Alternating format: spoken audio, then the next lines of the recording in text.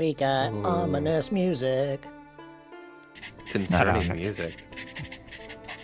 Made me think It's just- Path of Exile. It's just the world of biz outside music. I know. This music made me think of Path of Exile's town music, though. It's just Witcher. Some of the best music in Witcher. That tracks. Oh shit! Hydrate already? All right, hold on.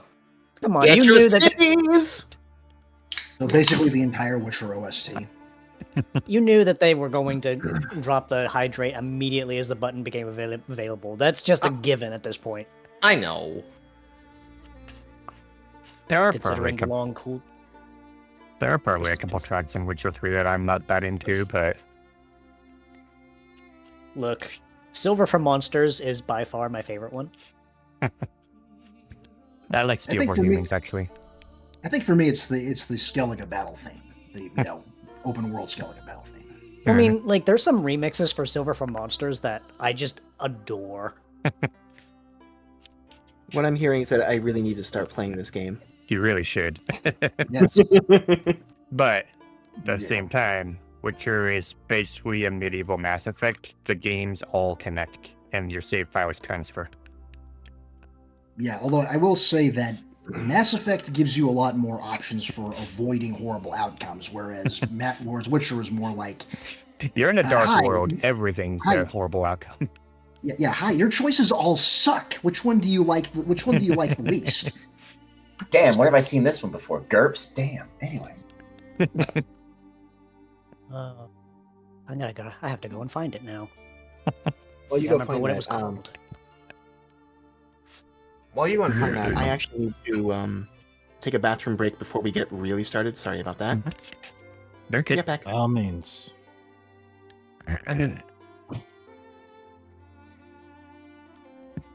I have remembered to turn studio voice on NVIDIA broadcast. So hopefully that continues to help. Oh, that didn't take long to find, actually. That's what it was called. It was the Rude remix. Or it's the Reno remix.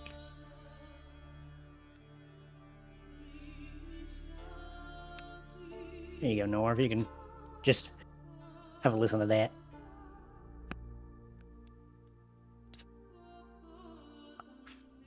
Doing pretty good for your collection.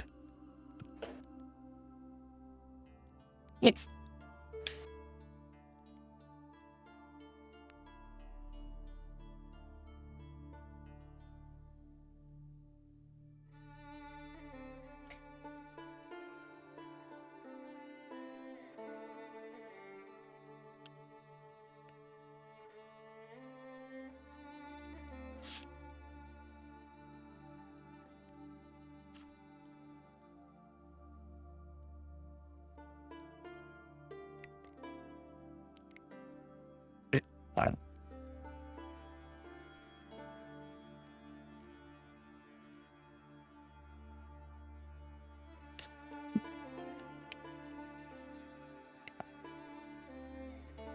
Now I simply bide my time until one of these Q&A questions lets me answer with Carluvi. Bands.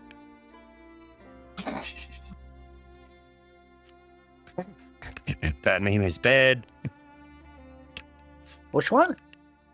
Don't worry about it. Honk honk. Mm. And he said, I will be right back. I'm gonna get some stuff cleaned out and rebuild. I hate rainy weather when it's this muggy. Gives me weather headaches and then makes my sinuses go crazy at the same time. I hate it.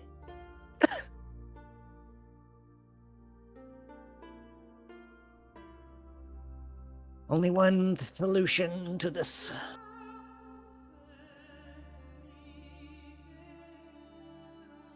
And it's not going to be a Benadryl because, God forbid.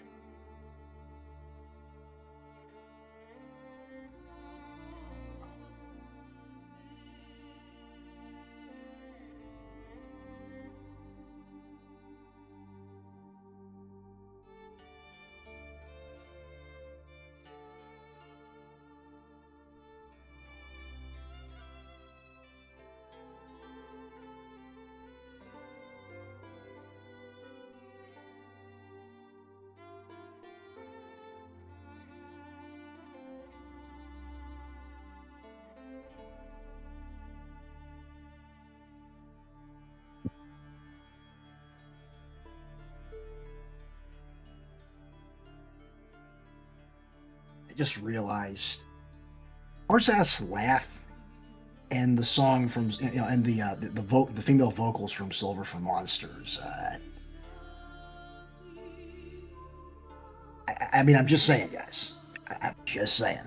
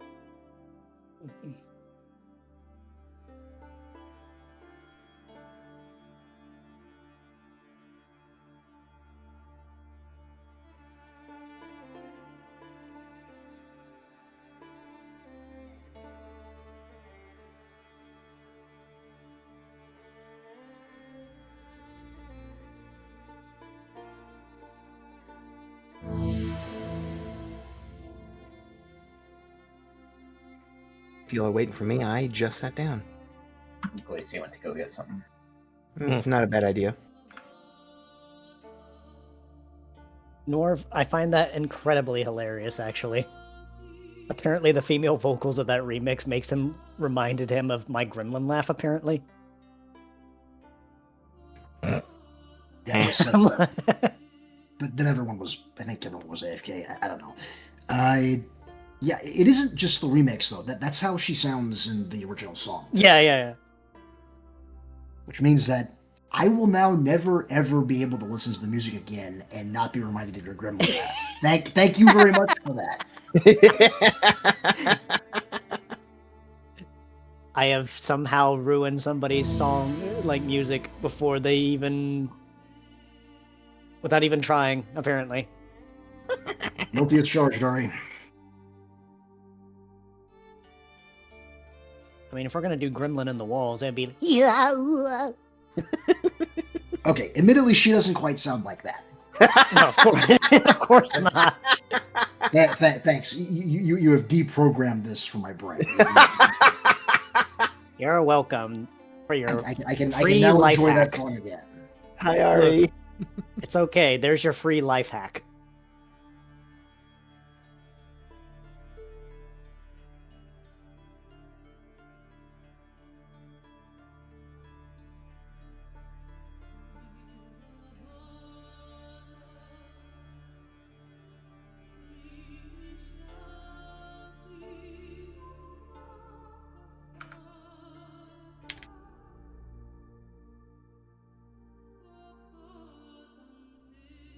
It disappoints Striker, but this is kind of an aftermath session.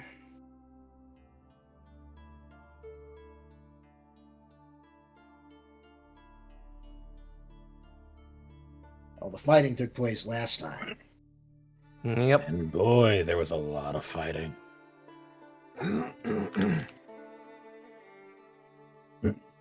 And for those who are curious, I sort of edit / co-write stories with a couple of other people. Striker is one of the authors that I work with. Oh, well, hello there.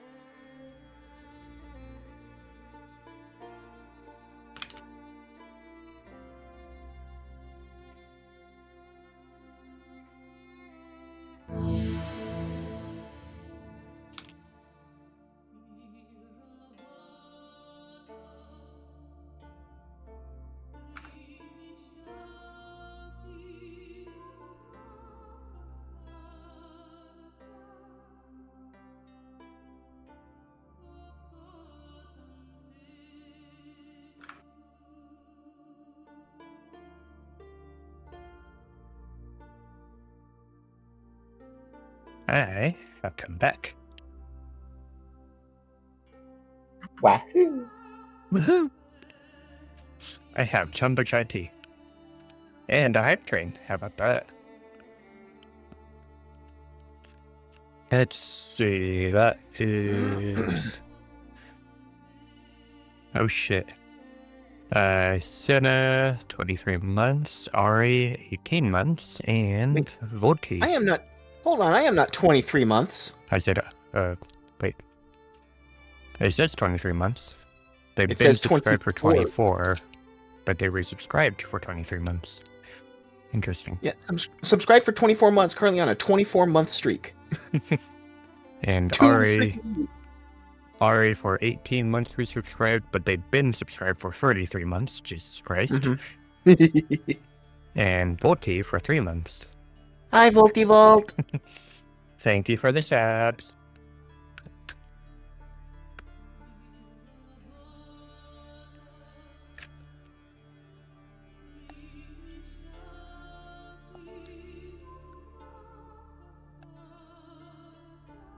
Man, this Chumba Chai Tea takes forever to mix.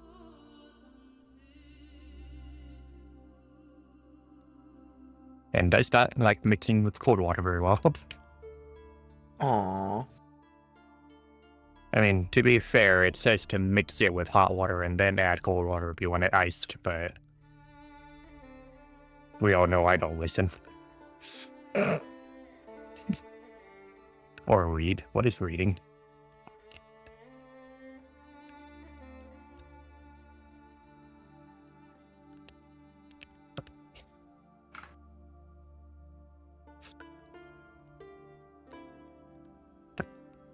But yes, is everyone here? Ba-ba-ba-ba. Mhm. So, I'll let you know as soon as my throat's getting. Alright. I think my microphone's having a hard time even keeping track of my voice sometimes.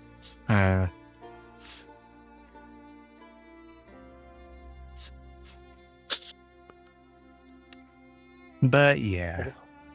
You okay? Of course, it picks that up. Uh,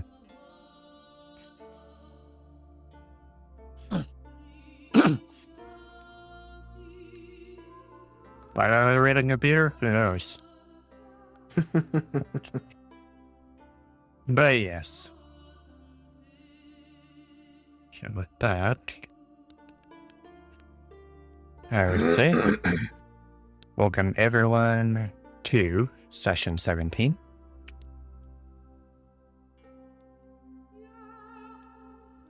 Brain stop farting. Brain has left the building. That says 16, but you know, we'll fix that.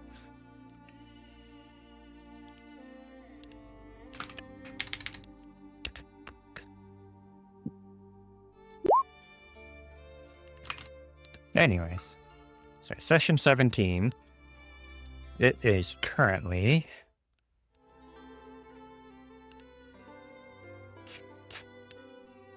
January 21st at 3 a.m.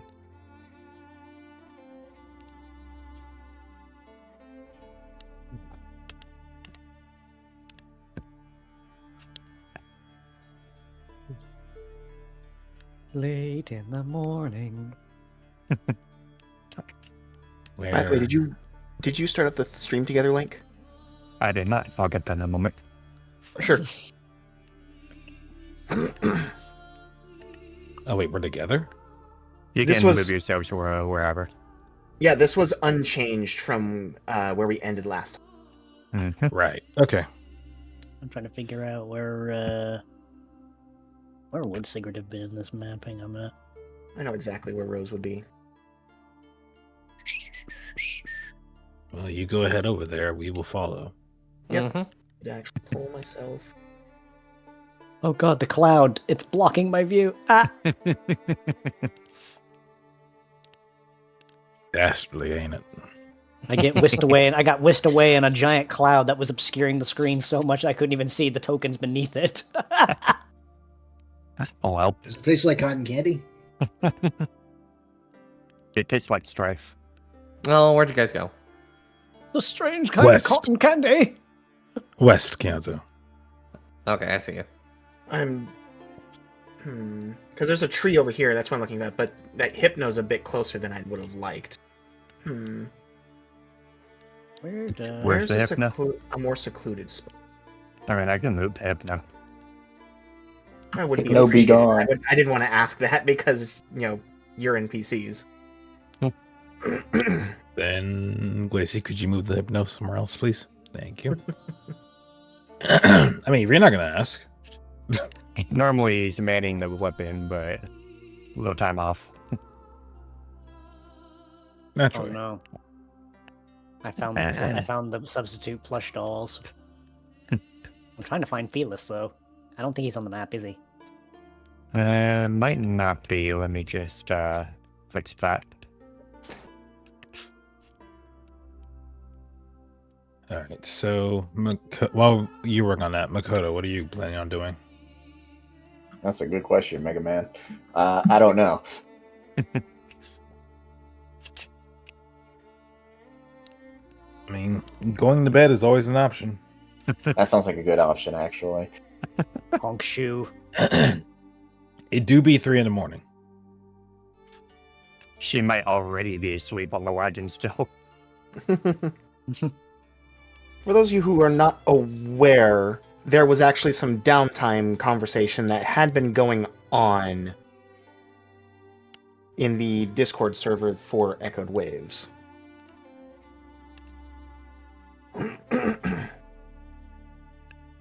Right there. Thank you, Glacy. Yeah, I think sleepy time is probably the best option for the otter. If you had to combine the two, would it be After the Waves or Echoes of the Storm? Echoes of the Storm actually sounds pretty good. Yeah, however, that's close to Heroes of the Storm, and that game was kind of bad. Yeah. How do you get Echoes of the Storm? I'm kind of curious now. Like, I mean, what do you have like a chamber which you just like It's just a reverb. you just pick up every howl of wind or You start lightning strike and just let it reverb or something. Like, seriously, I have questions about No, this no, no, title. no. It's a time loop in a storm. If you keep jamming too many words together, you end up with a Kingdom Hearts title. But yes, I mean, After the Waves, at least you could build a narrative around that. Maybe the Great Flood. But yes, Sigrid Felis is up here. Oh, there he is. The cloud! It's full of strife. I think it's more of a squall. Oh my Stop! It's just lightning. Oh my god, stop! With a small chance of snow. Freaking, why are you named Cloud? Is it because you rain on everybody's parade? No, those are squalls and nobody likes those. Anyways, you three. We had a big conversation, and if I remember correctly, you guys had decided we're going to continue from after the conversation, or did we want to start heading to bed?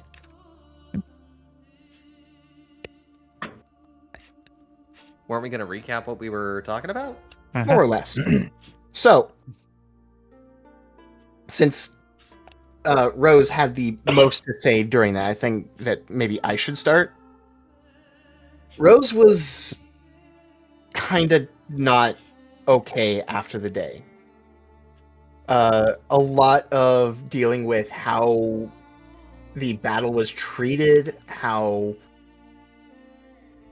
the subject of death and killing had been handled, and how that affected, more or less, how the battle affected all of them, especially Makoto. That was what was bothering her, and Sigrid, who had that moment of hesitation and fear when dealing with the Grand Bull. So all that was piling up on top of her, as well as the attack on her father. So she had a bit of a breakdown, but both Kianto and Orion had found her, and they got to talking, and she gave her viewpoint that how it was handled with a lack of respect for life would have a knock-on effect for all of them, and they should try to be a bit more, a bit less like the ones from the Black Clan, you know?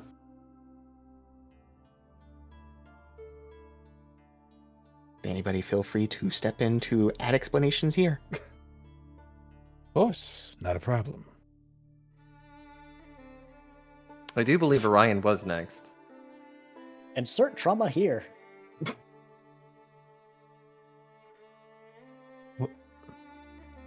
Well, you say that, Kianto, but it's a bit mixed.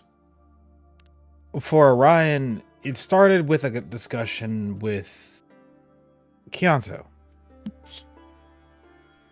And,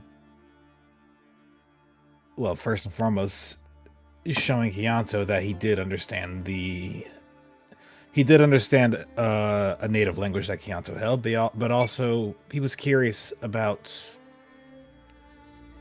what their beliefs were when in certain aspects. Specifically, his own concept of life and death. Though, when it came to Rose, Orion did approach, and Orion wanted to support because Rose...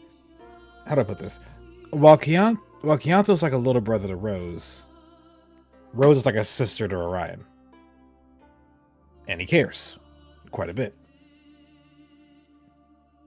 So, hearing Rose go through what she saw, what she felt was wrong, what she felt was a bit more painful to witness, there were a number of points where he had a knee-jerk response and/or wanted to say the first thing on his mind when it came to how they were killing those who were trying to kill them. From, we are at war, people will live, people will die, they wanted to attack our home, they wanted to control the world, we're trying to protect it. But every thought like that, he just kind of stopped himself, thought a bit more, and just tried to give as much advice as he could. Though, at the same time,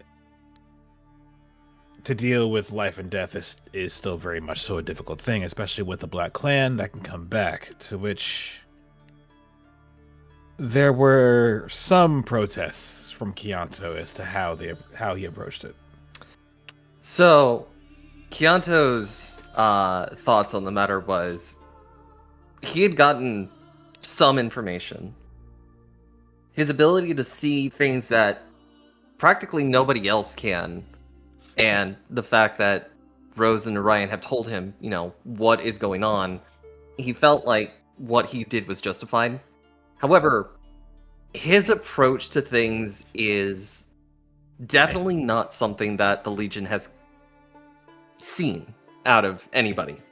Kianto does respect the matter of life and death, but he treats death as if it is a part of life. And so, those that he insisted on killing, and rather with little emotion at that, he thought it was justified. It was a necessary thing to do. But seeing the way that Rose was feeling, and seeing the way that some of the locals and the Legion treated some of those that he knew wouldn't be coming back, it did affect him significantly. And he's got his own thoughts on the matter, but he realizes that he needs to be a little more careful around his teammates.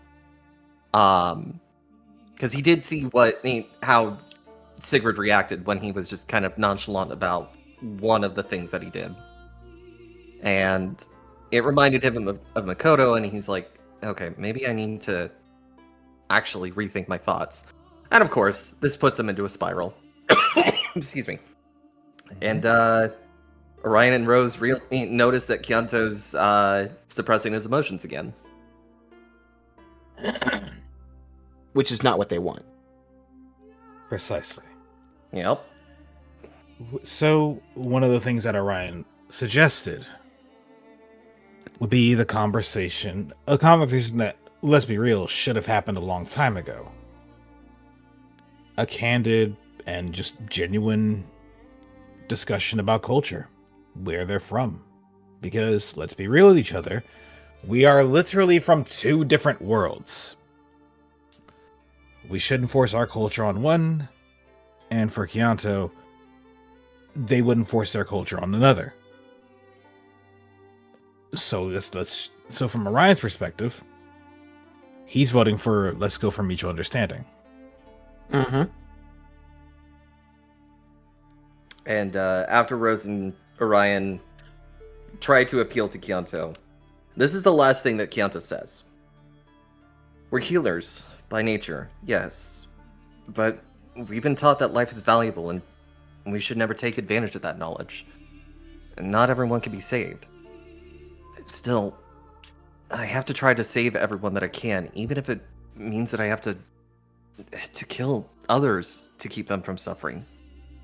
This sight, this power, I could see those laced with chaos, and yet even I'm starting to believe what I see isn't true.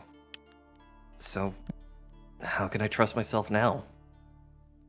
I can only do what I'm told, what I feel is the right thing to do, even if someone else is uncomfortable, because that's just what we're taught.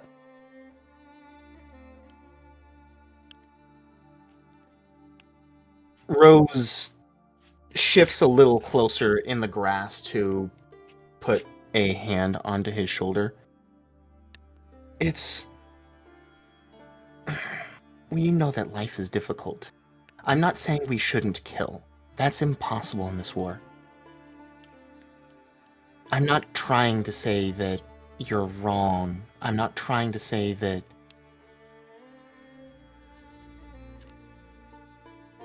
all I've noticed, all I wanted to say is that it feels like things got a bit too dark yesterday. The people of Lost Wilderness, of course, they were the ones attacked, and they're not going to care. The enemies attacked them, so by all rights, their enemies, when they go down, they should have expected to be ended. So they're going to have that sort of thing. The only thing that I'm trying to say is we shouldn't give in to the base desire or push to kill all that we, end up facing. We don't want to just become another side of the same coin as the Black Clan. And like I said, I'm worried because this is exactly the kind of world that Makoto is trying to get away from. Those who kill without remorse. Those who live for the thrill of the kill. Everything I've heard about the Tempest Clan leads to that. They live for battle. They live to end their enemies. It's honorable to do that because that means that you respect them and fight, but at the same time, it's still killing. And when... clearing my throat hard, sorry. When you're just going on and killing all you come across, it deadens you to the atrocities of what's going on. And you have to be very careful not to cross that line to become just as bad as them.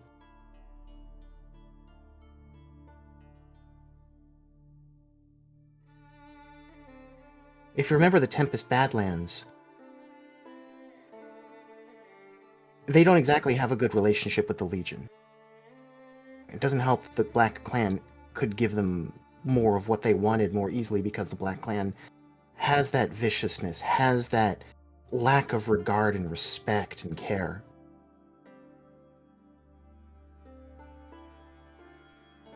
There's an old proverb that I'm looking back at. An eye for an eye makes the whole world blind.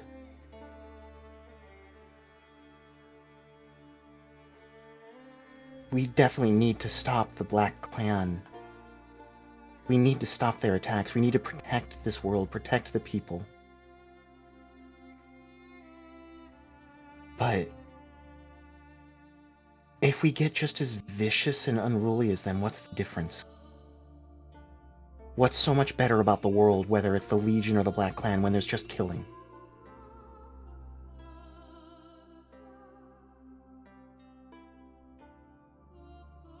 In war, there's very often not winners, but we want to make the world a better place and not to just take from it. Not like I enjoy the killing, though. It's not. I never said you did. People in the Black Clan have displayed that particular propensity, but I'm not saying you are. I'm If saying I may. Go ahead. I will say it's a bit different between what we do versus what we saw. Especially when it came to the locals of the Lost Wilderness being so vicious against other tribes and those who came to invade their home from Steam Cave. The Black Clan may have given them a push, but the thing that needs to be remembered is, even without the Black Clan, both sides are mortal enemies. Mm-hmm. They have been fighting for quite some time, and it's not a pretty sight.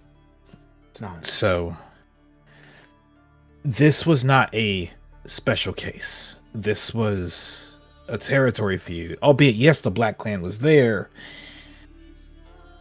It wouldn't made it. The only thing it did was give them an edge in the fight. An edge that we, and by we I mean our team, and the Legion quickly evened out. Though I will say, you do, from my understanding, at least from listening to this, you don't take joy out of it, and that's good. I don't take joy out of it. I understand it's necessary, but I don't. Even then, Kianto.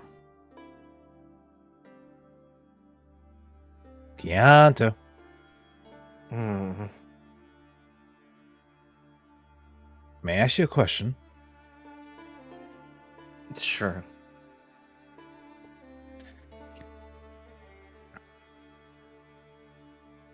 This is going to be a bit deep, but as a healer, you said that you want to save as many lives as you could, which makes sense. But you're also willing to do the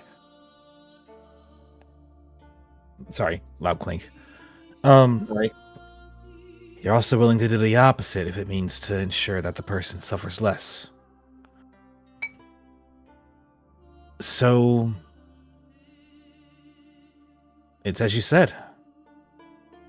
There's no desire or joy in it, right? Why would I want to kill people?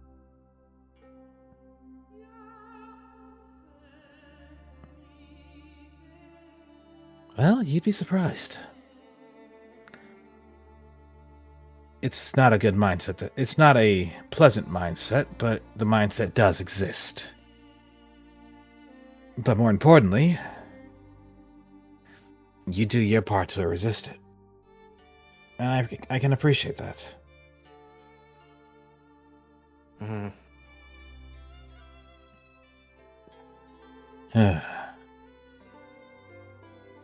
When it comes to the Black Clan, while yes, they are far more vicious. That is, they don't find enjoyment. At least I don't think they find enjoyment. It's just part of the job.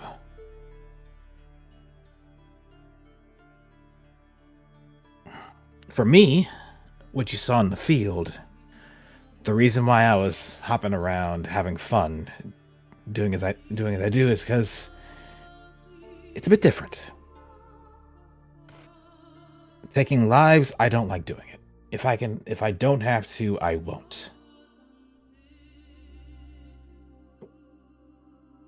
Now fighting's fun. I enjoy it. It makes things interesting. As I'm someone who's been training all their life for various situations, various combat situations, and this is just one of them. I wasn't really worried about making sure that the enemy couldn't get up. I was more worried about making sure that they were no longer a threat. If they ran away, even better.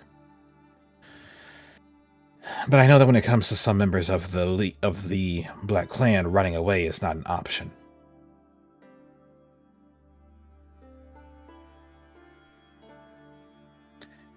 So the question I have for you is, even in Terra, when you have to take a life, what goes through your head?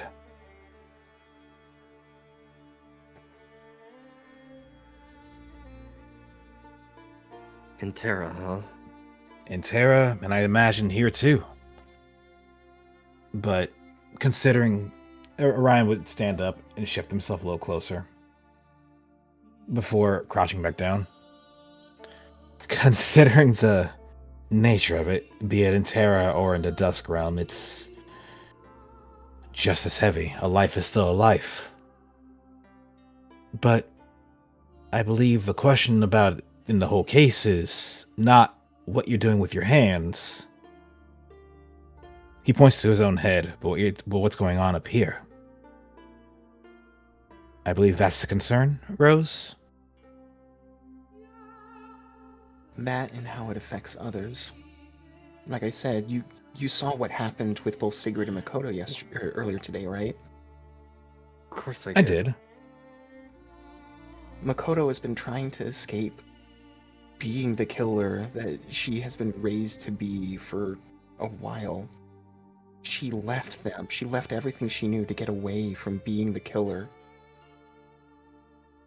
She's been avoiding saying anything about killing enemies or anything like that, and yesterday something broke in her, and she just gave up and said we should kill them.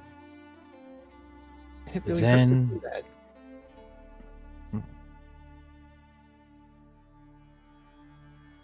Well, I'm trying to figure out what we can do. I know that killing happens in war, but I don't want to turn us or our friends into killers. We have to do what we need, but I want to be a protector. I want to be someone who cares. And I want that for all of us, because I know who you are, Orion. In Kanto, I feel I've come to get to know you quite a bit, especially after everything you did in the infirmary. All the people you've helped and healed. I know you two are those that care.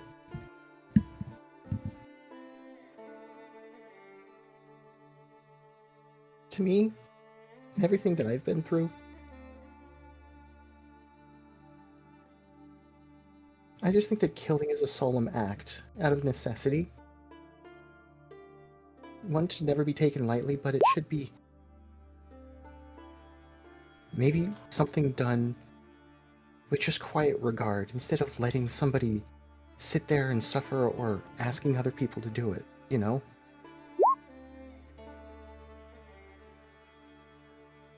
Am I wrong? Am I being too pushy? That's not how I see things.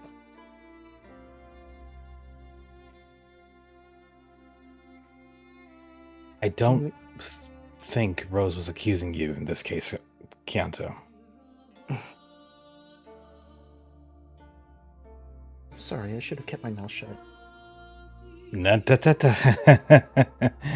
No. Rose. I'm just tired of causing problems. You're not causing problems.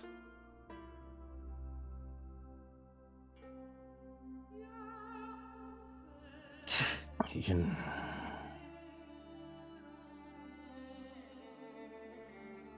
I'm sorry.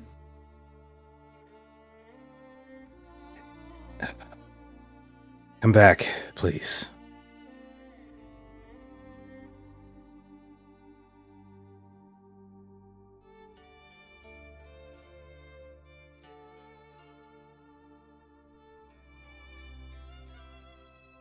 First and foremost, let's make sure there's something that I establish something right here, right now. There is nothing wrong with what Chianto did. While I understand the concern about asking if anyone wanted to do the honors, I also understand the fact of how it goes in the nature of battle. But there was nothing wrong with what he did. What we saw there, what we witnessed, what we broke, what we changed. We went out there for what reason? We went out there to make a difference. I could have stayed behind. I could have rested.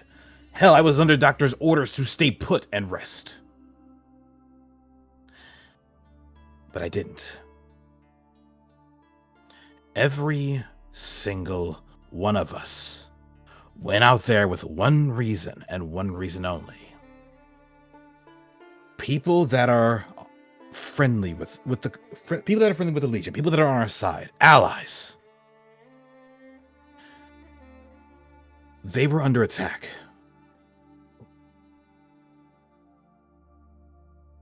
And for us, we protect those we work with. We protect our friends. Hell, we're out here trying to protect the world. That's what the Legion does. That's what rescuers, that's what exploration teams do. We go out, we find trouble, we protect those we can. We do make a change for positive. Even if that means we have to do a little bit of negative in the process.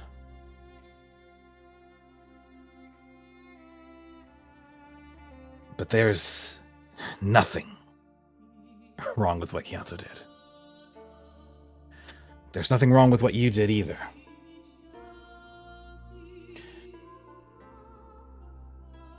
I understand the concern with Makoto. I get it. I get how easy it is to slip into that mindset, to just go for broke, remove the threat at all costs.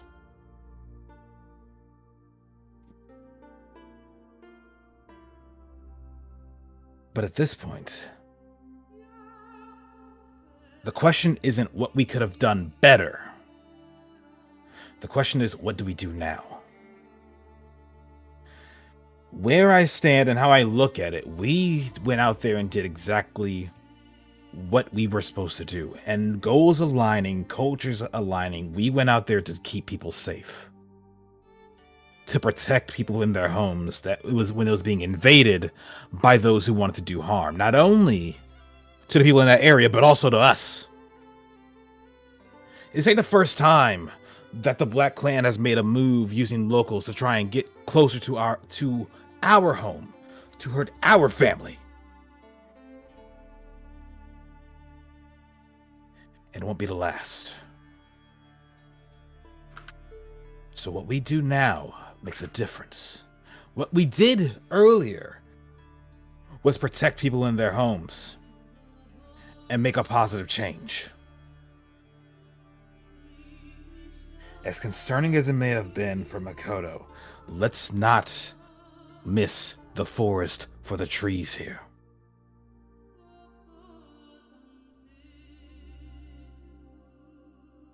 I'm not upset with you. I'm not upset with either of you.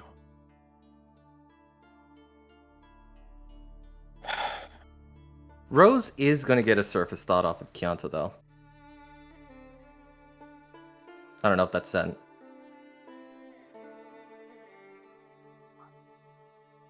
I never received anything from you, if that's what you're asking. Ow. It ate it.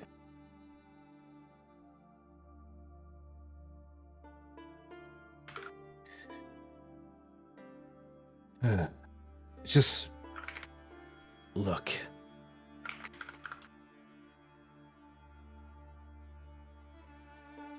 What Chianto said about how they handle things aligns with exactly what we do. Wow, that is just eating that up. Just send it to me in Discord.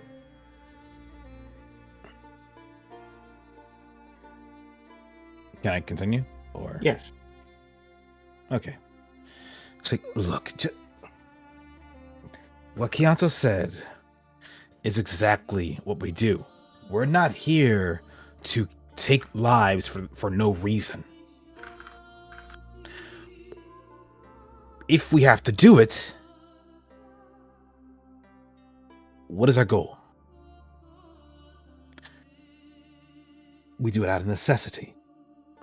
We do it because we don't have much other option. We do it because if we don't, more people get hurt. We do it because if we don't, we can't protect the people that we need to protect.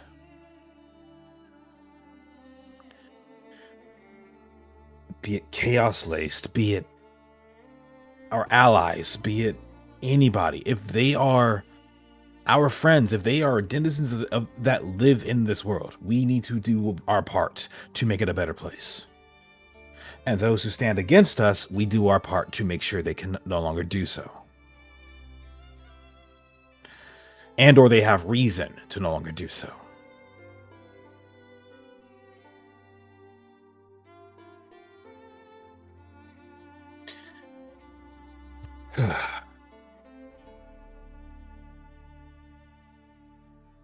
Look. It's getting late. It's past late. The sun's gonna be up in a few hours. Do either of you think you can sleep tonight? Whatever. Gonna have to try. That being said, Chianto, please. Why bother? Anytime I've ever asked anything, anytime I've ever recused, I never get to speak. So why bother?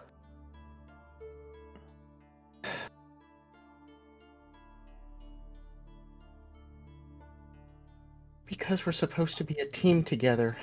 Try to work things out. And this is exactly what I was afraid I was going to cause.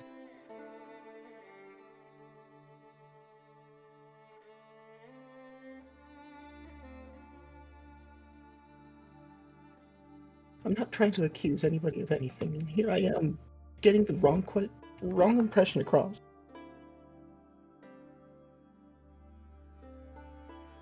Can't voice anything right. You're fine, Rose. No, I'm not! Stop saying I'm fine!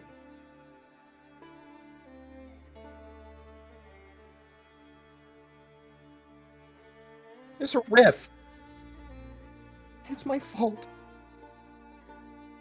It's my fault again.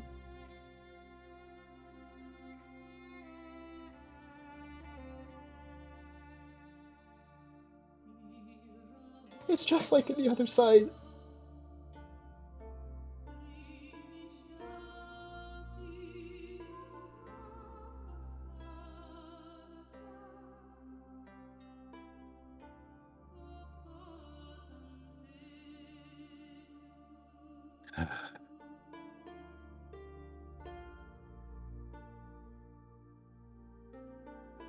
For everything I did, past and future, and in realities that don't exist anymore, I'm sorry for what I've done and what I've said.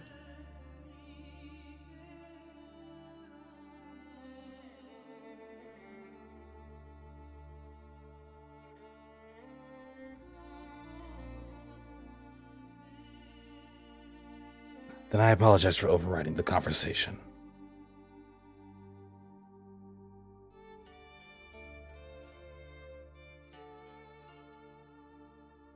I'm gonna try to get some rest.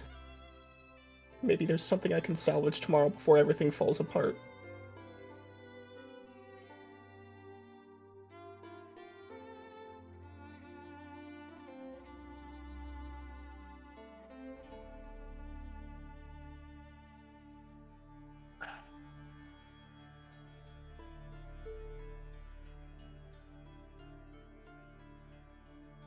Not good enough.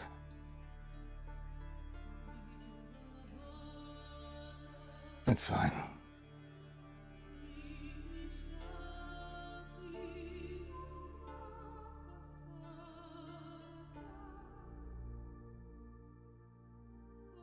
And we do better next time, I suppose.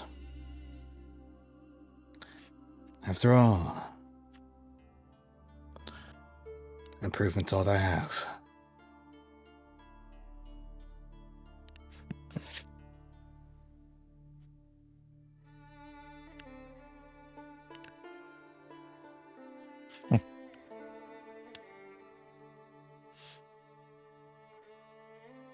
And we move over to the east.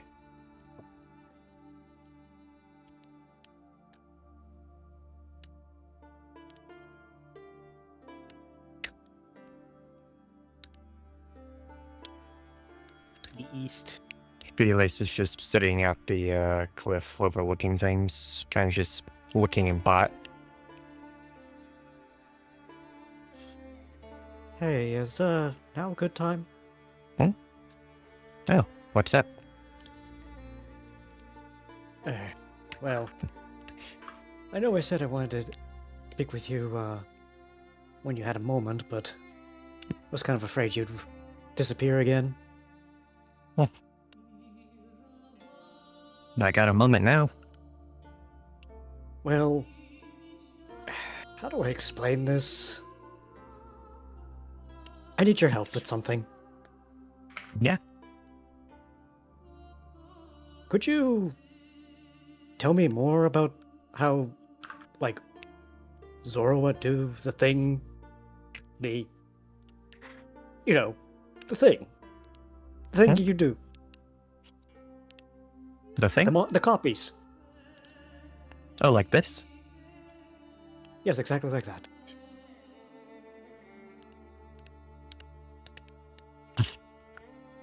I mean, it Yeah. just kind of comes natural. Okay, but maybe it's better I ask you, can you tell me more about Zora in general? I don't have all the necessary information, as it were. Well, like, what do you want to know? Just anything that comes to mind, really. Oh, there's a lot to us little foxes. Sometimes too much to handle.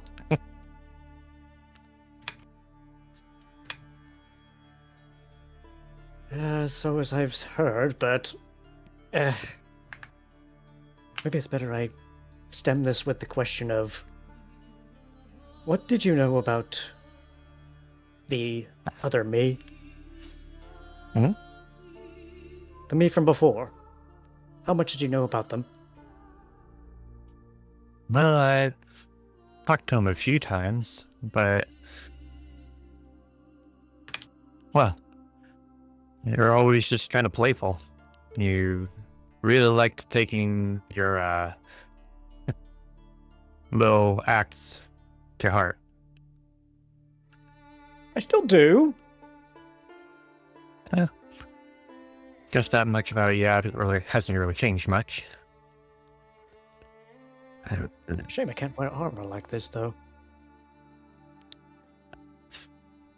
From what I've seen, you still like to protect people, take attacks for them. That's unfortunately how it ended. Right. And considering the events of today, well, my spirit may have been tested. I wasn't there to see it. I was in another part of the area when Callista showed up, but from what I was told, you took an attack for Axton. It was another Legion member, Bishop. And the attack was fatal. Yeah. But there's a lot that went on that day. So it's difficult to really summarize all of it, but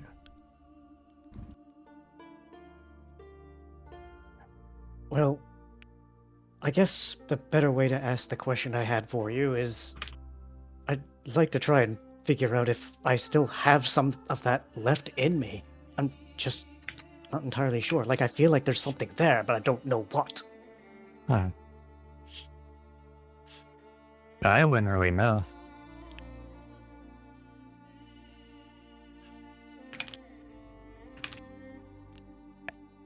It's just the memories have been coming back to me slowly and intermittently and at random. Hmm. Like, one moment I'll be thinking of protecting someone, and then my mind goes back to that. Huh. Do you remember anything about the other side?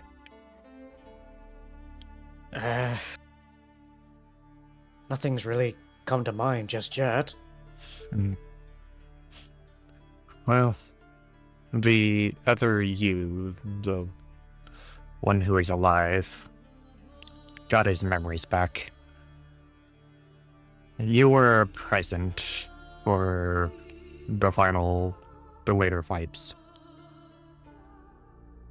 And well, what you are now kind of shows that.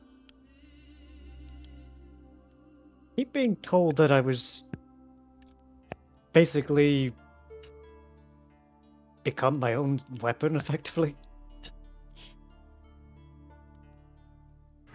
If Like- memory serves, the sword that you are is the same sword that you had on the other side.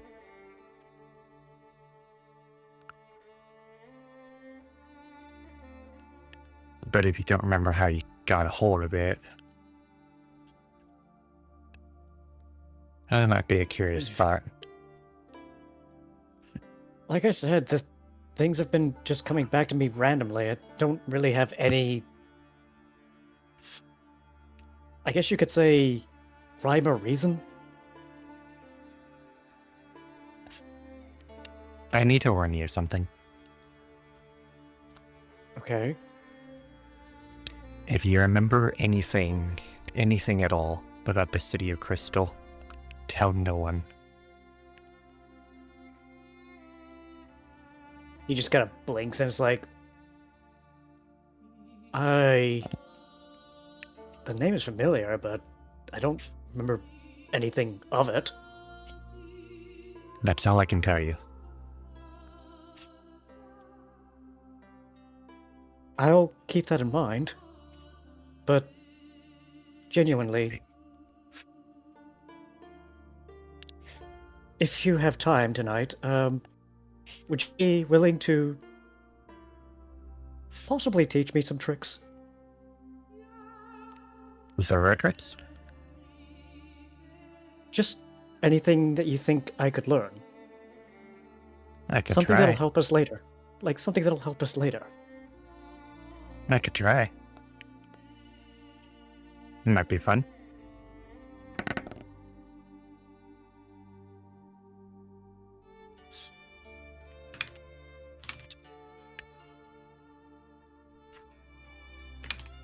But,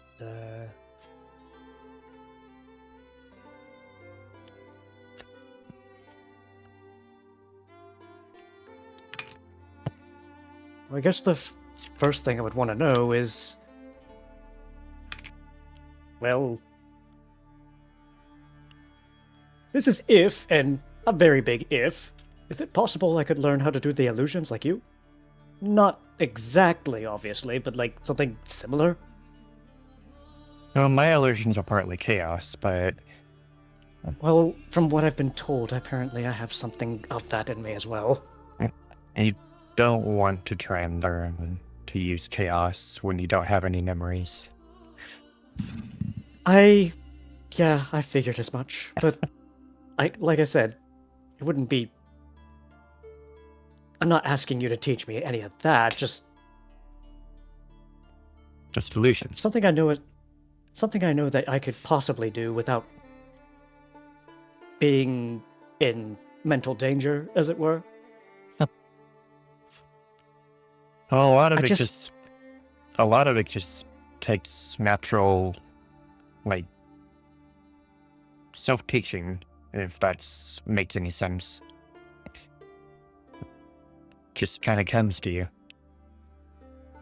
And a lot of it is And focus. Focus. Right. So how would one start exactly? Because I feel like if I were to just remember how I did it before, I'd be able to do it. It's just a matter of... It's sort of like expanding yourself. Like, I could conjure up an entire area if I really wanted to, but why would I? It's a lot more fun to just make other me's or make other Pokemon show up and just, or become them. But yours are very realistic in the sense that they can actually hurt something. Mm-hmm. I like to call If it I'm- mock damage. It's not real damage, but it's so realistic that the mind actually thinks it is. A lot of the time it So wears like off after a while, but if you do enough of it, you can actually knock someone out. So you're attacking their mind. In a way. Does that make you a psychic type in some way?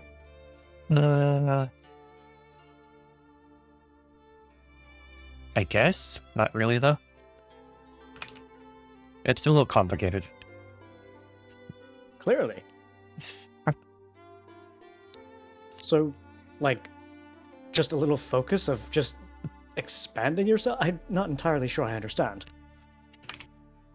You just sort of feel like you're something or somewhere else. And then you just kind of do that. You just appear that.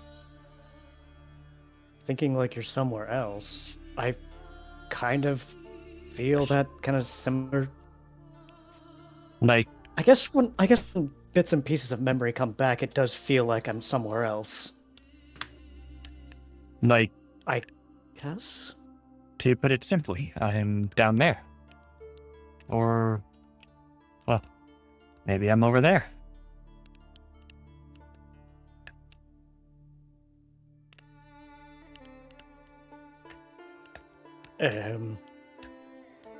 Jeez, you make it look so easy. Or, in actuality, I could be all around you.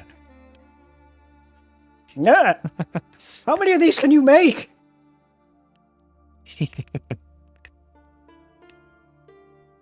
And a lot.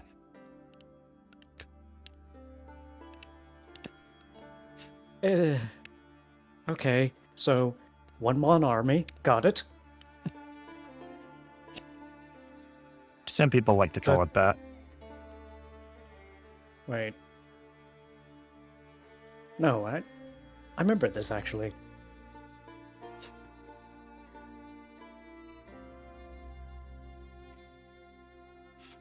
It's familiar, but I don't actually remember everything, unfortunately. Hmm.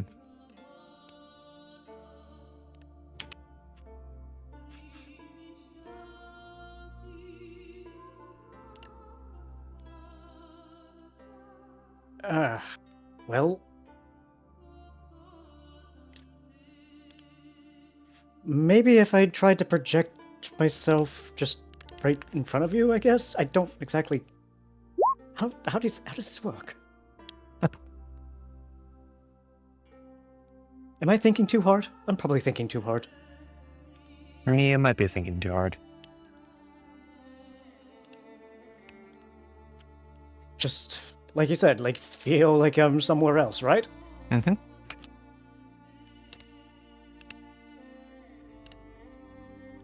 Or something else. Something else. Yeah.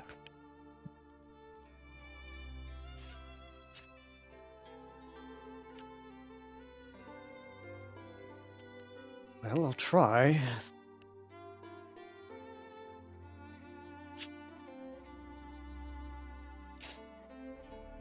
Ooh, right on the dot of 10.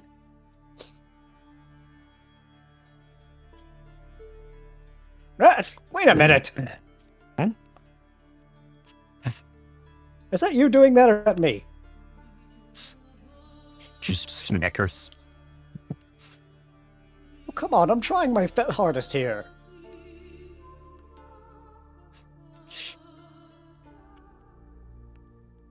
And you see a bit of a sort of a glimmer sort of around you. It's almost like space is distorting. Not physically, but like it's sort of a mirage type of thing around you. Kind of like like a glitched frame kind of thing. Sort of. But it goes away pretty quickly. What was that? Yeah, it looks didn't like you see got a that. little bit of it.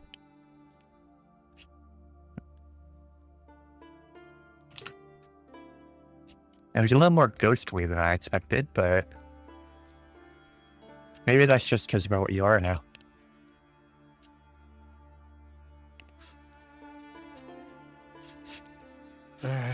I'm gonna have to practice a little more tonight, it seems.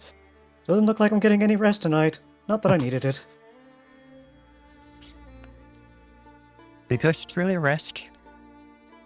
I should probably ask Ramo about that. Hard to say. I feel like I'm sleeping, but I also don't feel like I'm sleeping at all. Like I could just wake up at any moment I wished. That must be nice. It's kind of like being in stasis, I guess. Who knows? Like you feel like you could dream, but you can't dream.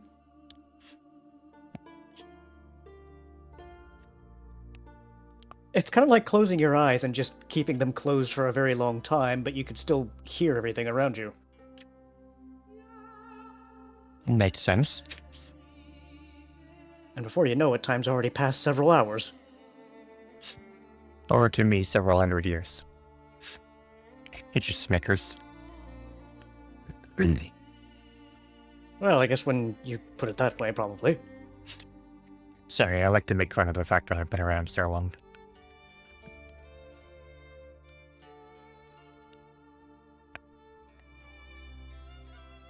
Huh. You know, technically, I could probably match that at some point. You'll never be as old as me, because I'll always be older than you. Oh, no. I'm talking about just... You know what I mean. Huh.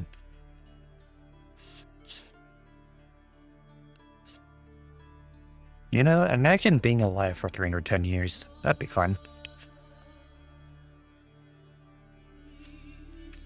Well, that's assuming I don't lose myself in the events of, well, the next few weeks, months, I don't know. Because from what I'm beginning about this whole chaos lacing and all such, apparently one's mind gets a little brittle, fragile even. It can. If you can keep your focus well enough, you can overcome it, but it's difficult at first. Oh, you have no idea what I was like for the first decade after I got this. If it wasn't Unstable. If it wasn't for Guratina helping me every day, I'd probably, well, be as bad as Roros. He just shudders. I don't want that. Bad as who? Black Clan Leader is a Dark Ray. Oh. You probably don't want to meet him. Good thing he's in Terra most of the time.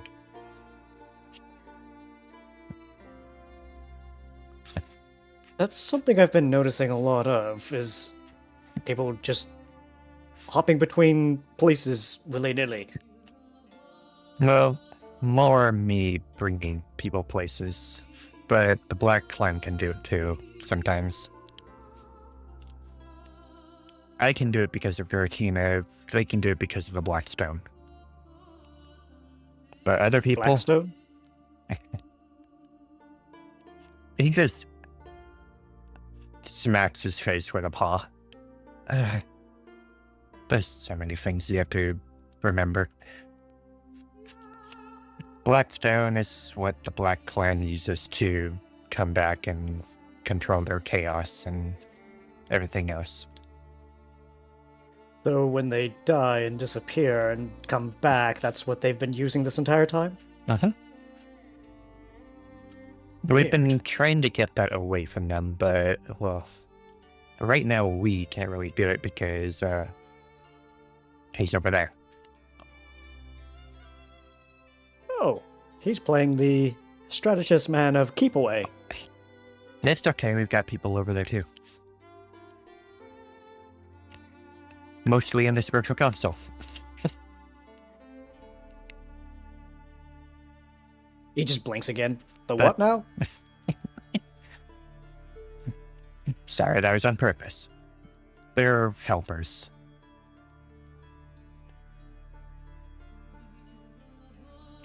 One of these Help. days, maybe I'll explain everything to you. A very fancy title for a helper. They have a history.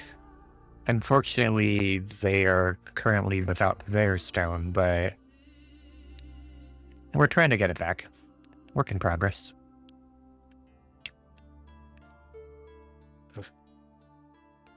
Well, I suppose we can try and figure this out overnight. This whole... You said, what did you say it was? Ghostly? Or vision kind of thing? You're a little bit ghostly.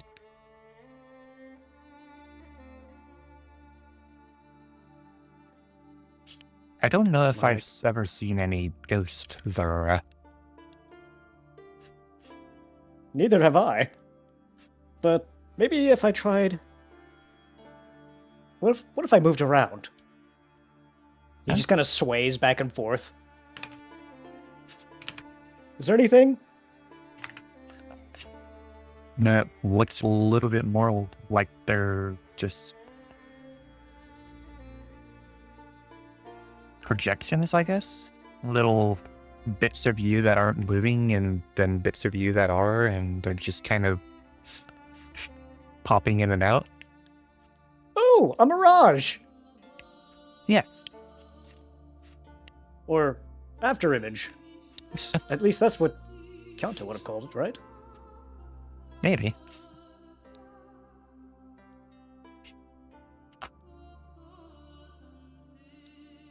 Maybe I can practice this for a little bit.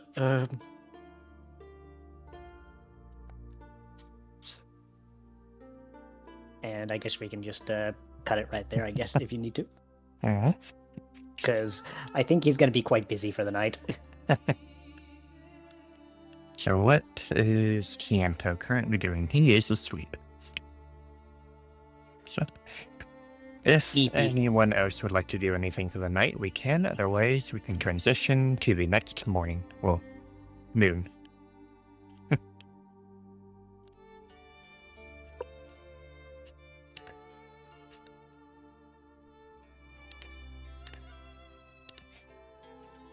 The EV is EP.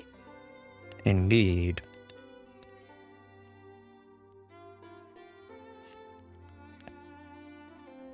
One hour later. So, if we would like, we can transition to noon. Yeah. I don't hear anybody wanting to do anything else before noon, so I think that seems to be the consensus. Okay. So, I will say that we will go back inside, and the players can position themselves wherever they like. I hate to say it, but it seems 3 of us are sleeping outside.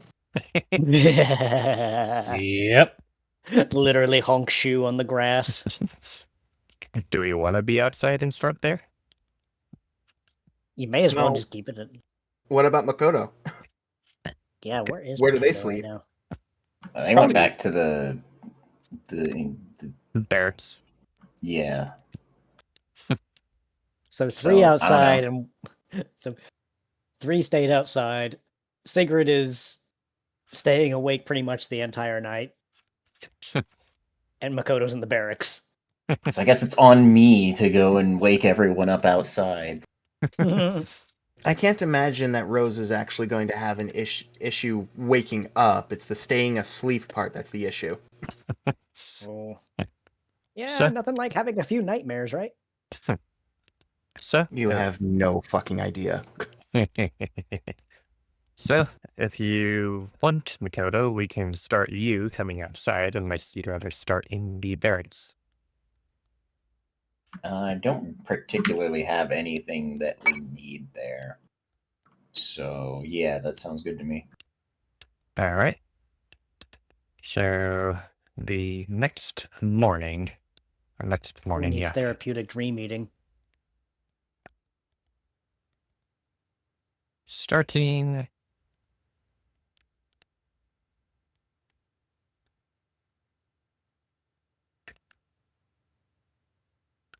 Therapy dream eating.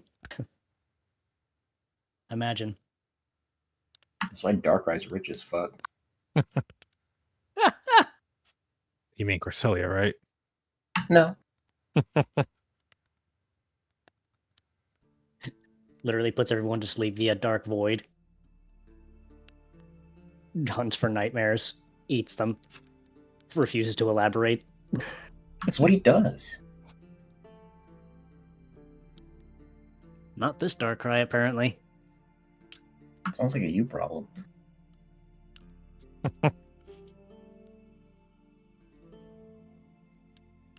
Use a Rin. there's Orenren.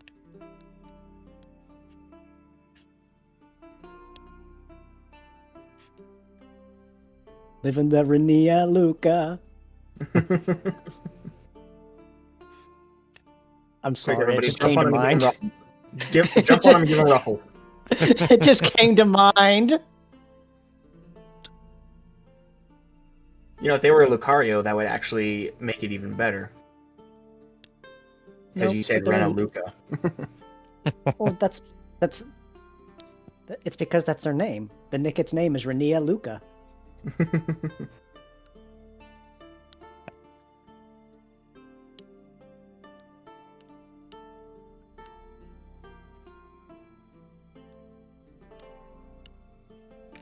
Oh, well, there's one.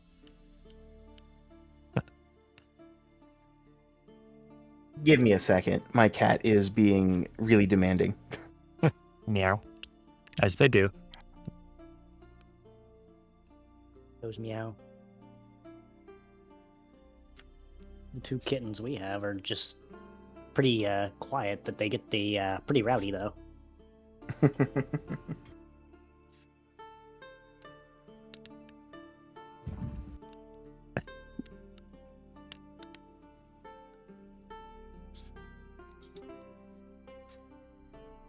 I did not see where Makoto went. Up north.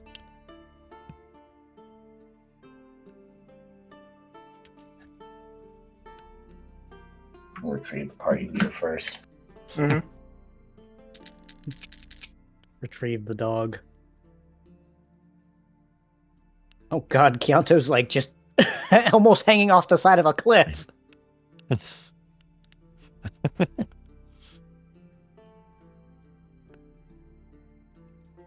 It's like, Kyoto, don't roll! Don't roll!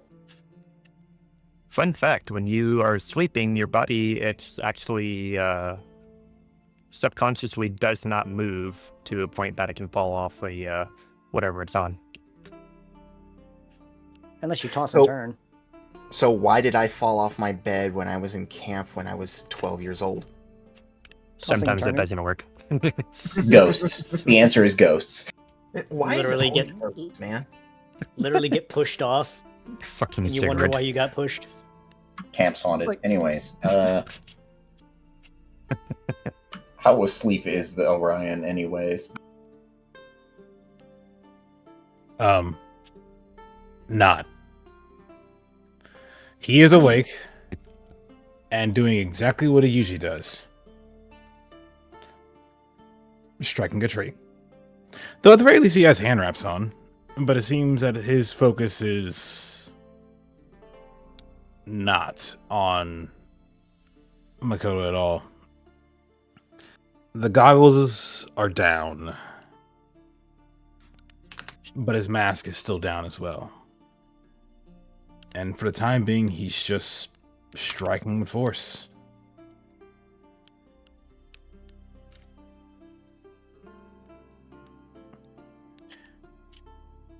One moment. I'm curious.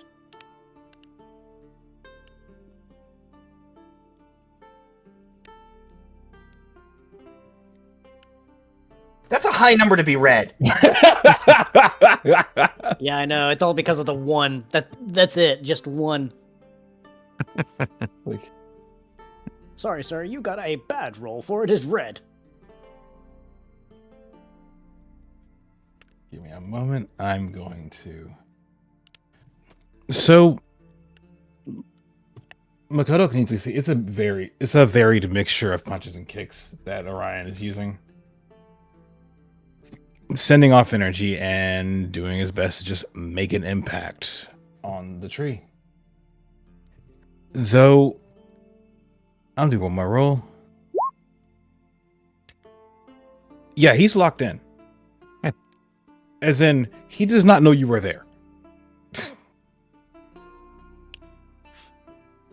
In that case, we'll take the couple of seconds that he isn't noticing. I don't know if there's any kind of bonus, or if I can just do a thing of just spending a longer time doing the action.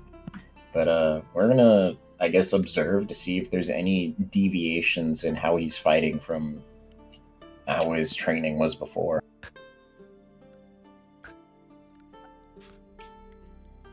You can take the 10 that you had. Mm-hmm. Yeah. In his fighting style, there is a deviation. Rather than the lighter stance that he had, he was in a much more rigid one that was similar to what his dad was enforcing with him. Only in this case, it is leading him to be able to strike with that much more power behind it, rather than rapid, rather than quick. But each blow seems to be deliberate and thought out. Noted. Which also seems to be the problem for him, because he's trying to break out of that and make it more natural. Because for him, he doesn't want to, if he's fighting, he doesn't need to think. He just needs to go. But in this case, there's a lot of thought in each and every single placement of each and every single strike. It works. It flows, but it's not good enough for him. So he continues. Though it would be in one of the strikes that he does where he lifts a leg as though he's about to kick, and it pivots as he finally seems to notice Makoto is there. Just, it seems you startled him. The vegetation must be quite the fierce foe if you have your mask down.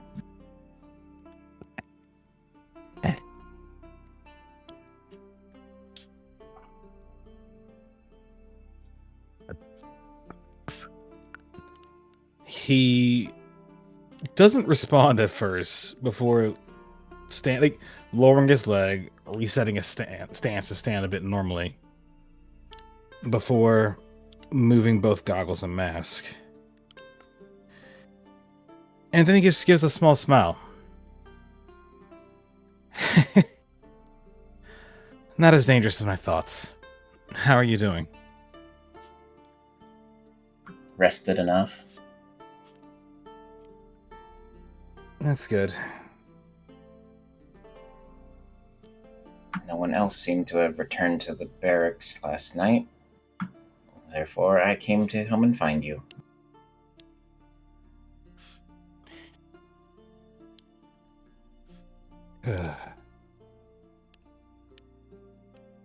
Let's just say There was a small falling out, but we'll get through it.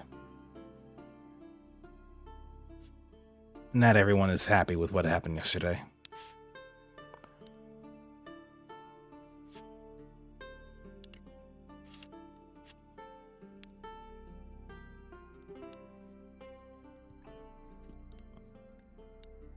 That much I can understand. Do you know where everyone else ran off to then?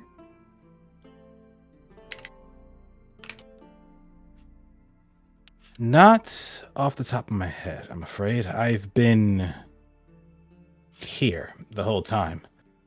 Though, if I could make a guess, I would imagine Rose is probably with either their dad or their brother. I'd listen for the sound of music, see if you can track down the bards.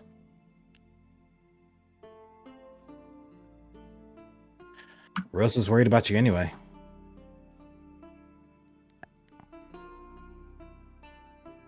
I would imagine that the rest of them aren't far then if you aren't that concerned about where they are.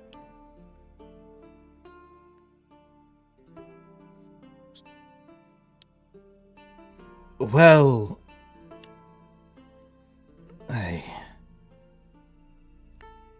I would imagine they're somewhere around here. Shall we go look?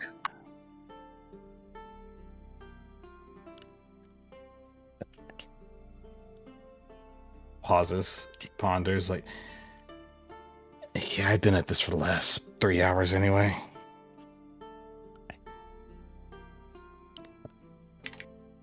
Sure, you lead the way.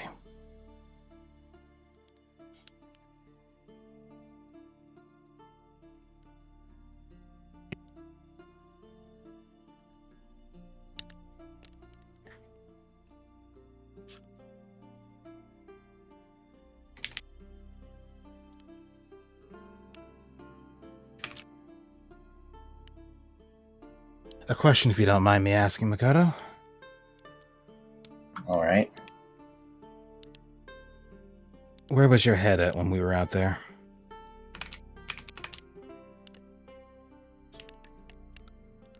Why?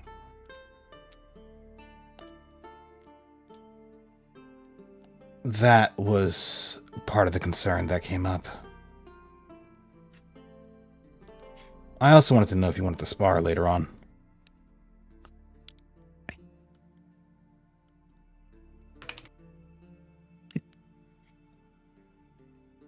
My thoughts were mostly of that of getting through that fight. I don't know what else I would be thinking.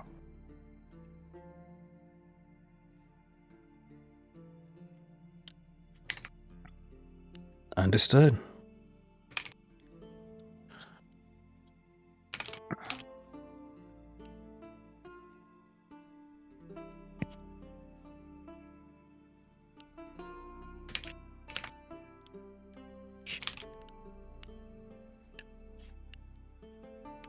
After all, that's all Tempest would really teach you anyways. You have to stay focused on the moment, otherwise you're dead.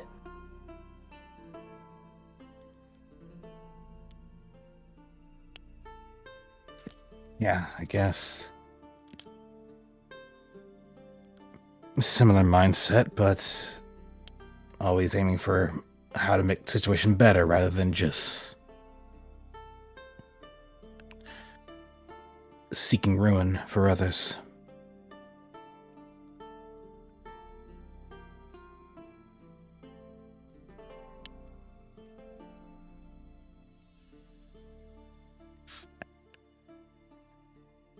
These guys are just sitting around the campfire, making breakfast.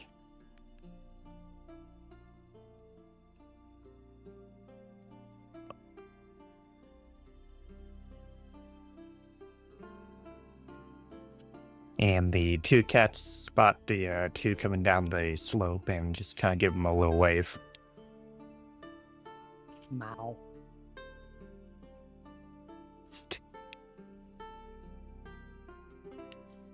Kind of nods back, but is kind of more looking around the area of, Rose is not here. Unfortunate. Mhm. You want to ask them, or should I?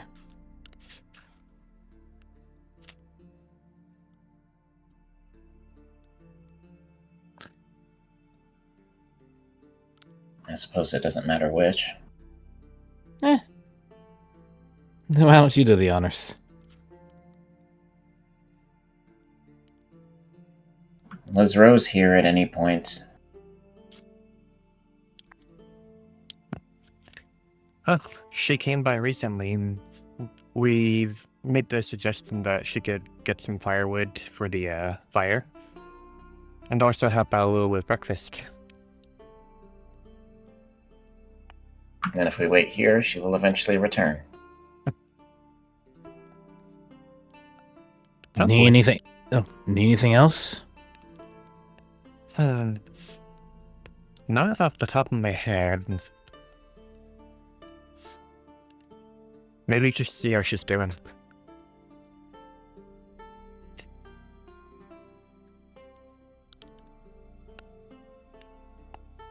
She doesn't say anything further than that. Hmm.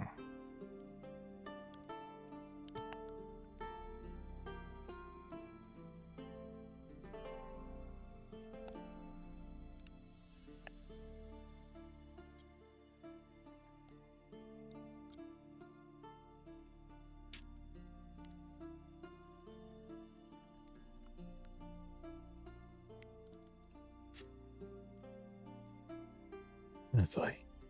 Well, I suppose we should head their direction then, if you would much rather that. I mean, you said it yourself. If we wait here, she'll be back, but...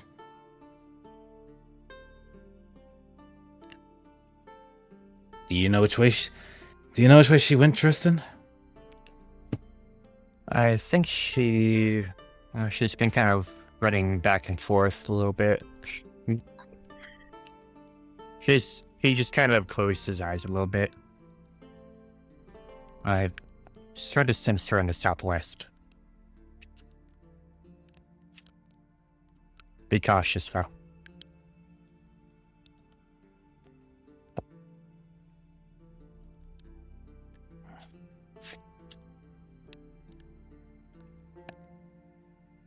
Yeah, that checks out.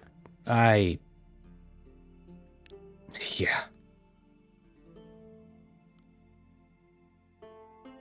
By the way you're speaking about this, Orion, it almost sounds like the group is about to collapse. I doubt that. It's just... Things were said last night that I probably could have said a lot better.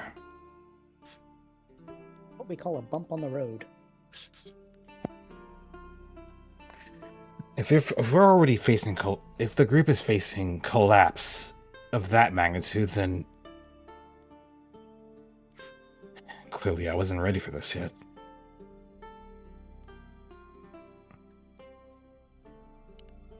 But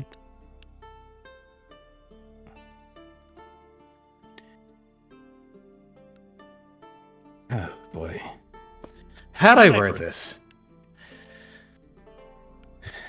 Like, Orion is actively like tapping his foot, rubbing a paw through the fur.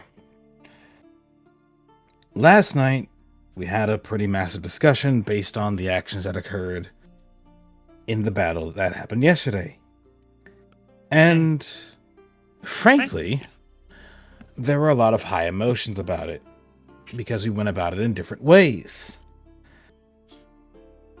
And the nature of how killing was, the nature of concern when it came to the impact we have on other people, how other people were killing, how the residents of Lost Wilderness were killing the residents of those who were trying to invade, as well as the concern of you.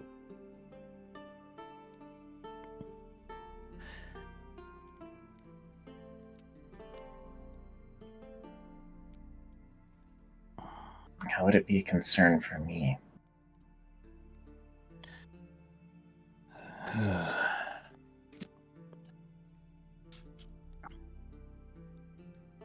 I think it'd be better if I let Rose ask that question versus me. Or answer that question rather than me. All right, then. We will wait. But I'm just trying to find the best way to approach and apologize. I could have chosen my words better. I did not mean to make either her or Keonto upset last night. Maybe it was sleep. Maybe it was the fact that I was tired. I don't know, but I tried to take over the situation and bring in some sort of resolution, and it collapsed. That was not my intention, and I'm trying to find the best way to apologize, and I don't know how. Directly. I mean, yes, but what words? Like what words? What tact? What approach? Nothing feels right. Nothing feels good enough for this. All right.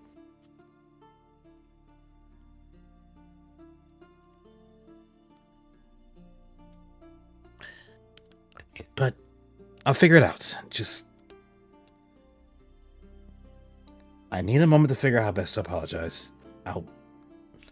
I just need time.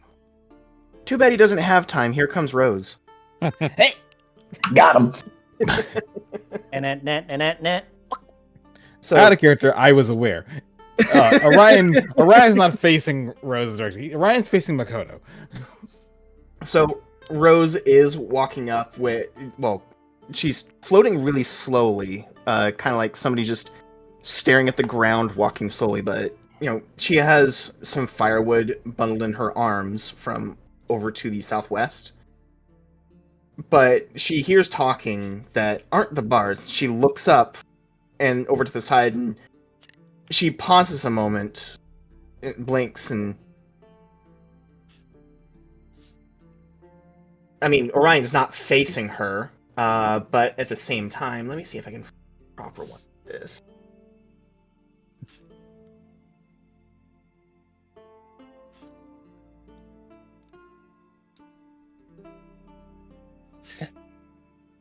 Oh, that's definitely not it.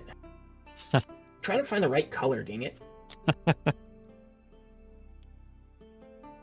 Because it's not quite like that, but a little bit lighter than that. She's not in a good mood, obviously. Do you have a recommendation for which one to use, Glacy? I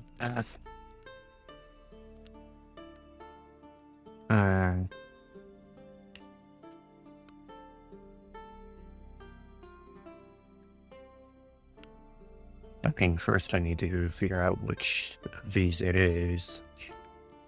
Well, My cat has offered a suggestion, but I have rejected it. possibly that. Fair enough. Okay. So she walks up, lifts her head, she hears the two of them talking and goes, I didn't realize you guys came by. Sorry. Good morning to you too. Yeah, no, I can feel that answer. Really, the energy that's coming from her is not anger or anything. Well, okay, there is some anger at herself, but it is more, I guess you can call it like not quite despondent, but really close.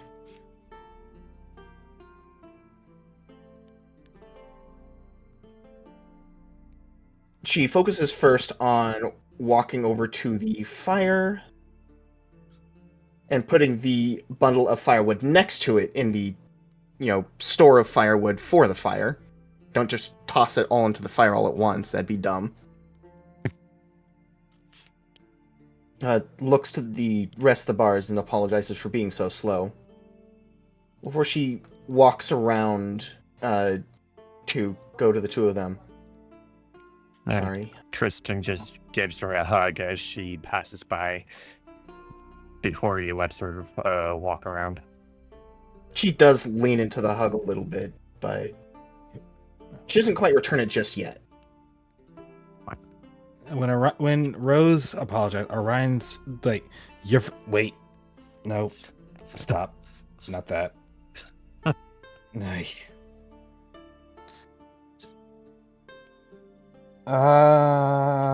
Why is talking so much more difficult now? Tell me about it.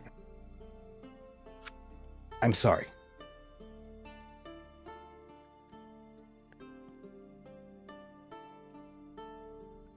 You're not the one that caused any issues last night.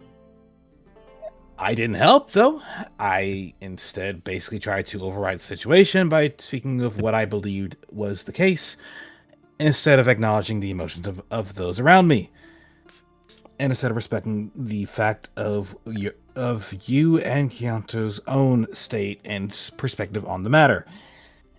Because I felt that we were talking in circles, and I felt we were getting nothing done, and I was trying to give some form of feedback on the matter, and I fucked it up. So I apologize.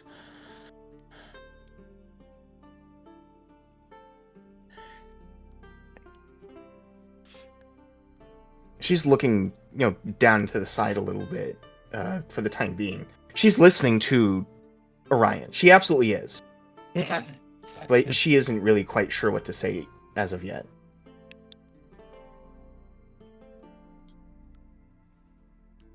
But after a moment, she nods to that and says, it would have been better if I had been thinking more clearly, wording my... You're right, it was going around in circles. Look. Makoto. Oh, go ahead, please. Proceed. I'm gonna ask Makoto how she slept.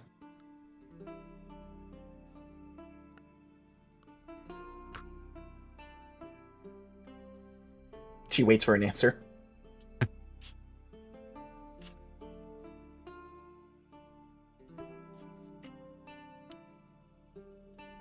If Makoto was there. Brain, just trying to think of the right words. Trust me, I understand. I was like, did it go through? Did I fuck up again?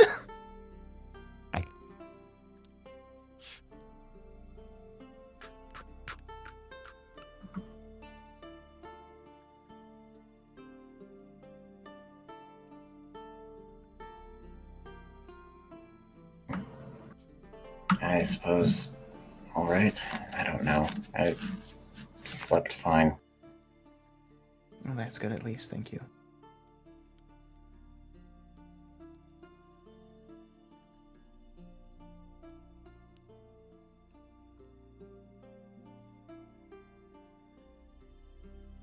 I suppose it is the rest of you who should probably be more concerned.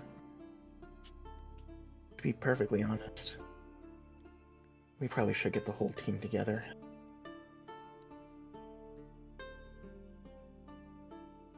That was part of my intention of wandering out here anyways, considering no one else returned to the barracks.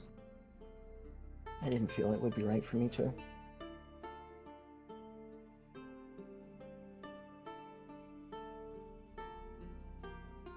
I understand.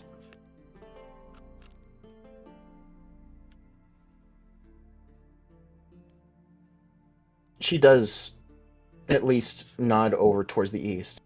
See at least one of them.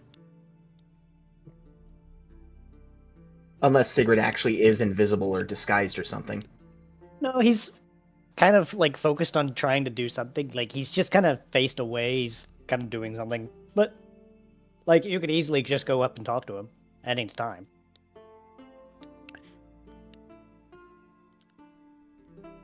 He's not so focused as he would ignore you, kind of sort of thing. Mm-hmm. Oh. Before... Actually, never mind. We do it at your pace. Go ahead, say what's on your mind, please.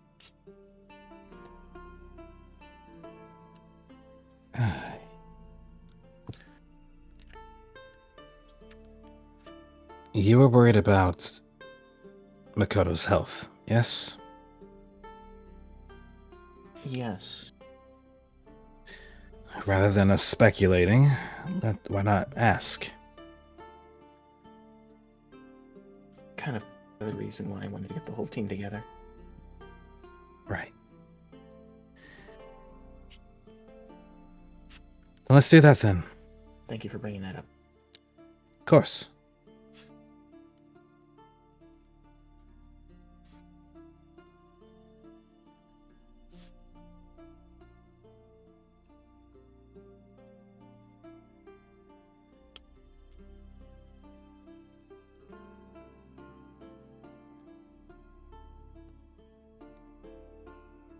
Approach the sword. Observe the sword. Ponder the sword. Ponder indeed. Considered Wow. the coconut, I mean sword. Even with a 12, that's somehow red. Crazy. Anyway, as you go to talk to him, he just kind of turns around and goes, "Oh, hi guys!" And then another one of him pops up from behind him and also kind of waves at the same time. Synchronous voice. "Oh, how are you guys doing?" Too bad you don't have a voice mod with the echo tool with it. Yeah, I know, right? I can't really do that. Just think of it like he's speaking from basically two different spots, but they're close enough together. I heard that when Hone Edge evolves, their power becomes twofold, but I don't think this is what that was meant to imply. Yeah, Huh? this is not a doublade.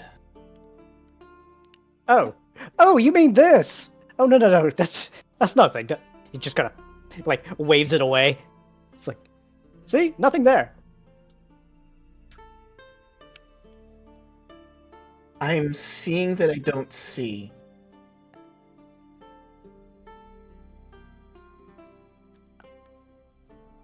Well, I mean, it's easier you just try and touch it. I mean, it's really not, it's not really there. Honest. I've never heard of a Honedge with this sort of capability before. How are you doing this? Well, I might have asked for a few pointers from Felis. And now I can point out this ability. It takes a full 15 seconds for Rose's tired mind to go, "Oh right, you were a Zorua in your previous life, weren't you?" And that's why I asked Felis if he could help me with this. Because I imagine I didn't really lose the ability to do it, right? Well, it turns out I didn't. I guess that's more proof in that case. Huh. That's interesting, impressive, actually. It certainly has its advantages, being in multiple places at once. There's also this other curious effect that I've been noticing, that anytime I move around, well, there's like this after image. Though I have to actually focus on doing that. Huh.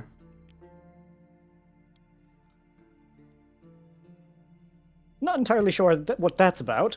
I've only heard of an after image being with the strongest sort of fighting type, so this is different indeed.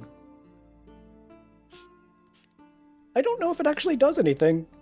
Not yet, anyway. Haven't tried it. Huh. I was just focusing on trying to get this to work. Well, congratulations on getting it to work. Do you think Orion's gonna be freaked out about it? Orion, unlikely. Hyanto, more than definitely. She's right. Orion would just call it cool. Isn't that right, Orion? Peeks around the corner with literally peeks around the corner with both heads. He's fairly muted. Yes, I'm very aware. I'm just making sure he knows. He It's might be away. I don't think he can hear you from there.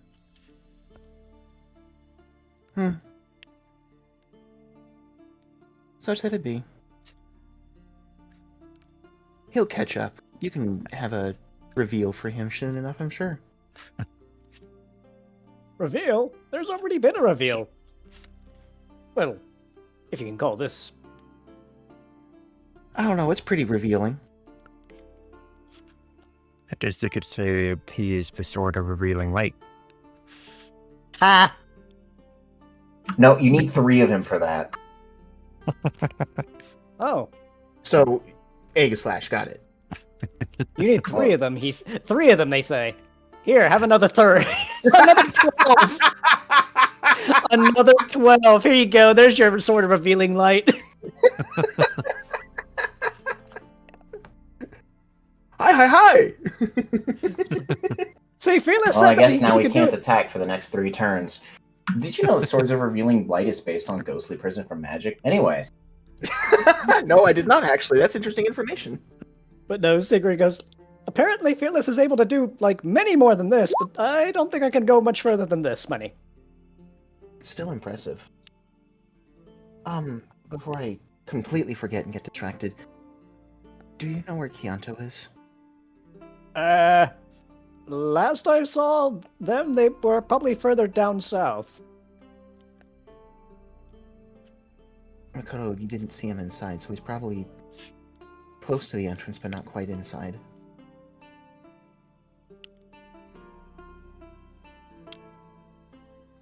Then let us continue our search. Orion finally noticed.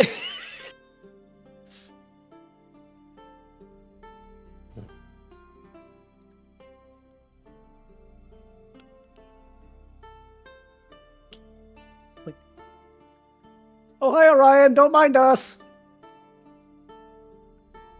You know, Harzef, if you wanted to play a Magnemite, you could have just said so. Wouldn't that be a Magneton, though? Well, it would be 3 Magnemite up until they become a Magneton. Oh, but which one's the real one? So Sigrid learned double team then? That's interesting. Wouldn't this be triple team? This isn't double team. Tilt's head. See, if it were double team, I couldn't just do this. He just points behind you. Hello. Looks back. Tilt's head again. You've been training with Felis, have you? How could you tell?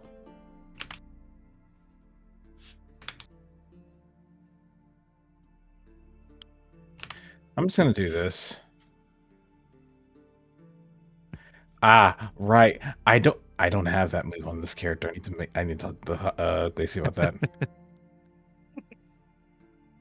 Till then.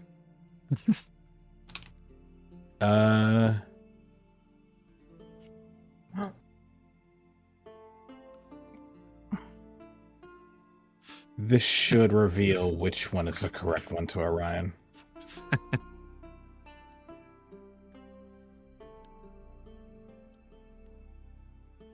If you care to specify, Harzath, which one is the correct one. That's right. So, Orion just looks between them, pauses a moment, walks over, and just poke. Well, fair enough.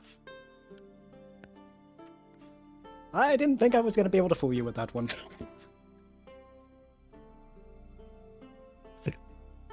Anyway, from what I heard from Sigrid here, Chianto was probably a bit further south, so let's go catch up with Makoto. You hear wheels coming from the south. Wheels? Rose is able to see further ahead, and so she gets off the road to be out of the way of the wagon. Oh. Well. Someone's been, Ooh. People are still recovering from yesterday.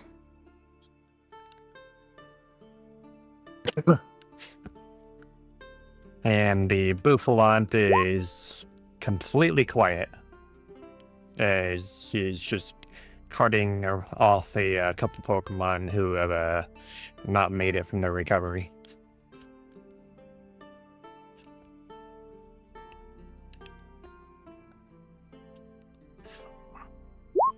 Oh,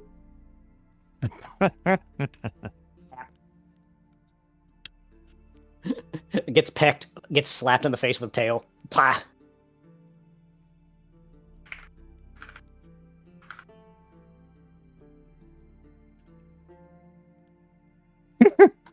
Literally just gets little face full of fluff into the face. Like, Upon seeing the Murkrow, Rose says, "Hey, leave him alone."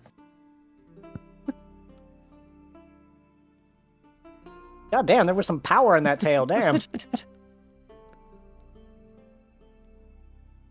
Poor guy just took so much. What?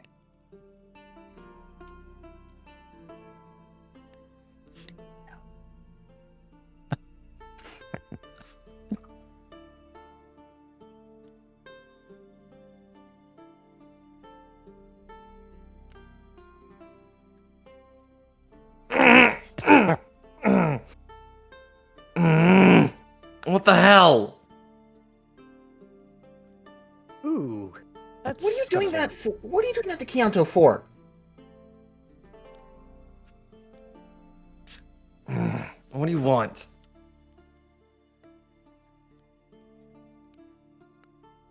Rifle sent me to get you. Who? The doctor. Tell him I'm busy.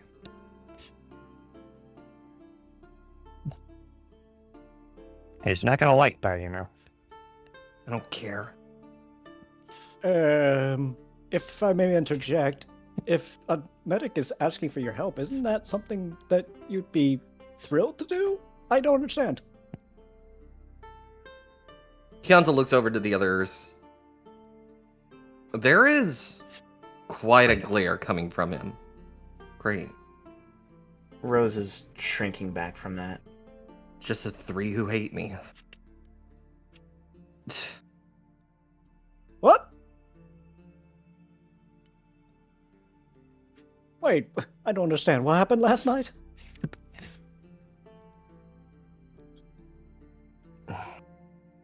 Whatever. Keonto,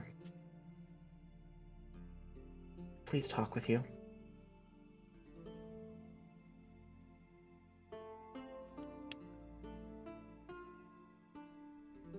Fine. What do you want to talk about? The fact that I killed?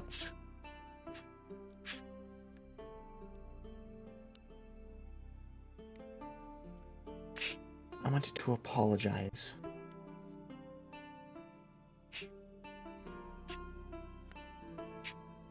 I didn't say anything right last night.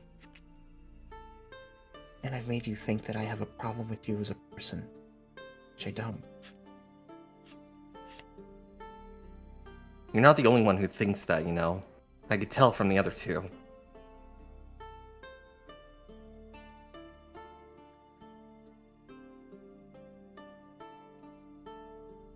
four. Nobody here hates you. Nobody here thinks you are a killer.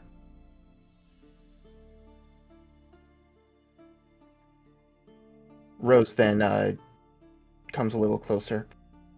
Keonto, can I share something with you? Keonta's actively avoiding eye contact right now, but he gives a shrug. I want to share something deeply personal with you. But it requires that I share my psychic thoughts with you. Are you okay with that?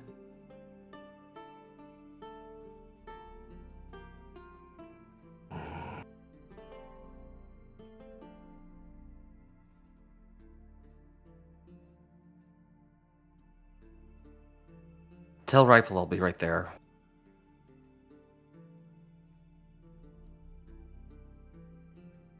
Okay. I'm sorry. Rose steps back and gets as far out of his way as possible.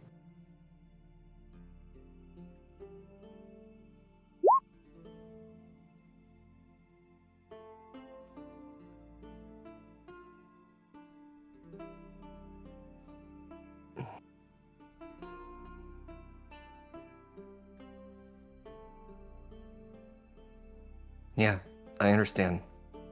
Thank you for that. With Keonta turning back to the team, I don't care what you think about me. I do what I need to do. If I may interject. I don't know what was said last night, but I don't think you're a killer. If that's what this is about. Really? The way that you No. looked at me? More like the way I looked at the situation. I didn't look at you that way, did I? Whatever. Kyoto, I'm being honest with you. I don't believe you to be a killer. I think you just felt it was necessary.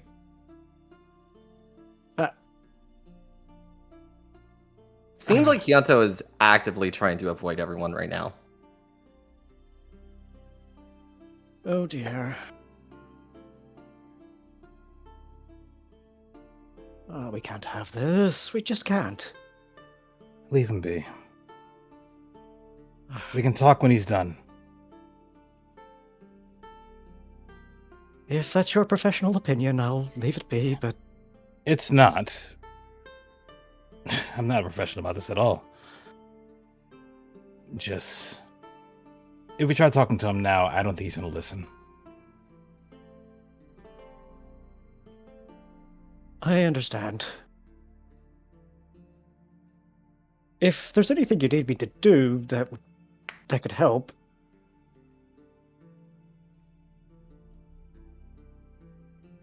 No. Not really.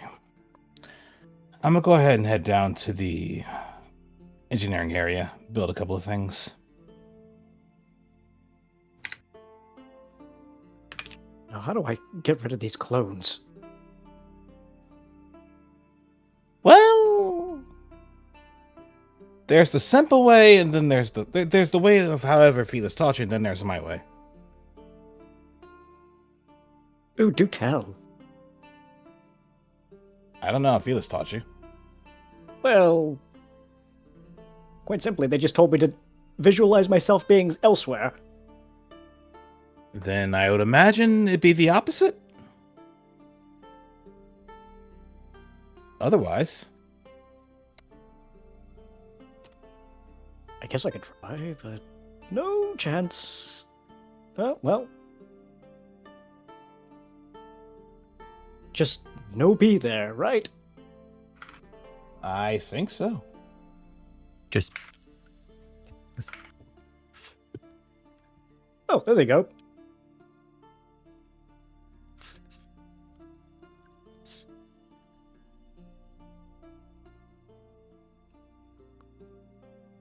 I might have killed your fun. You're fine. One sec.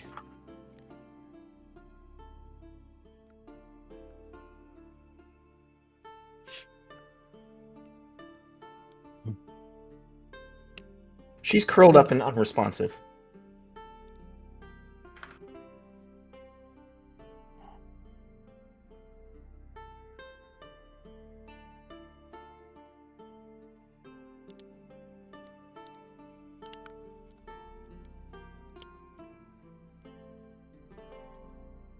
So, you want to go for a walk?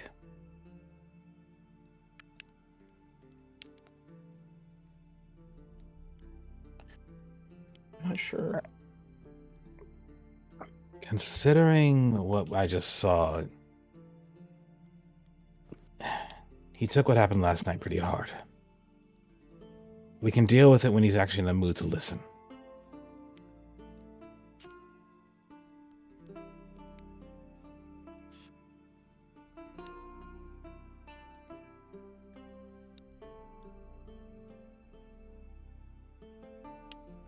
But you made your stance known.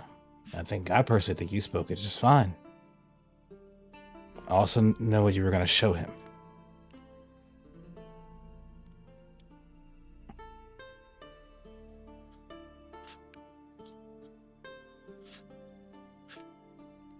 And if it makes you feel any better,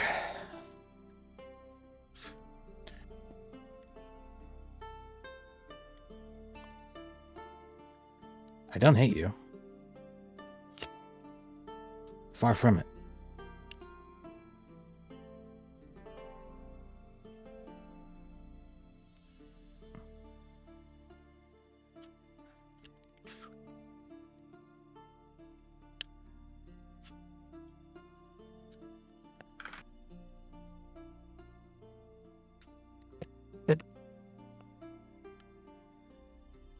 Rose doesn't audibly say this,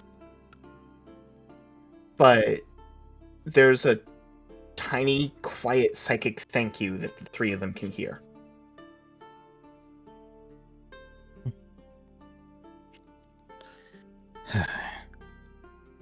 You know, being in this corner is not going to do a whole lot.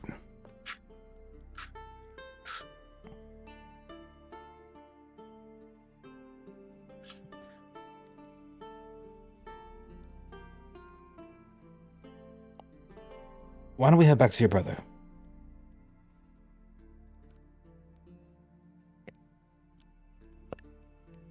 She gives it takes like 20 seconds before she gives a slow nod and slowly uncurls and, floats back up.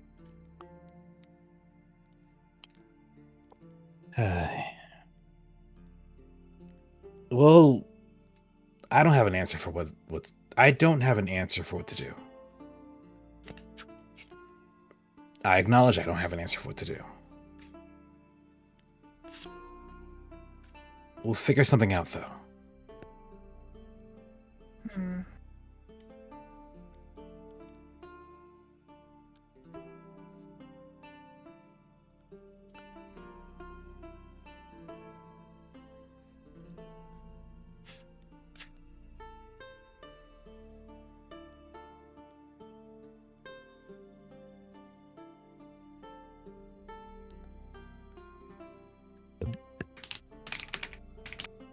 This way.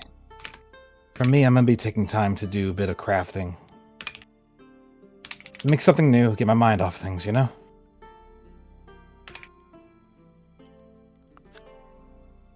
Tatter, when I get done with that, probably go and play some music. I don't think I can play anything right now.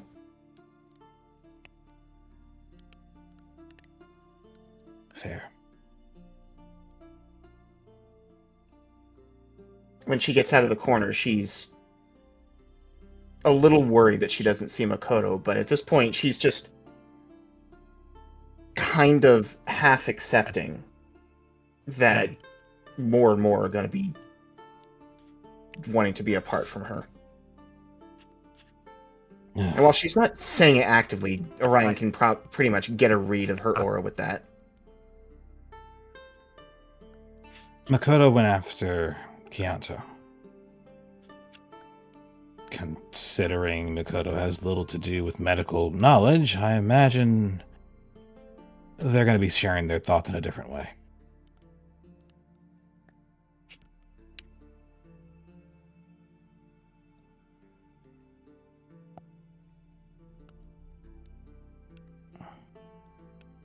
Hey, bros. Yes, Sigrid?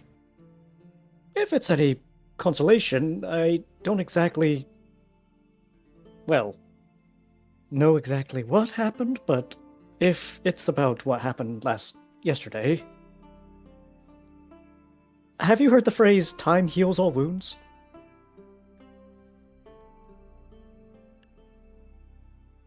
She takes a slow breath and goes, if only I could believe that. Well, believe it, because, truth be told, well, I guess I'm a living example of it. Then what am I? As she says that, she moves on. Uh, A childhood friend?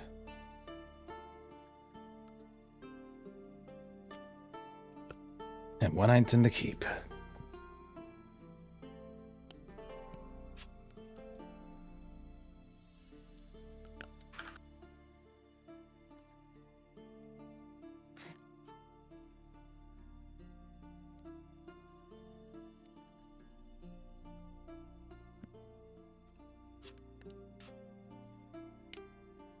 Either way,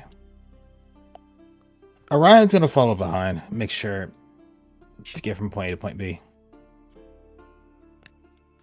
Though we can probably head down to the The others. the other one. Mm-hmm. As Rose's, just the last thing before we scene shift, Rose's, walking is a bit haphazard. Like she's kind of just listlessly floating and swaying this way and that. She's not. She's having some mental troubles, metaphorically putting one foot in front of the other. And before we scene switch, I do need to use the restroom, so how about we take a quick 5? All right. Sounds good to me. Sure. Enjoy the bit of downtime. Chat, I would like for y'all to know I'm not upset or angry or anything like that. I am playing Kyanto as is. If anybody is off-put by this, please let me know.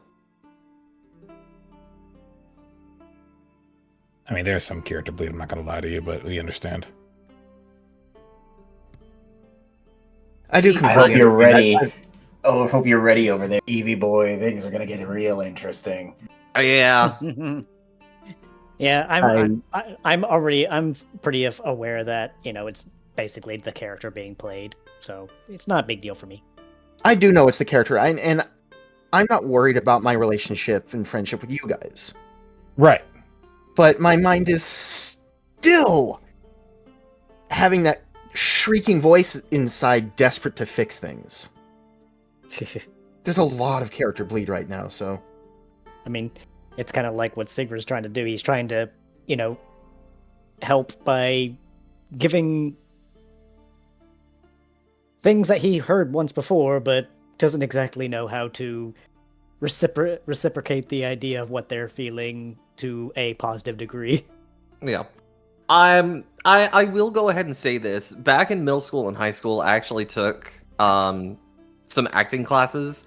I can't say for certain if like my voice acting and the way that I'm portraying things is coming off as believable or anything like that. I'm doing the best that I can, but I have learned to separate character from player pretty well, and I know that not a lot of people can do that kind of separation. So again, I apologize to anyone if they feel like I'm a jerk.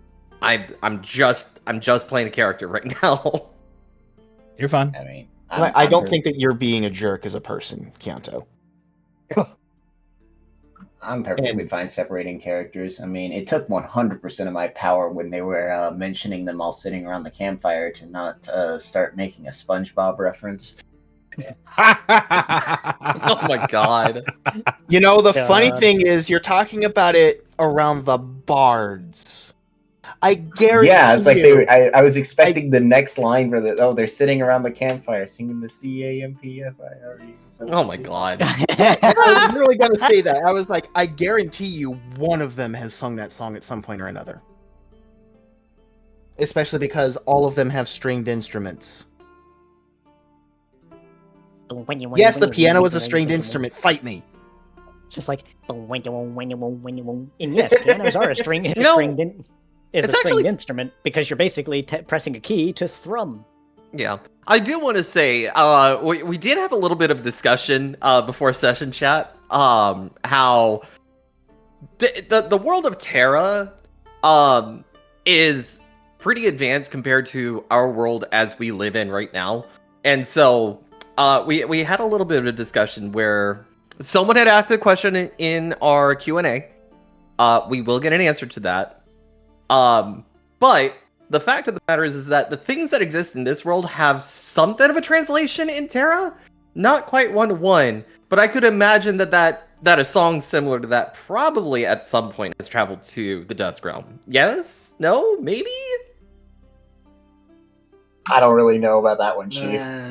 Yeah, that a lot of that stuff is stored digitally. They don't have a means of reading digital media, so unless someone else brought an Aether unit over, which is not impossible. I mean, but there would be.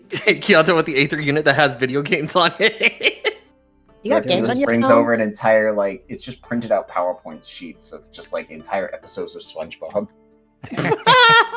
Just like, you got games on your phone?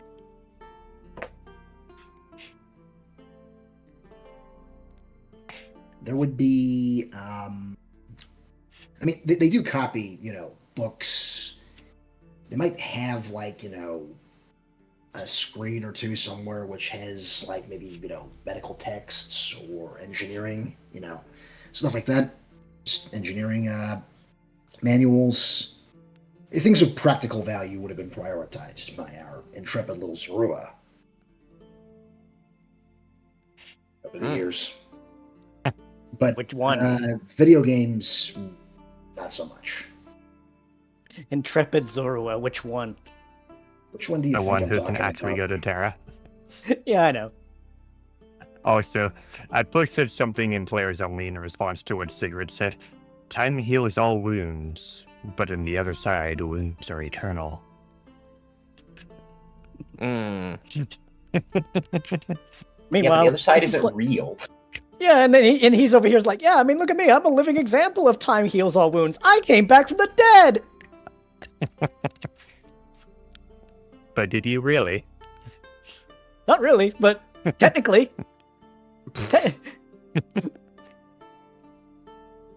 Technicalities be like. Meanwhile, Glacy, I came back from the dead 6 times. Because And they itself, literally I'd like had to know time that- on their side. So Glacy would respond as like, I came back from the dead 6 times. You're not special. And now my brain is just Glacy doing the Emmett Selk speech. I fought with you, broke bread with you, lived 1,000 of your lives.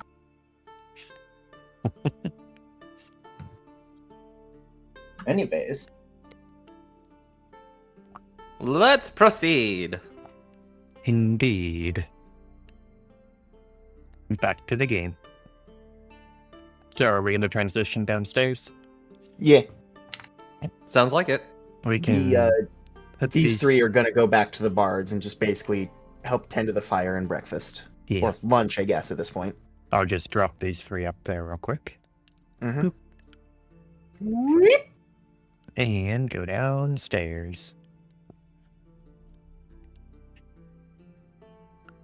Off they go on a magical road. And this magical road is full of pain and suffering. I will keep you 3 on this map and just transition the other party members over. Yep. So Tiento, Makoto, and the player view, the stream view. So we have Sigrid and Sigrid and Sigrid.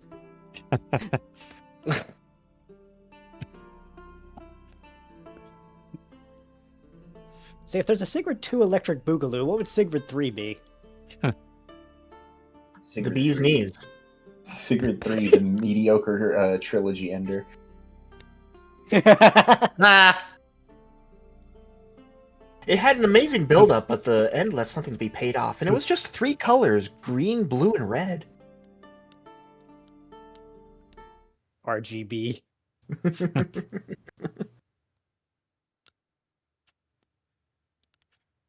all right. I may need to adjust my mic just a little bit for this next scene. Ruh-roh. Ah. I expect Norv to voice.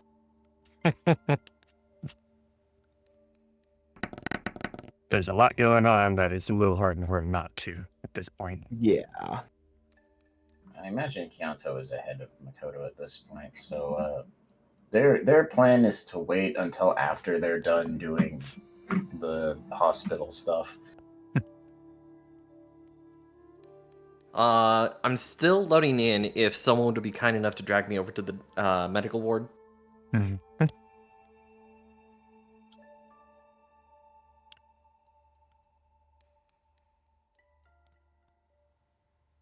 There we go.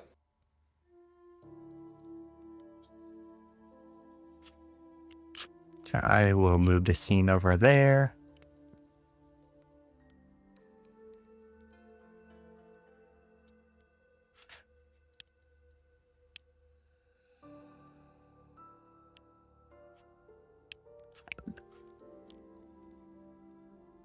So, Oh. as they arrive,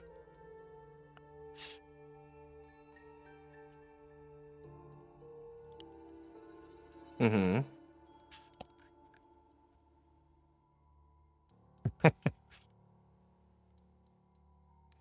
that It does sounded mean like that you were... someone's going to have to start playing characters.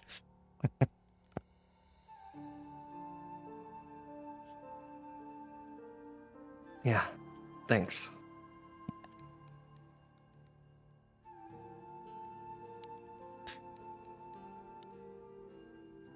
Alright, where the hell is he? Not here.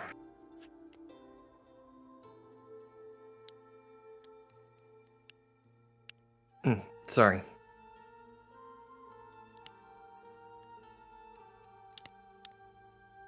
Mm. Mm.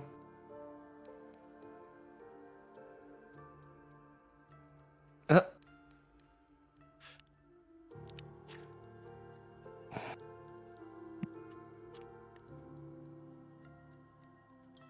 Hey, I'm looking for you.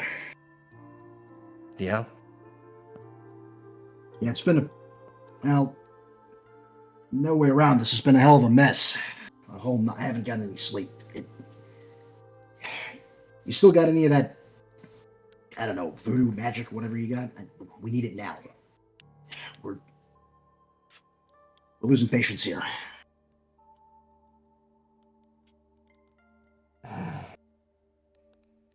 It's gonna take a lot of work to get up to that point. What do you mean? It's a charge break. Right, and then he hears a very faint groan from the room, and it just immediately darts back in. This particular guy is in really, really bad shape.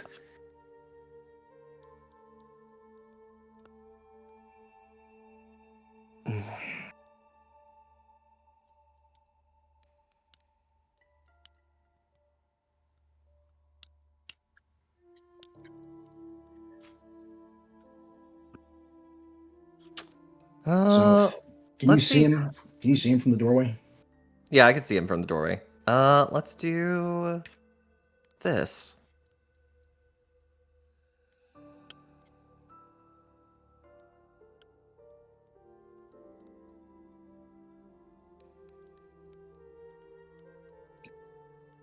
All right, I'm not too familiar with the mechanics, so you're going to have to explain to me what that amounts to.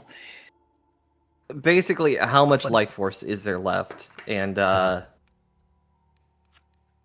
where the wounds seem to be seeping the energy out of.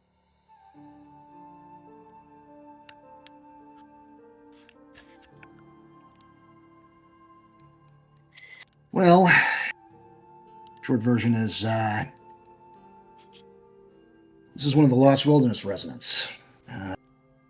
Deep lacerations, fairly severe burns, poisoning, infection in some of the wounds.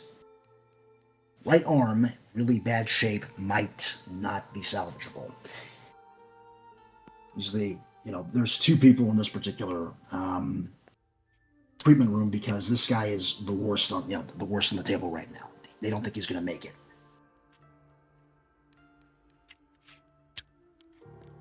So, with Keonta seeing everything that he's seen about this shift tree, there's a look for a moment, and then Keonta just turns away and he says, "Don't bother."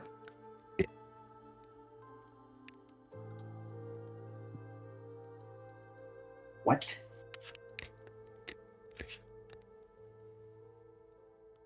He's not gonna make it. No use in trying. That isn't decided yet.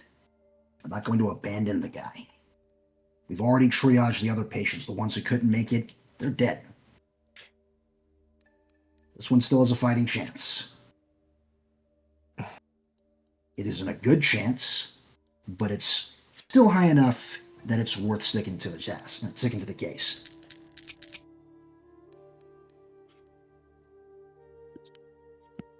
Yeah, well, there's only so much that I can do. And still not gonna be enough.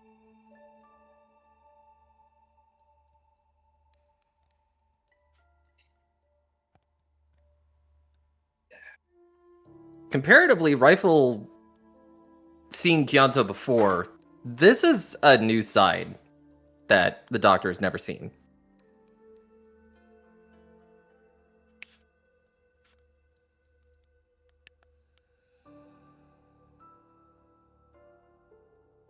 Sorry, I'm reviewing the notes because I actually had to set all this up, right?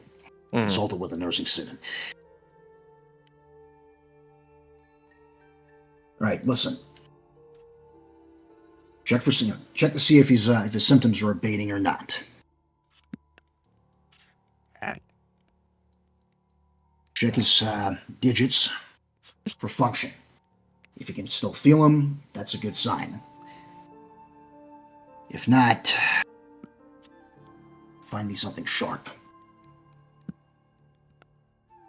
Be back with you in a moment. Yeah, I can't make you do anything here, but some of these folks are not going to make it if we don't get more help. And last I saw of you, that mattered to you. Yeah, it mattered. But not everyone can be saved, you know? Why are you so sure this one can't be saved? Seen worse, I've saved worse. He might pass on anyway, but if I don't give everything I can to try and save him, I'm not doing my duty as a doctor. And neither are you. Who the hell said I was a doctor? You did.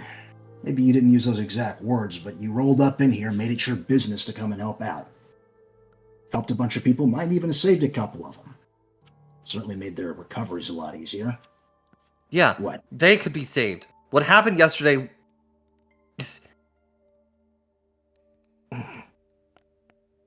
What happened Nasty yesterday? fight.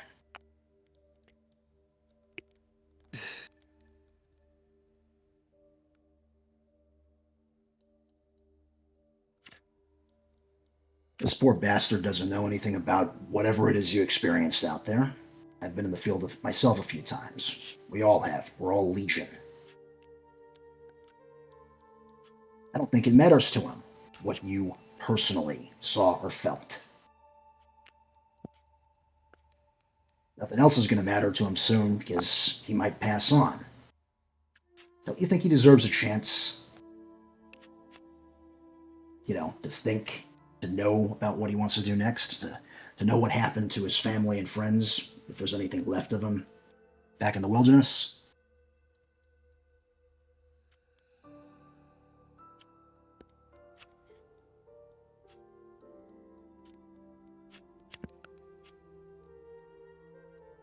Fine.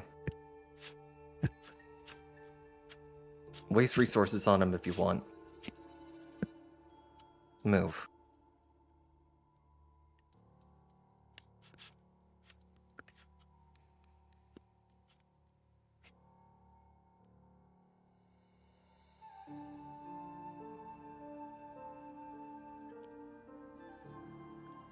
Kyanto's demeanor changes as soon as he walks into the room. Looks over the shift tree.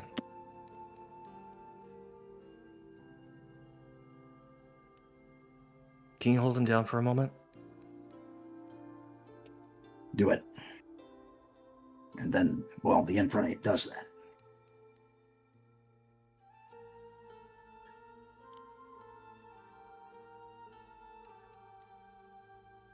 At this point, Rifle will start. Oh, that's wrong move. Why did that... Wrong. There it is.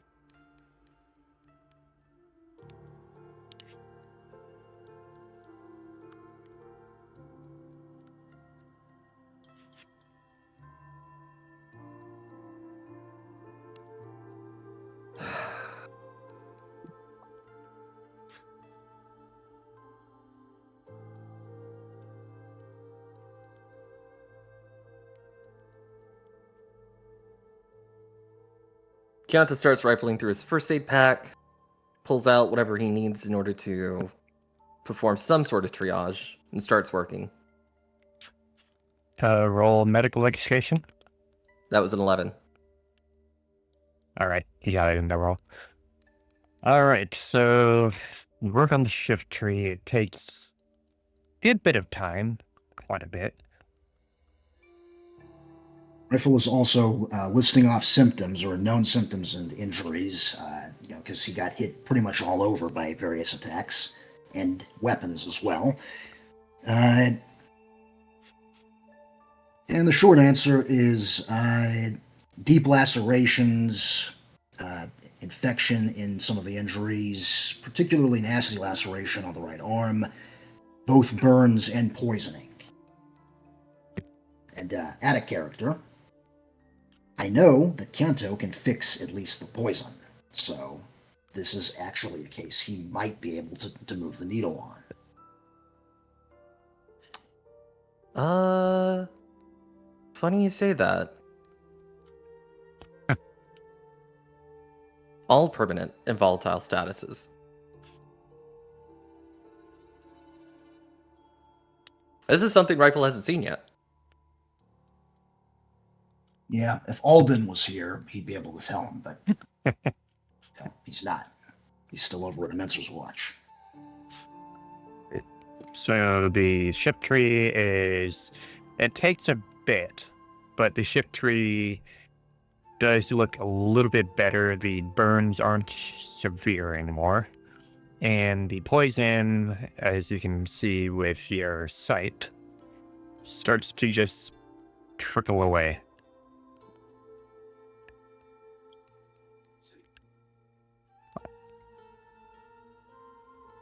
With And that, Rifle would probably be able to see a little bit of the effects start settling in through his aura sight. And you can see that the condition is definitely improving, not much, but he is getting better.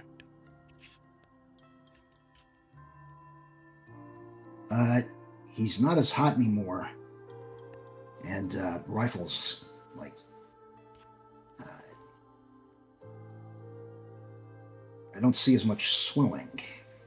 How'd you do that? it's just what I do.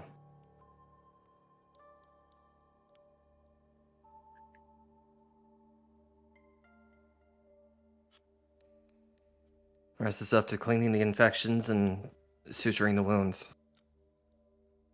All right, get on it. Boil some more water. Put some more white button powder, mushroom powder on those injuries as well. Keep them disinfected. Oh, and get some more painkillers. Not enough to lower his heart rate, but enough to keep the stress from killing him. Yes, sir.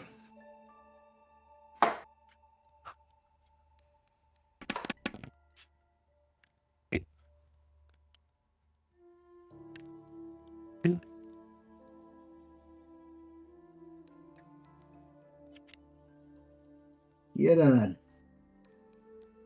barely passable chance of survival before. I'd say you improved it significantly. Might even be able to save his arm. I admit, I'd kind of given up on that. Who popped open the can? Oh, that was me. Sorry.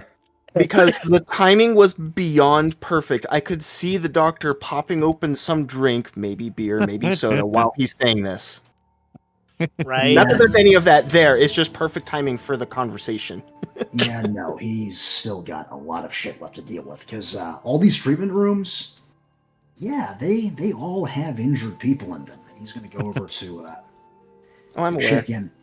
check in on the next one, or rather the next most problematic one, which right now is this poor bastard. Oh, so thank you, Lord Alucard 95 for the follow. Hope you're enjoying. Also, I realized that I was muted when I said it earlier, but when Kyoto was like, "Hold him down, I'll take care of this," double swipe. I'm like, "Holy shit! Take care of it, indeed." Don't bother. worry about that. Don't It bother. was I'll just- finish it. It I'm was sorry, just a guy. perfect timing for that to happen. I'm sorry, but the fact that we had a follower named Lord Alucard and the fact that we have Kyanto over here literally murking some dude in the middle of the night, I just imagine a very enthusiastic walk. So I actually know who that viewer is. Don't worry about it. All right. That's sad. So Count follows rifle into the room. Obviously, healer sight, checking to see what the hell's going on here. Yeah, he's going to see something which is a little bit unusual in his frame of experience here.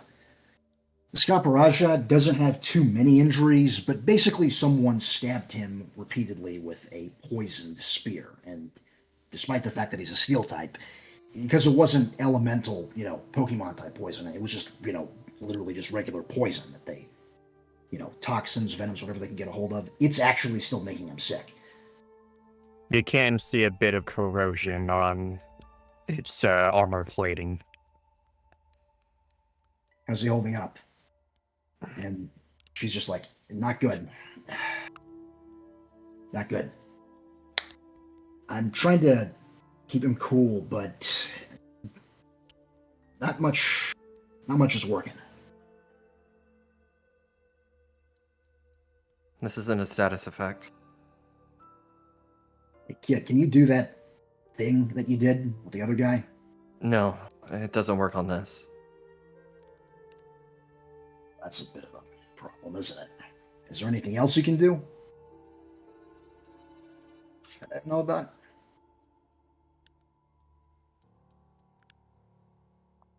Do you have any anti-venom, antitoxins? No, it's been close to a day now. You don't. All we can do at this point is just treat the symptoms.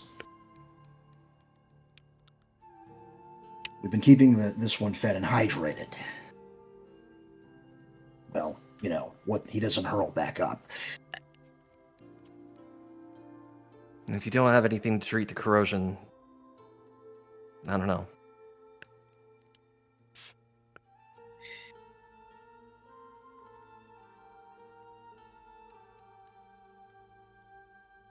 Yeah, well, we could try scouring some of that rust. I don't think he'd really like that very much, but he's also a little bit too far gone to protest either. Hmm.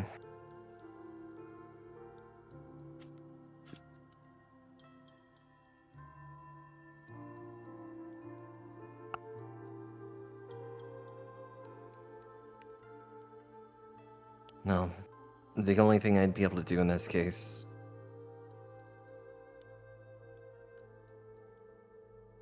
I'd rather not. Why is that? What is it?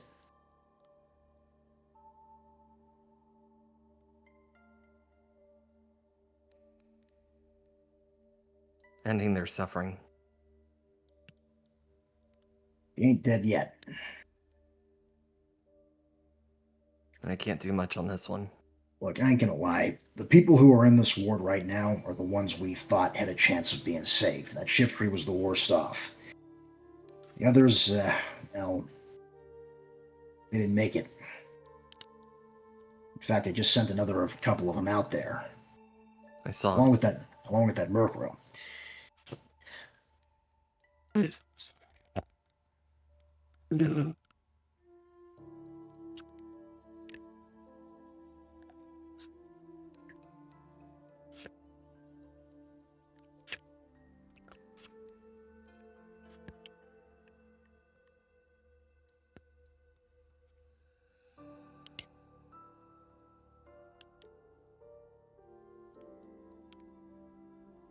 Okay, now there are some people who are in really, really bad shape elsewhere, but he has a couple of patients with more minor injuries who are, but more minor is relative. They're still in really bad shape, who are waiting because they don't have enough staffers to fill all the rooms right now. Start here. Get ourselves a light bar.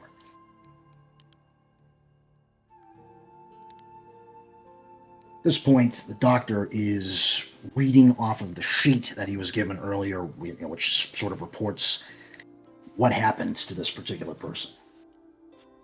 He gently moves the light part off, once a little bit, so he can step in and make room for Chianto.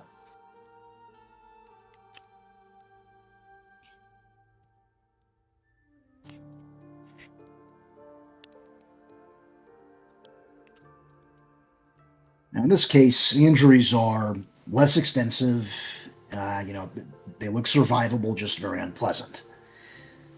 He doesn't really need to report the injuries to you because they're actually kind of fairly visible.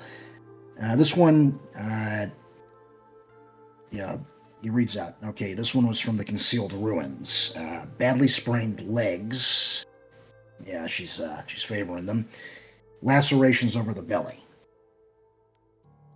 They appear like they might be getting infected, although we did try to sterilize them earlier. Slight though.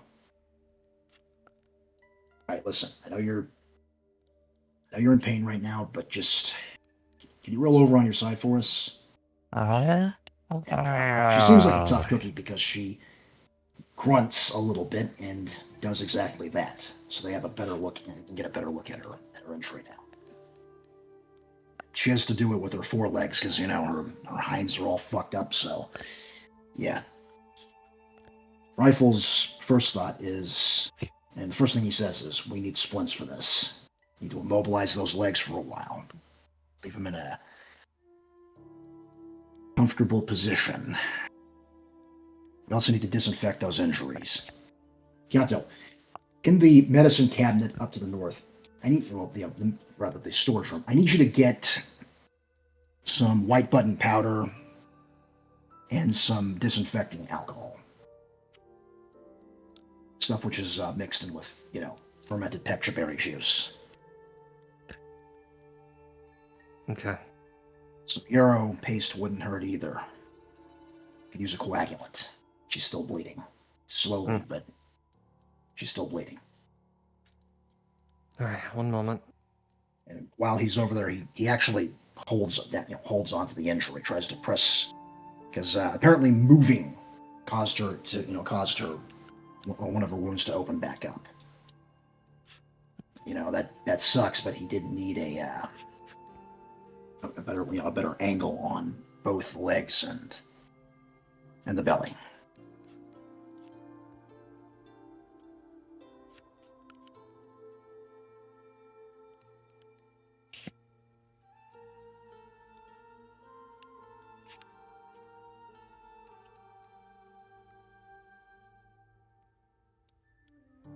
Now, Kento will recognize the yarrow paste and the disinfecting alcohol and the fermented pecha juice because he's seen them all before. Menser's watch. Yes.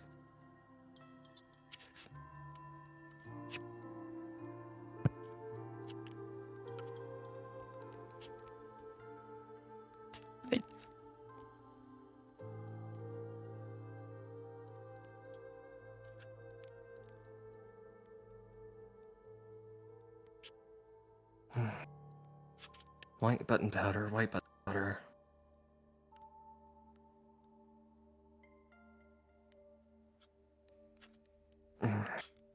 Aether, can you find this ingredient for me?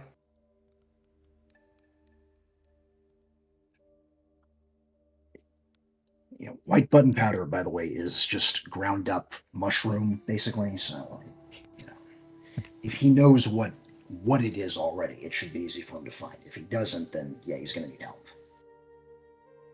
Always rely on Aether.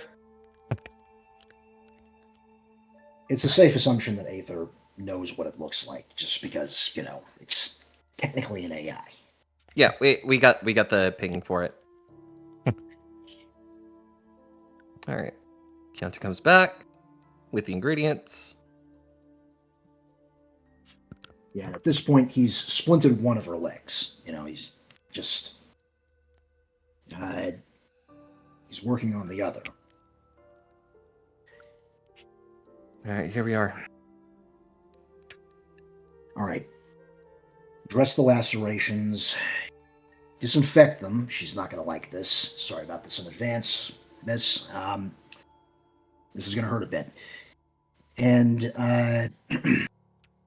yeah, and then dress the lacerations with bandages which have the white button powder on them. Maybe pour some of the powder into the injuries if you can. Yep, Keonta's following the instructions and doing his best. Yeah, you can mix it in with water to make it, easier to deliver.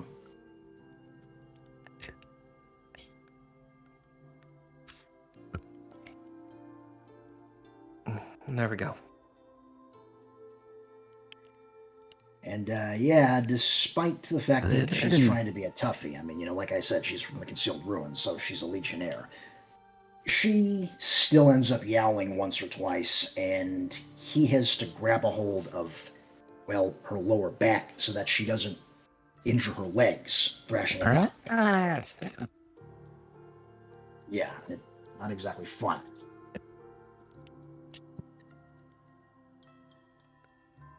Angry cat noises. Yep. So gentle. Right.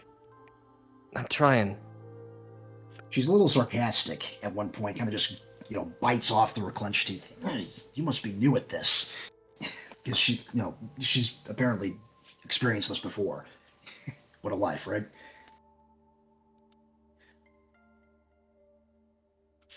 And Rifle, of course, takes it in good humor. He just, gives her a bit of a smirk and says, not that new. All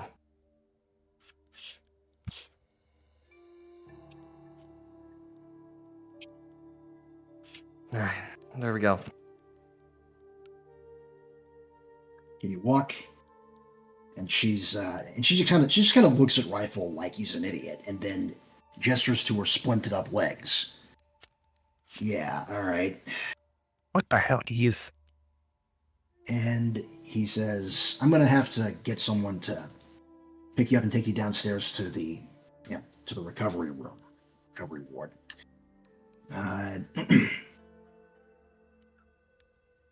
So, fortunately, there is no one for him to ask to deal with that kind of problem right now. Lovely, right? I wish to have go visit the guild tomorrow. I don't think I'm doing that, huh? I would put those plans on hold for a month or two. I wanted to see my son. Well, your son needs his mother alive and well. Stay here for the time being. That's my professional medical opinion. You can take it or leave it. I hope he'll be okay. Please be okay, Trevor. Yeah. If he's related to you, I'm sure he'll be fine.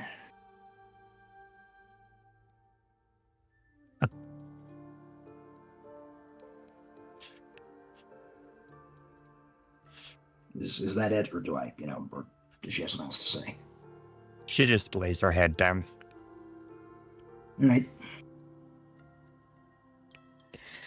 Okay, Keonta, can you briefly go fetch someone to get us downstairs? Sorry to use you as an errand boy. I'd rather have you here working on the other patients, but I'm going to go check in on one of the others bad ways. Who would you want me to call on? anyone who looks like they are strong enough to pick her up and gentle enough not to break her legs or reopen her wounds.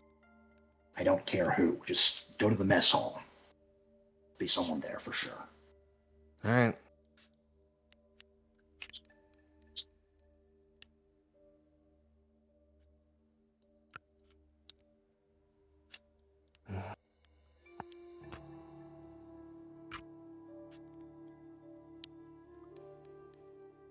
Oh, and even though this is kind of a violation of protocol, he's going to leave the door to the treatment room that he's in open so that you can find him. Get to work on the Staraptor here. Nump, nump, nump, nump, nump. That hits the spot.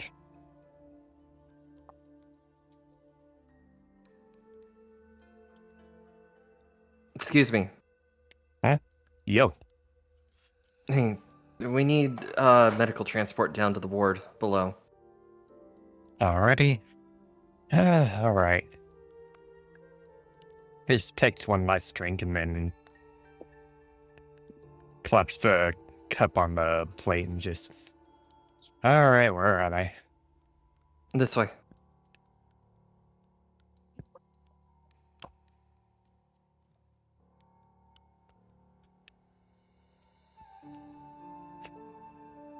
Meanwhile, you can hear a pained screech from the treatment room, and Rifle's gotten to work on someone who's clearly not having a very fun time.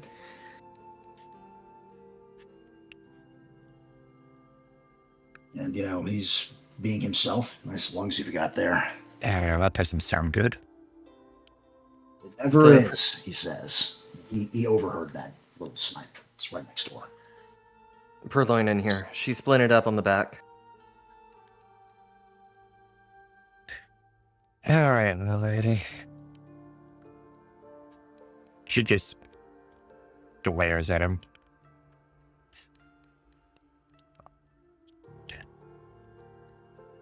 Get on my back.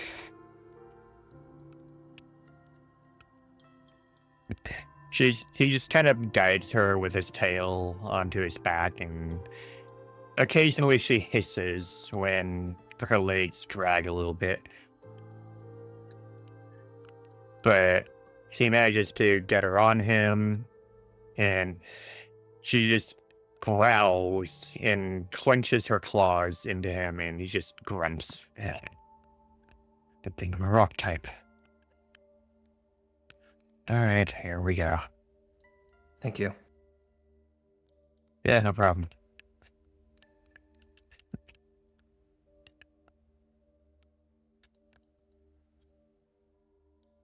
Okay, so you're looking at the Staraptor, and Rifle does not even lift his head. He knows it's you. He's got ears, right? And then just immediately starts listing off, symptoms: lost wilderness, temporary paralysis, sprained wing, heavy under feather scrapes, and extensive bruising at the point of impact on the onset wing, left side. Trying to splint it, but this paralysis.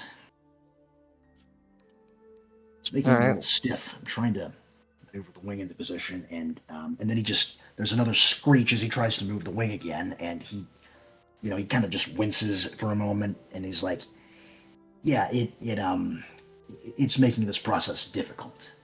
Hold on. I've got this.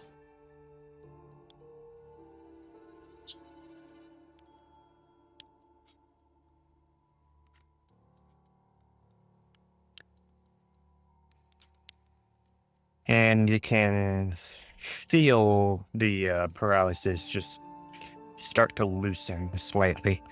The tension in his muscles are still very tense, but it does start to settle down a little bit.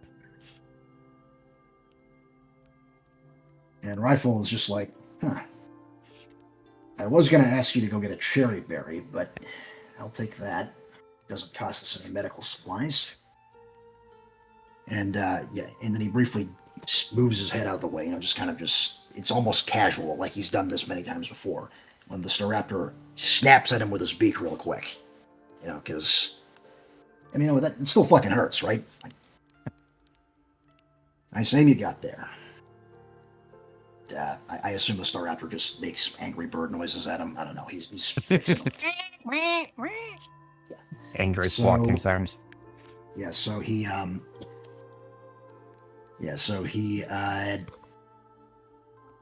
presumably splints wing. He splints the wing first. Reaches over to, get some. Well, basically, he gets a bunch of bandages and, over the splint, and that kind of wraps them up until they're fairly solid, like a cast. And, Kyanto isn't really needed to do anything else here, so he can just kind of watch as he works. Maybe record with his Aether unit. I don't know. It's up to him. That's probably what he'll do.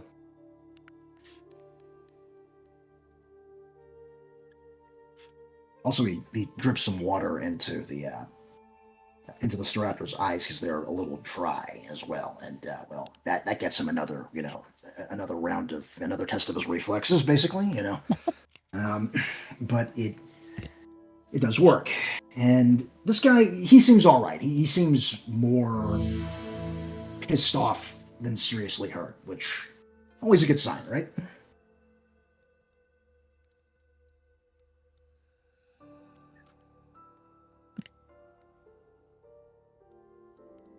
Oh, Welcome, DD Dice. The dice bot is rating us. Forgotten No, Legend, not you've been again. rolling too much. It's taking its revenge. Not again. The dice are rating us again. all right. How does let me this do a keep little happening? bit. Let me do a little bit of this then.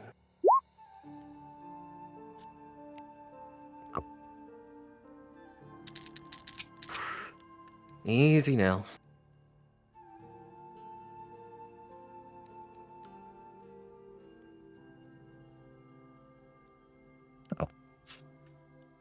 And that actually seems to calm the Staraptor down a little bit.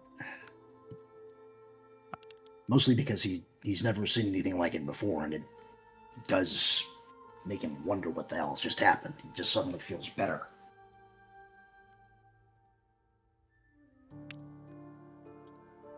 Image of a hawk staring at you with absolute disbelief.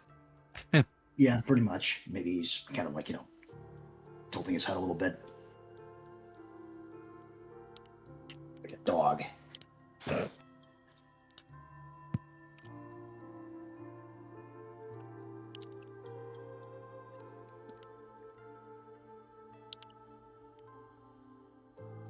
I'm just waiting to see it. You're done, right, Kanto? Yep. Okay.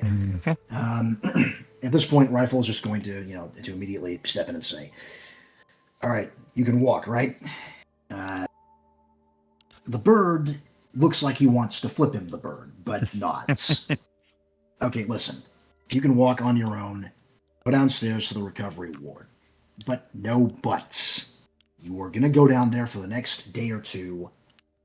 Get some bed rest. Let the nurse, listen to the nurses. You can leave afterwards. If you try moving around on that wing right now, you're gonna do more than just simply hurt it again. You might actually break it. And then you'd have to be back here, and you have to endure my company for a little while longer. Don't I have a charming smile? Hollow bones go snap. Yeah, and he gets pissy about it, and then just hops off. That just- is.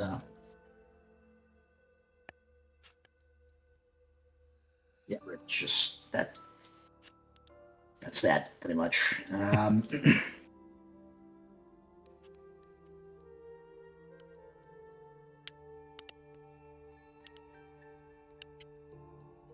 Then, like clockwork, like a machine, really, he immediately moves over to another recovery room, which he's got in his charts. And this time, he looks a little bit more tense.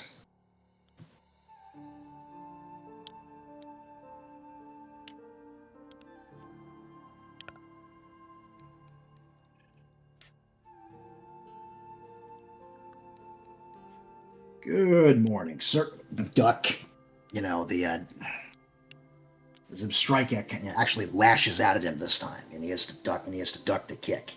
I've been waiting in here for hours. Yeah, I know. Trust me, yeah. You're not the only one who's been waiting for a while. And, and this time the irritated, Zimstrika does not attack him again, but he kind of just death glare. He gives him a death glare while he checks the chart. Okay, this one's from Lost Wilderness. That explains the aggression. You can see the leg on this guy twitching when he says that. You got some lacerations, claws, like a poison bite, light chemical burns. All of it on the right flank.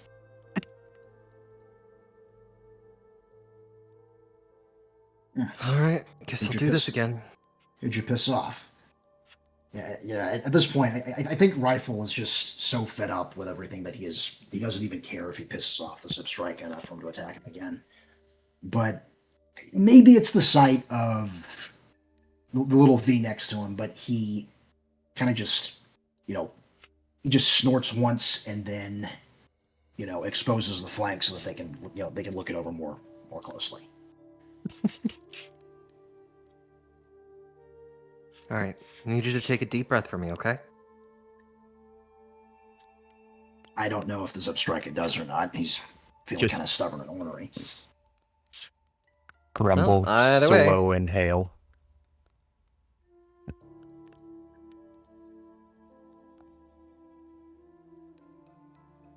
Am I wrong? I don't know what that's a reference to because I don't watch the anime, so I'll take your word. No, someone did an animation of that. It's literally like the Lucario shot an aura sphere, and the Star Raptor like nudged his head to the side to dodge it, and then it detonates, and he just goes, "What the fuck?" and turns around ever so slightly and goes, "That could have been me." Yeah. You mean this one? Yep. Wow, Yeah, I was faster than Bryce. Oh, they're synchronized. Yeah, Rifle, like just about anybody in this place, you don't want to do that to. Not a good idea. But he also apparently has the patience of a saint because he hasn't already, beaten Kanto's face in for not being here last night, So, yeah.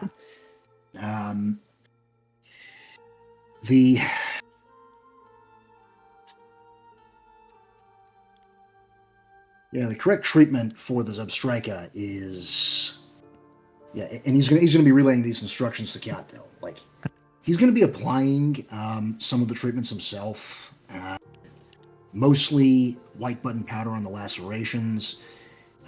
He's going to instruct Kanto to go get, the appropriate pastes. Again, fermented berry pastes for the bite and the chemical burns. The poison bite and the chemical burns. So that's going to be Petra and Rost paste right there. The Purify doesn't do anything about that? It does.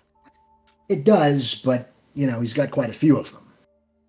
Might not get everything in the first run, unless does his lore say that that he can that it would work that well. If it does, then Rifle will just shrug. It's a win-win. He doesn't have to use any medical supplies. I mean, it does say the target is cured of all permanent and volatile statuses. Okay, in that case, he's using Kanto as as his ticket out of having another productive meeting with Jasmine later. So, again, win-win. Keyword productive. Kyanto is all the berries. He is the full heal now. Although this is draining on him a little bit. At this point, Rifle kind of gives him just a bit of a wry smile. You sure I couldn't be convinced? You sure you couldn't be convinced to work here full time? Or at least teach somebody how to use that. Honestly, I might be considering that. You won't hear any objections from me. All right, I've still got some of this white button powder. Here, let me just take care of this for you, okay? You're a lot nicer than he is. I wish my team would say the same right now. I heard that, jackass. He just snorts. Yeah, these two seem to know each other. All right, you're all bandaged up. And By the way, you get it, right? Hmm? Zebras are relatives of donkeys, so... yeah. Sorry, I just had to point that out.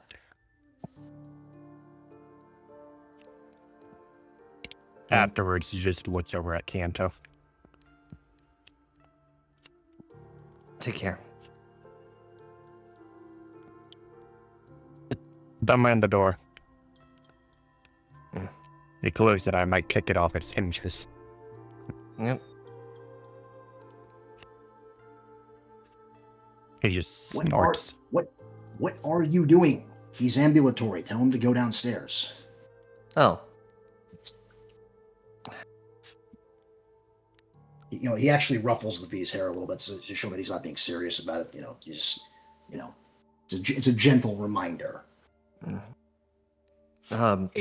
Rifle said you can go downstairs. You don't have to stay here. Good. Any longer than I have to look at him. Might actually do a little damage.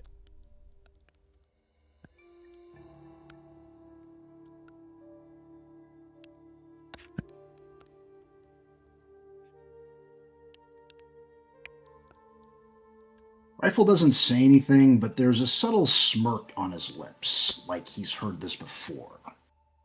It isn't really very noticeable, but Kanto still sees it because he's facing towards him. Unfortunately, that moment of levity vanishes almost immediately because when he turns to the door, it kind of just, his expression gets dead serious again. Because he knows what's going on in this room. He's already checked the chart earlier, and there's an overflow here. He immediately goes down to check on the Armaldo, although he turns briefly to ask the Luxray what's going on with the Nido Queen. Updates. The main takeaway from what the Luxray tells him is she hasn't coughed up any blood, which noticeably seems to take some of the tension out of the Lucario shoulders. The Armaldo, even though he's classified as a lower priority on the chart, and Kanto may be able to see that if he looks over like your Rifle's shoulder or anything. He looks even worse than the Nido Queen, and the reason for that is he's got a cracked carapace, what looks like it. A puncture around one of the cracks, indicating a bite, possibly with a fang. And, one of the other cracks is, it looks almost like there's a dent there, so something must have hit it. And they're both on the guy's chest. And he looks like he's in a lot of pain. Because, it's an exoskeleton. That's basically, his bones right there. Yep. The Lucario reads both charts off to Kanto just to keep him up to speed. Okay, our patient off behind me there. 3 cracked ribs, concealed ruins, 1 claw laceration, 1 bite. It looks like she's stable, but I would still dress those injuries.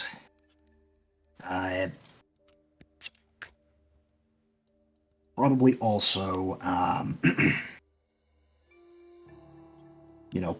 put some more white bud mushroom powder on those wounds, and I'm gonna have to leave her with a note to stay off of everything for a few months. No sleeping on her chest or sides either. he relays some of these instructions to the Luxray, who nods and then turns around and immediately relays them to the Nidoqueen, who is listening to the entire exchange and actually rolls her eyes a little bit. But still nods politely to the Luxray. Yes, like I can sleep on my back with, he just points up his spikes on her back. Well, I hope you've got a really soft pillow or bed. He doesn't even look. He doesn't even look at her when he says that. He just, he just almost like he's having a casual chit chat when he's over a kitchen sink. Like, I mean, he's heard it before. So he looks at the Armaldo, and this is where he kind of gets serious, because even though the injury to the Nidoqueen is more serious potentially, she's stable and they've done everything that they can for her. She's not really ambulatory, and she's also, a little too big and a little too heavy to just carry out of the room right now with the people that they have, available at hand. So they're letting her stay there for the time being. He's working on the Armaldo because, it's not serious now, but if it doesn't get treated, it could become worse than what happened to the Nidoqueen, and he's also in more pain and is, more physically damaged. So he begins relaying instructions to Chianto. And he basically says, okay, I need some more white button powder. We're running low in this room. And some water, of course. And I also need some splint fixings. Sticks, ropes, whatever you can get a hold of.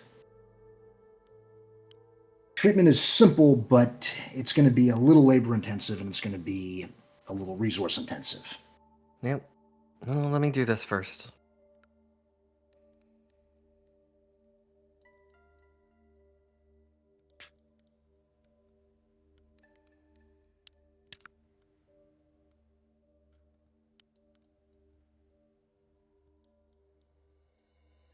And second.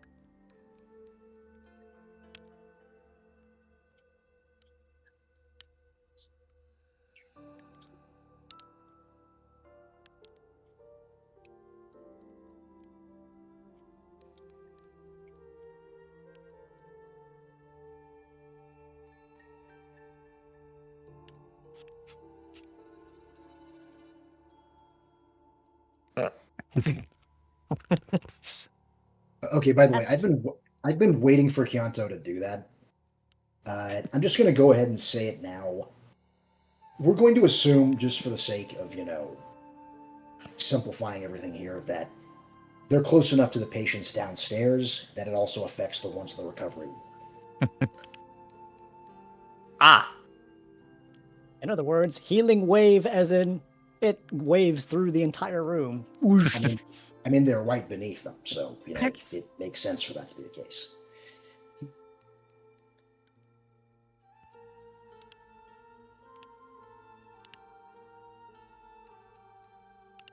Yay for injury removers! Or at least injury reducers.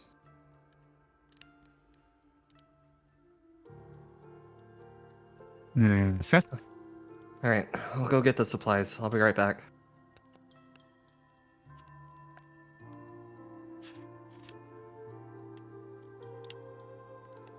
No?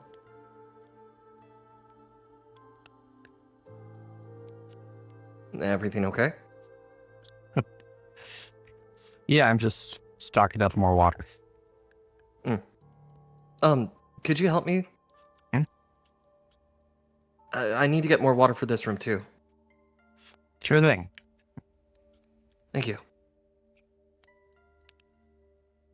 To the supply closet. Grab all the things. By the way, I didn't listen to the dialogue, but also get some, disinfecting, alcohol as well, because that's kind of a universally useful thing. Oh no, Keonta forgot the things. Aether, help! Oh my god. 9 to 5. That job was most certainly 9 to 5. Aether, relay the information that Dr. Rifle said within the last 30 seconds as far as ingredients. Okay, I'm gonna pull GM rank here for a moment. There is no way in hell that Keonto forgot the same ingredients he's been using several times in the past few minutes. So I'm gonna say instead that what happened was he tripped over something and just bonked his face against the ground, or just something annoying. And all you hear is bleh! And Rifle just pricks up one of his ears, smirks a little bit, and keeps on applying pressure to some of the injuries. Actually, Or so about healing wave healed 6 other Pokemon. Jesus. I counted the tiles.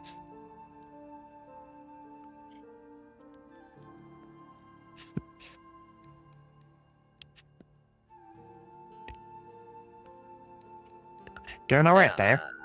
Yeah, I'm fine. Totally doesn't have a bloody nose from falling on the ground. I mean, if he has a bloody nose, then Rifle's going to notice it because nothing else. That's a sanitation problem, right? You can't have you bleeding all over the patients in their open wounds. You might have something transmissible. If anyone knew how his blood actually worked. Yeah, but the thing is, Rifle does not know that. Whatever you're referencing. I don't know it either. Don't worry about it. Alright. No, he doesn't have a bloody nose. He just has a scuffed face. Had fun over there? I got everything. Okay, and that's good because he does actually need these. He instructs Keonto, he basically lets Keonto do these procedures because even though he can do them himself, he sees that Keonto is trying to learn, so he's treating him like basically a med student. Okay, here's what you're gonna do. Layer a fine coating of powder along the crack, the cracks here. Then apply a very small, just a few drops really, amount of water around the edges and let it kind of just roll inside and take the powder with it. Alright. And while he says this, he holds the Armaldo down, and the Armaldo seems to stiffen up because that does not sound pleasant. Those are some really sore injuries. Sorry, this is gonna sting a little bit.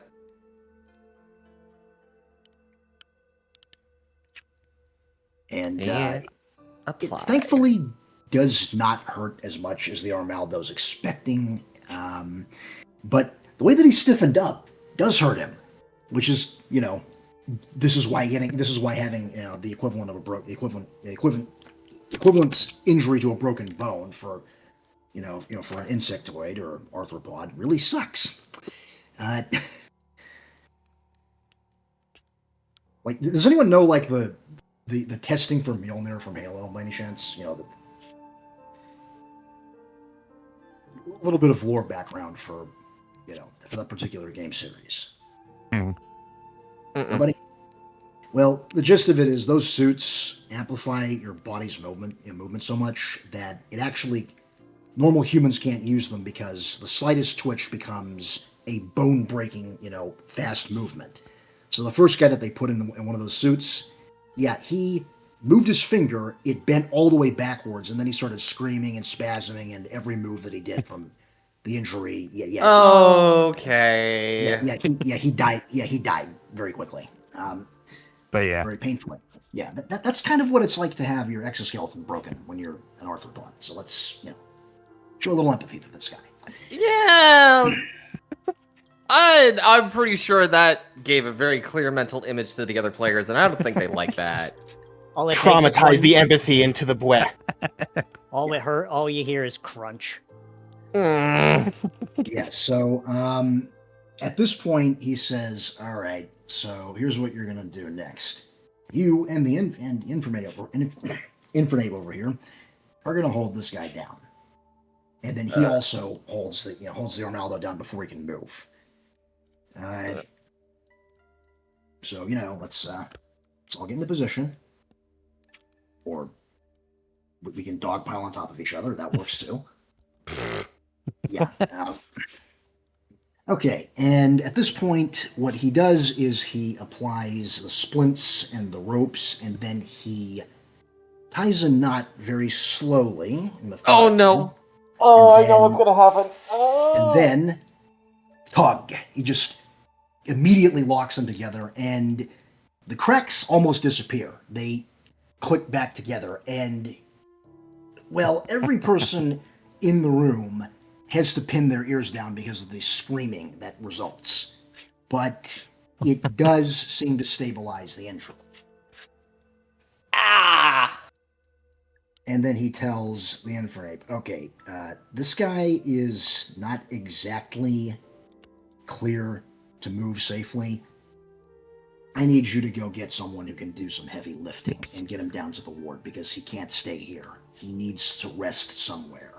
Preferably in a way that keeps pressure on the joints, on the cracks, until they start to mend. So yeah, he sends the Infernape off basically to go and fetch somebody.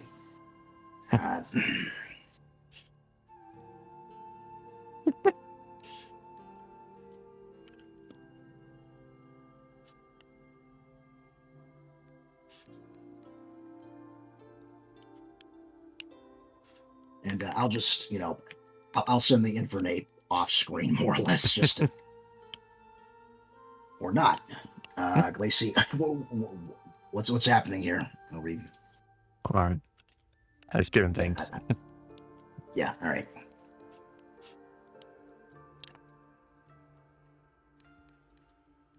Yeah, you're gonna want, like, Armaldo may be a 1-by-1 token, but like that's bullshit. They're fucking huge. Go find someone who has some mass to pick this guy up and drag him off. Okay. Meanwhile, Rifle is going to step out of the room and gesture for Gabo to follow because they're done here, at least for the time being. In before Ryfel is talking really loudly because his dog ears are slightly deafened from the yell and he needs time to recover. Oh no, he preemptively pinned them down. He knew what was about to happen. Now, Kento, I think he did too. And Yeah. I think he had a good idea what was about to happen as well. Given what he said out of character before it did. Yeah, so he checks his charts, and the other cell, like all the other cells at this point, they do actually have staffers working in them. So he just flips a coin in his head basically and opens this door and walks in here. There's a nurse already present. He steps back and lets Keonto in.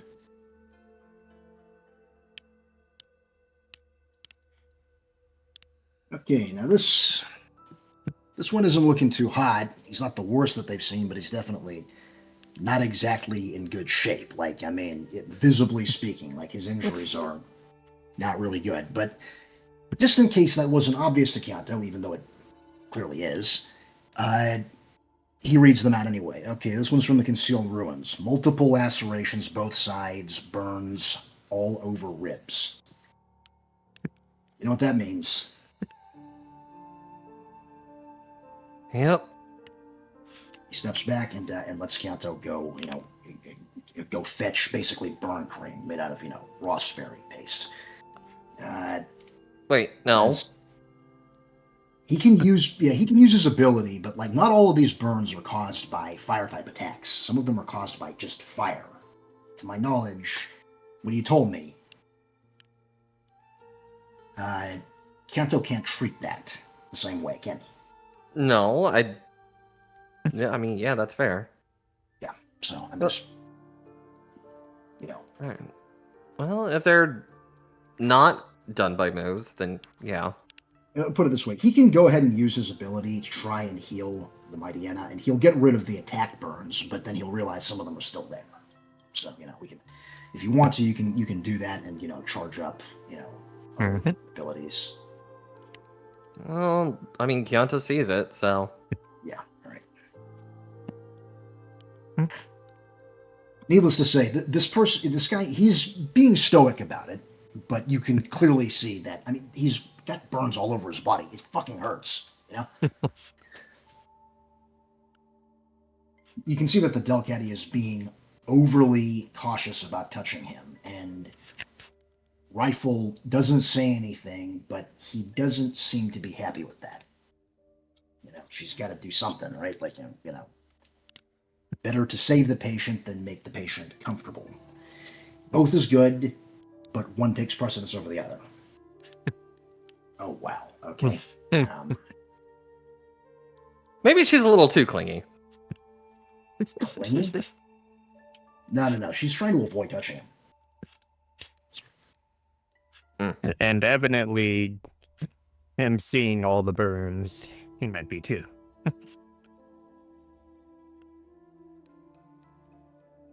Like, how the hell do I touch this arm without making him bite my head off? That's the cool part. You don't. Rifle, I could do something. You may not like it. And Rifle is just like, at this point, he's learned to just let the kid cook. So he just kind of quirks an eyebrow, but says nothing.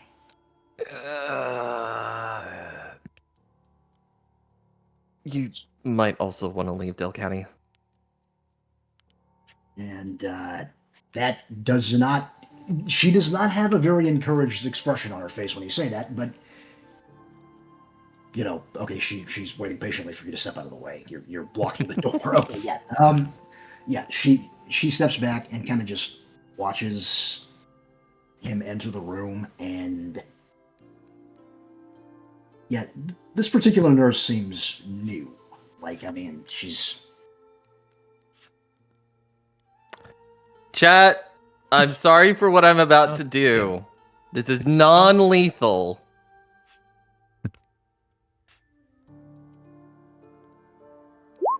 Please go to sleep. Please go to sleep. Please go to sleep. Yes. I really hate to be the bearer of bad news, but they do have painkillers that they can use here. I'm not sure that inflicting blunt force trauma on his head was a good idea. But all right, fine. Blunt force trauma with a tail? Nah. The Murkrow would beg to differ. He only took 20 damage. See, it would have hit if Legend hadn't rolled a fucking nat 20! Yeah, we're gonna... Yeah, I'm just going to, I don't know. Got me. Anyways. What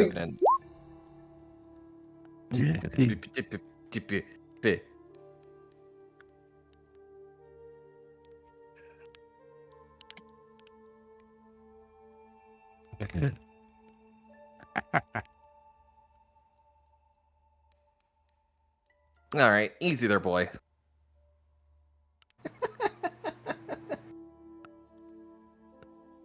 This is not in any way medically approved. Holy shit! Went to sleep. He knocked himself out. Tried to crunch. Bit himself in his own... Yeah, it was clear. I think It was clearly. add, I think we need to add an injury to the Mighty Enna for this. No. It was clearly a feign to try and get him to sleep. He got himself to go to sleep by expending the last of his energies. Now Kyanto can go to work. The poor guy bit his tongue. Meanwhile, I'm reminded of the scene of it in the MCU. Tony Stark and the Hulkbuster just repeatedly punching Hulk, go to sleep, go to sleep, go to sleep, go to sleep. That was kind of the point. Yeah, I picked up on it the moment that he did that. But also, Rifle is going to have some choice words for him for this one, because that is not what you're supposed to do in this situation. He's not a doctor. Yeah, but Rifle is. So, All right. Anyways. That should cover the treatment. That'll help with the burns. Okay. Just sleep tight, all right? he doesn't say anything because he's fucking unconscious. So, yeah. Just growls in his sleep. No, he doesn't even growl. He's out cold. But Rifle peeks in briefly. There's a noticeable frown, and he just kind of sighs, knowing that it's a done deal, and goes, okay. Go monitor the patient for signs of a concussion or other blunt force trauma. Just, he doesn't say anything to Kyanto. He just tells the nurse that, and she just kind of quietly nods and enters the room. And that's that. He doesn't say anything, but I think Kyanto gets the message. Doc does not like that.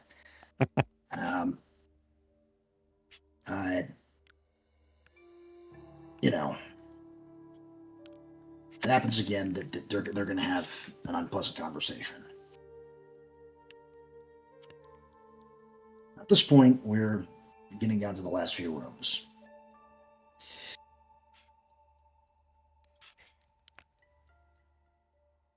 Okay, he opens this door, and we have this this Machoke over here, and he seems to be doing okay for the most part.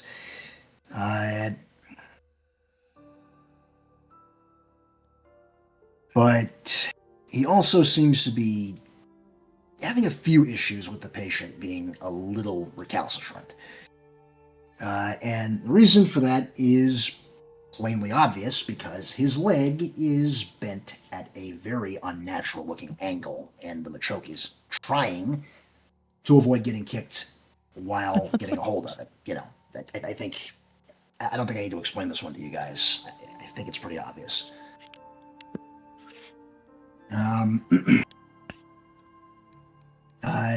So Rifle just briefly looks at Kyanto, doesn't say anything, but he conveys clearly enough, just, basically, non-verbally, you want to do this or not.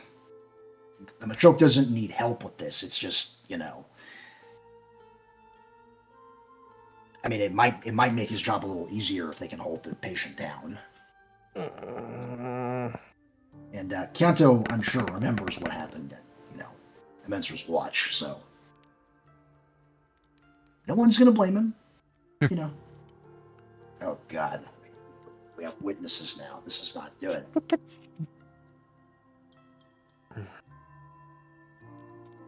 I'd rather not get my face kicked in.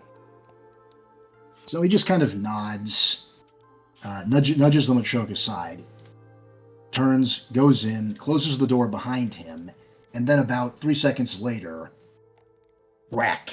Just an extremely loud bleeding sound, which, is clearly audible through the door, through everything.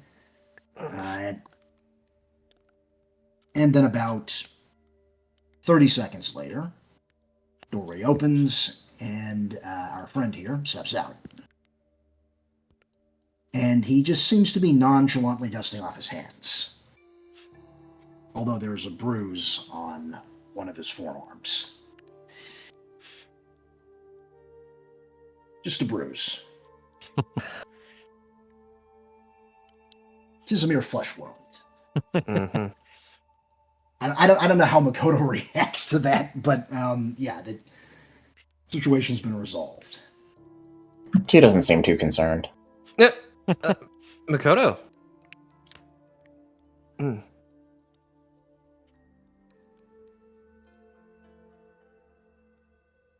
Like he stops What are at you the doing door. here?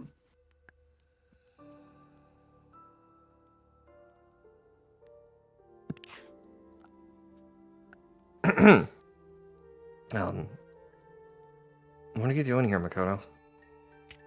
The Murkrow said it was urgent that you were helping out here, and I figured I would wait until it was resolved, but if it's taking this long, perhaps you actually need help.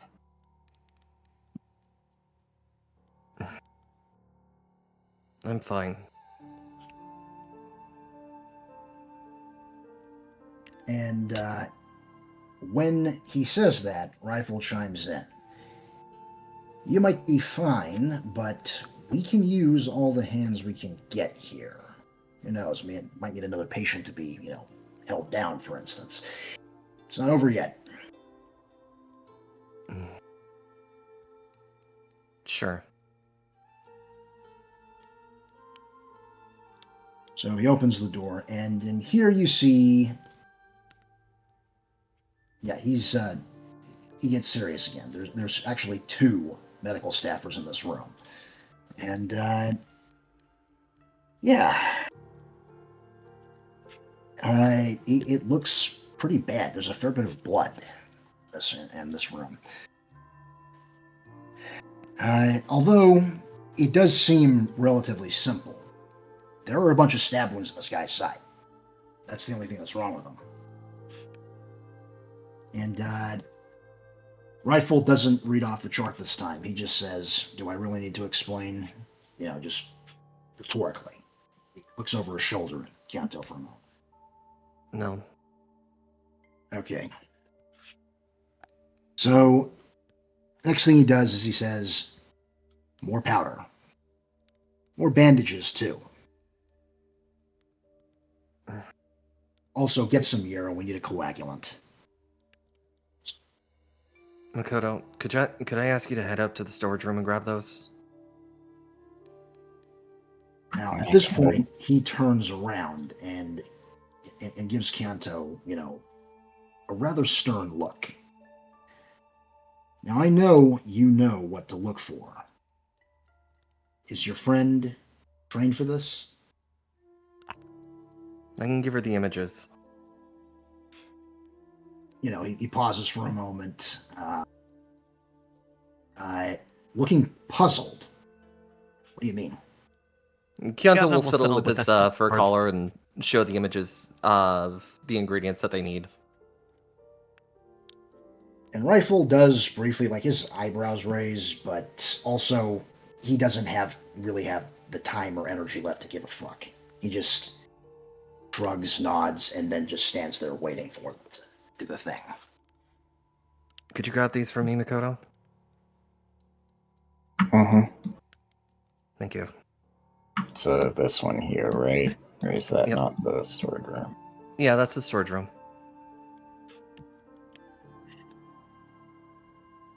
And Rifle doesn't say anything about the fact that Kanto is not doing the job himself, because he reasons that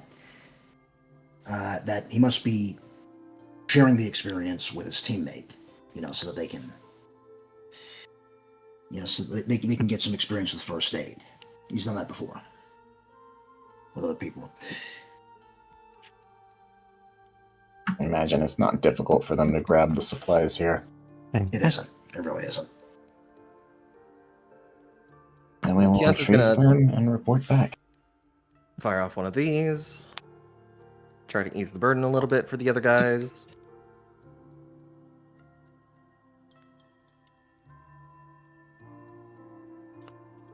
And briefly, when neither of you are when he thinks neither of you are looking, he does briefly wince and rub his arm. It does hurt. He just doesn't show it when they're around.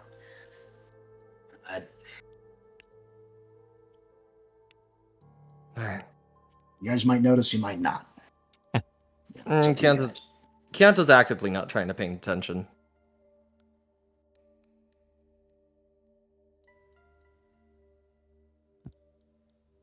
Won't do for a healer to be injured themselves.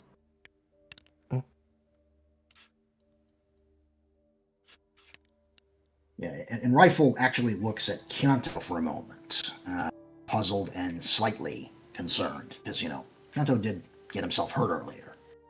It doesn't occur to Rifle that that Makoto was talking about him.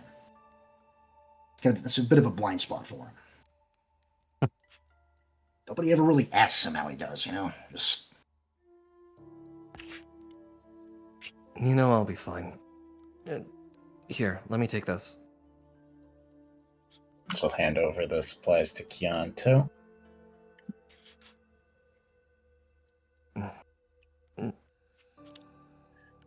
Come on in.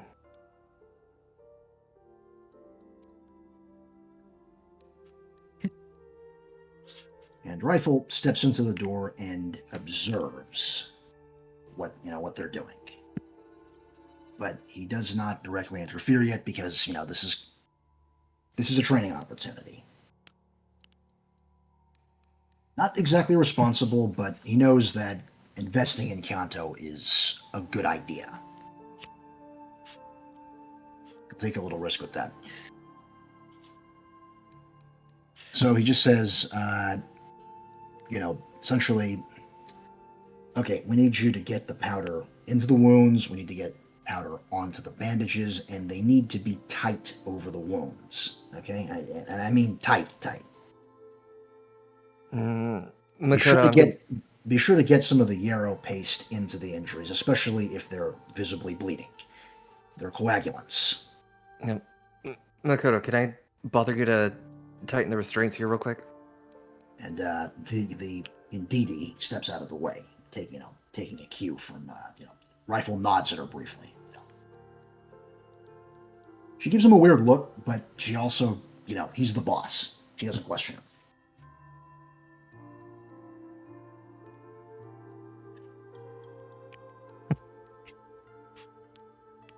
If brute strength is what you need to help, then at least that's something I can help with. Yep. Just need it tightened over the back. Roll athletics. There we go.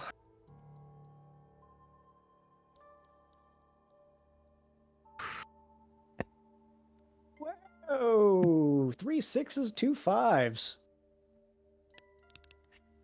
It's a pretty Now, damn good roll. Luckily, the Dawn Fund is actually really badly fucked up. I know that we're treating the 6s as okay out of 10. Most of them are in fairly bad shape. The Dawn Fund is actually in worse shape than most. Rolling with disadvantage. Yeah, so he doesn't really have the means to struggle at this point. He's a little too far gone for that. He just, he might groan a little bit. Maybe he very weakly trumpets at one point while they, dress the wounds. They got to smear that paste around inside of him. That's never fun. Got to reach into the injury for that. Like what Alden did with the Vaporeon. It's the same thing. So, yeah. It does reduce the bleeding significantly.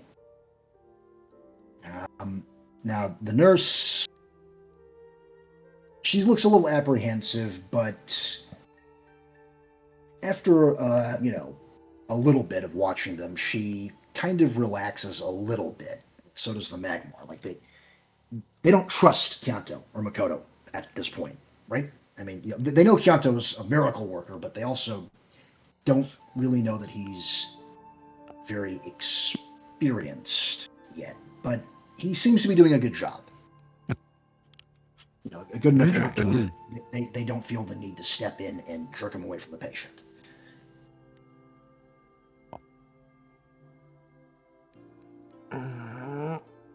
There.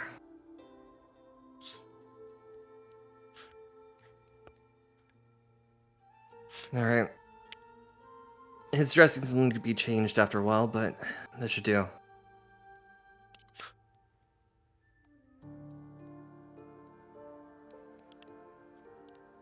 Okay. By the way, I'm just gonna. Yeah, I was about to say. I was about to.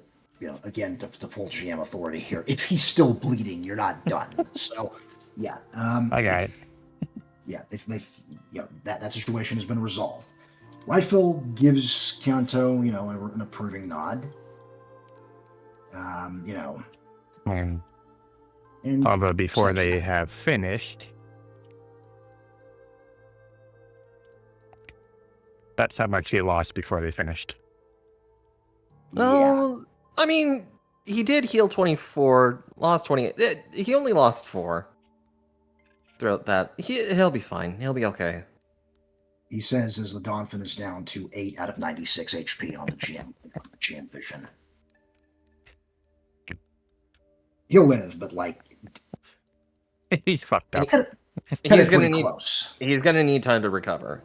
Yeah, and I'm okay telling you about the health bar because that's something you should be able to sense your character should be able to sense.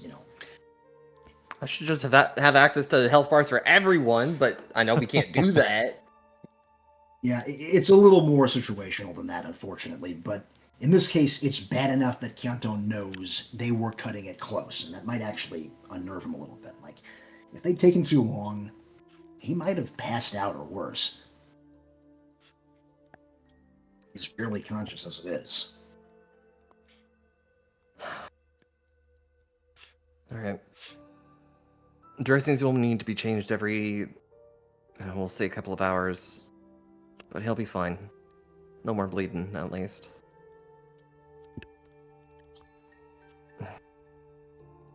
All right, Makoto, we're done. No, we're not. He holds up the chart, and there's actually one more log on, one more entry on the chart. You are properly compensating him for all of this work, aren't you? Makoto. Well, we did last time. He doesn't even skip a beat when he hears her say that, almost like he was expecting it. He does seem slightly annoyed. Maybe he's familiar with Tempest. She even if he can't immediately identify, by species or specific physical traits, people from Tempest have a certain kind of way about them, a mannerism, which a number of Legionnaires, including him, he's fairly high ranked, will be familiar with. The Blissey over here looks pretty frazzled, and she looks exhausted too.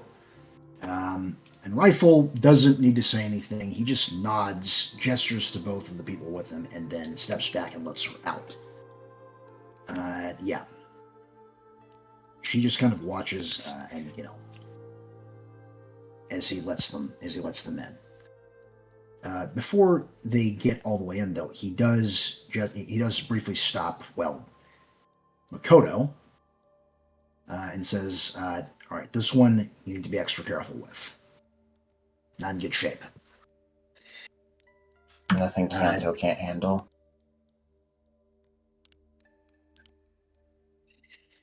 Yeah. So this Larvitar is.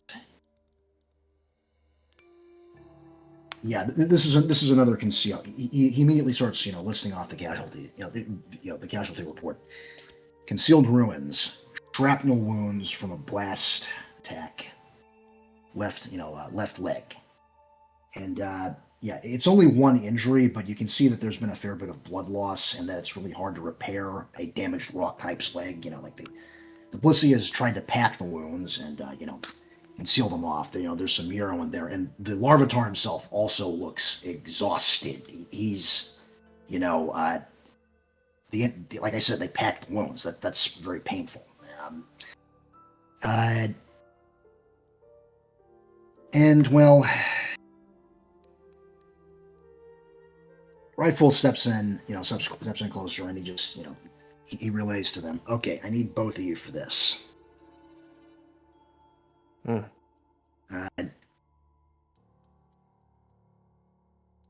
So he turns to Makoto for a moment. "All right, I'm gonna need you to get some lukewarm water from the central table out there, treatment, med table." And then he steps back and lets her go.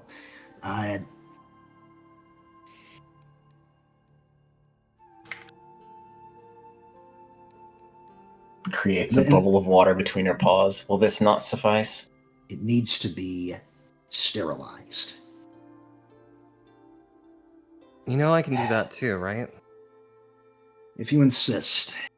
It still needs to be lukewarm, though, just, to avoid causing the wound to dilate or anything like that. All right. Makoto, hmm. Want to get strict, rather. Show me how you create water real quick. Stare. I mean, you can create like a bubble or something, right? Yes. Rifle just briefly looks up at the at the table, and also at the at the water that's already in the treatment room, and he kind of taps his foot a little bit. Like, I mean, he's not saying anything, but he's also looking at the Larvitar, and it's kind of obvious that the message is get a fucking move on. I mean, he's not saying it, but you can see it in his eyes. You, out of character, we are trying to go as fast as we can, but these interruptions, man. Oh yeah, that isn't directed at you, out of character. That's just this is Rifle being a doctor, being concerned about his patient, basically. Yep. So, Kyoto tries to get Makoto to create a ball of water. Kyoto will use his energy to purify it, and then ask Makoto to put the water onto the wounds. Yeah, we'll do that. I don't know if anything's required for it, but we'll go ahead and do that.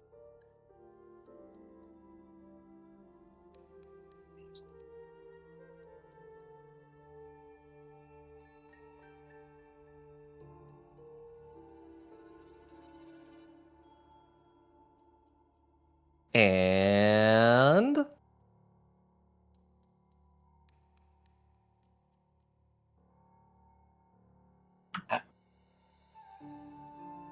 Rifle. Yeah, hang on a second. Bit of inter-GM communication here. Okay.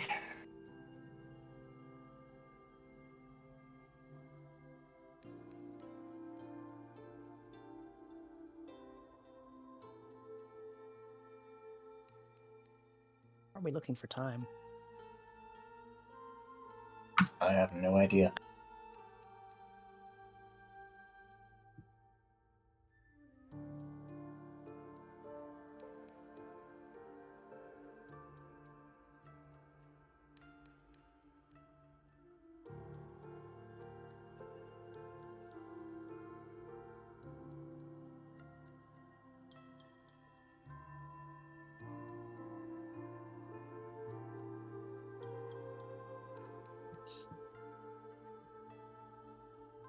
Okay, there's something going on. Slight technical difficulties here. Oh, okay. I have been instructed to tell Makoto to roll focus.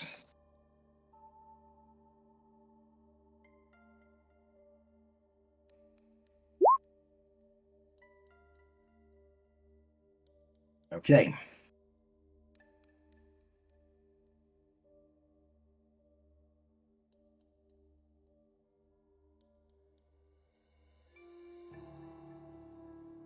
Okay, that's enough.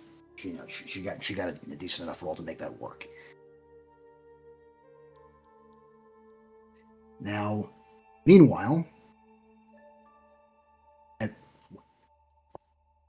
while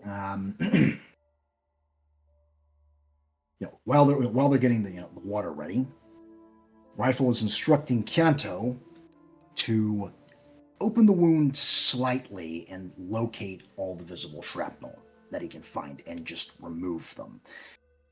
He will then turn to Makoto and say that her job is to trickle water over the injury in order to keep the blood from drying. Oh, this is gonna This is not going to be. This is not going to be fun. Well, it's a middling roll.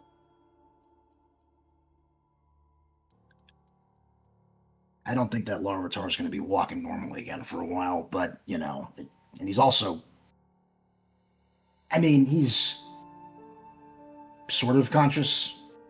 You know, he's being quiet, but, you know, it isn't really a fun time for him. Look, all they gotta do is evolve into the pupa, and then they get their legs back when they evolve again. Did Glacy tell you that? Okay, look. Picking out pieces of shrapnel as a quadruped is already terrifying enough. You can always ask Makoto to do it for you, but, you know, Kyoto has his pride. He doesn't want to put Makoto through that. All it takes is one steady hand. Do you act like Makoto has been bothered by this at all? Yeah, that's Makoto in her head and you, and we're talking about Kyanto's head and the way he sees the situation. So, yeah, we're gonna... Okay. Lacey has instructed me to say that the Larvitar yelps, but Kyanto can do it without too much damage. I'm gonna adjust that a little bit. There are, you know, he's far gone enough that he doesn't exactly yelp. He kind of just groans and writhes in place a little bit. You know, even you can see a fair bit of blood on the boards. Like, I mean, he's not bleeding anywhere near as badly as he was before. Like, the nurse managed that much, you know, but it clearly took its toll on him. He's very weak. This is actually one of the worst injuries in the ward right now. He said that about 3 other patients. You know that? Yeah, I said that about the Donphin and about the Shift Tree and, you know, the Kaparaja in particular. Mm-hmm. The Larvitar, though, you know, 7 injuries, pretty severe blood loss. He might lose the leg if they bumble the treatment too much. That puts him closer to where the Shift Tree was than many of the other patients in the ward. So, yeah, this really is one of the worst injuries, despite the fact that it's localized to one part of the body. Yeah. Well, Kyanto's able to effectively get all the shrapnel out, what with all the writing and the cringiness in his face. Well, he doesn't... The thing is, there probably are still pieces of shrapnel left in the leg, but you're going to seal up the injuries anyway. For the time being.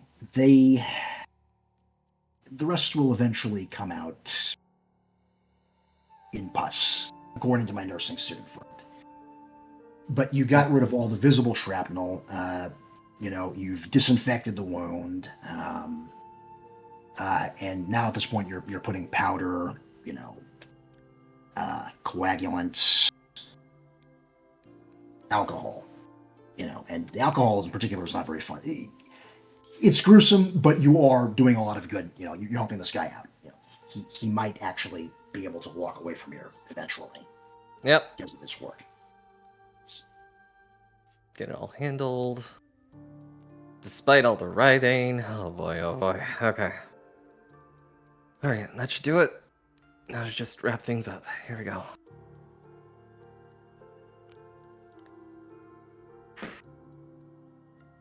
Okay.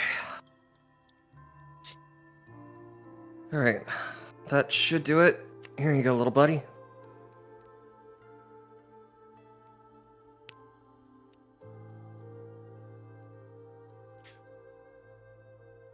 Alright.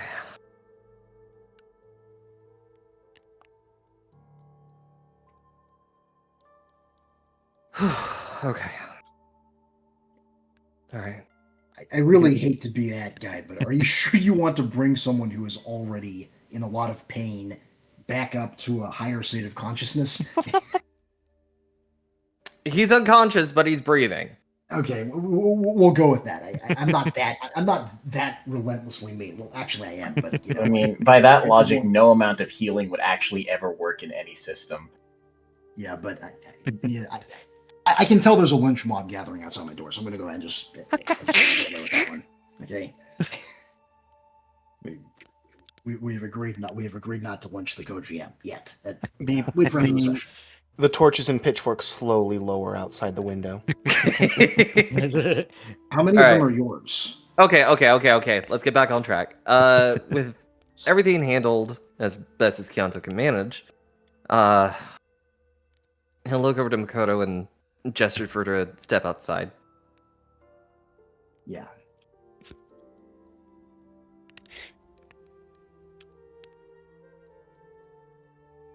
It's the best I can do. The Blissey just gives him a nod and and steps back into the room to monitor the Larvitar for the time being.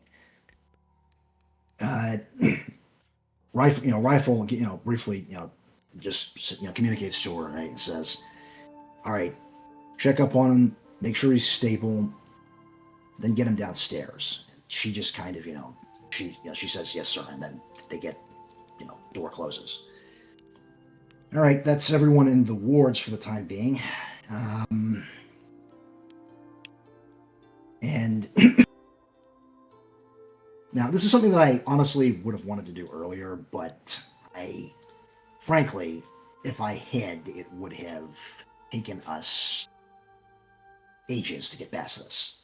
But now that we've addressed this issue, I'm going to briefly step on over to the lower cavern south. And, okay, I'm just going to do a quick head count here. Wasn't the healing aura already applied to them? Okay, let's see. Or there was the AoE heal that was applied to them, wasn't it? Yeah, and the AoE heal fixed one injury, right? Yeah. It does clear one injury, yes.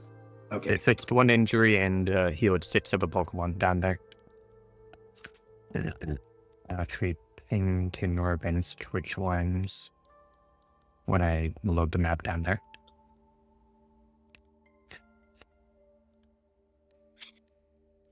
Well, I mean, okay, I'm looking at it. Didn't only a few of the Pokemon have one injury, so only a few of them are going to step out of here. Mm-hmm. Come on, roll 20. I'm going to go ahead and gather up the ones so that we can unone them. Okay. D6. So these 3. Oh, okay. That's not 6. That's 8. You mean these guys? I'm not You mean saying these those guys? 2 up there. I'm talking about those 6, yes. Okay, fine. So you're saying that they're healed. One of them is badly injured. I'm gonna contest that. The hit on top should not be moved at this point.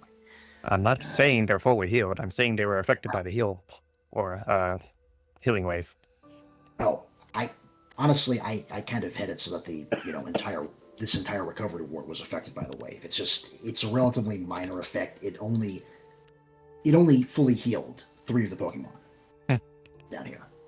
I'm going to go ahead and move them over, but yeah, everyone else, their recovery period here is going to be cut significantly short because, well, the power of prayer, I guess, right?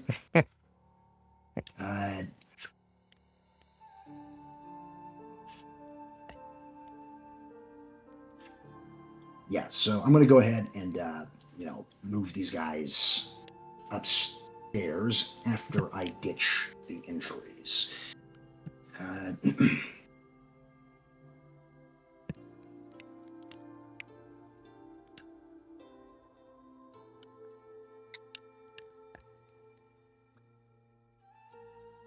So it's Upper Caverns.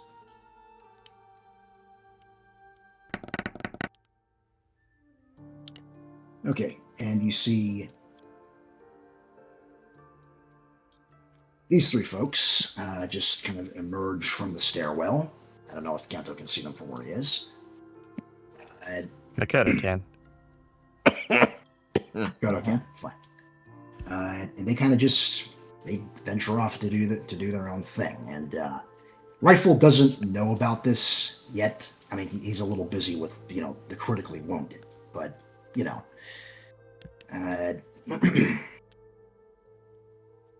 he will get word of it, when he goes down to check on everything.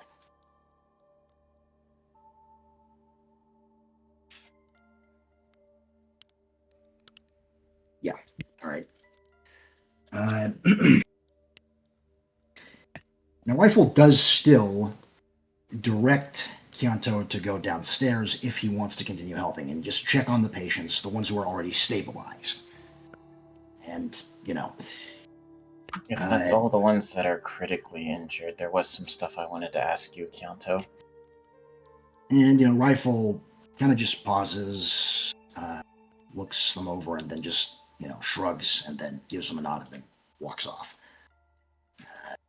He figures either Kyanto will help out or not, but he's got to chart. Being a doctor sucks.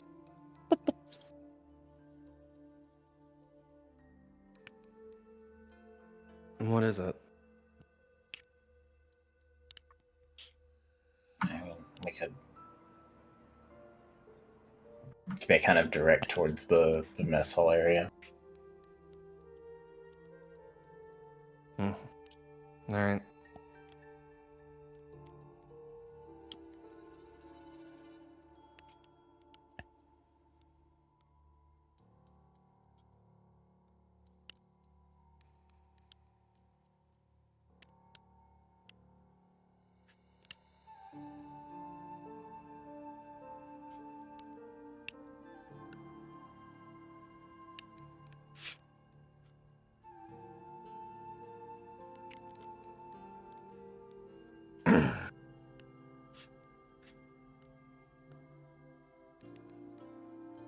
So, what is it?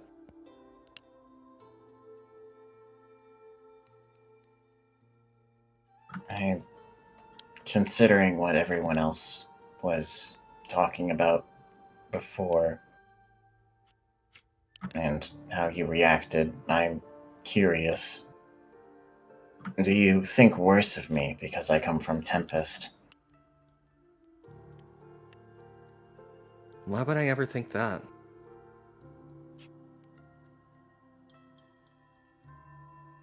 The way you were talking earlier made it seem like your opinion of me might have shifted.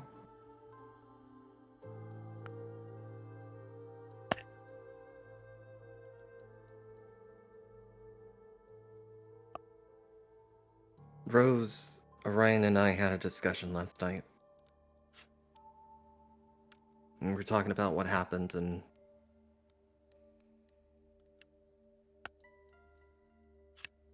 how I guess I've been treating everything.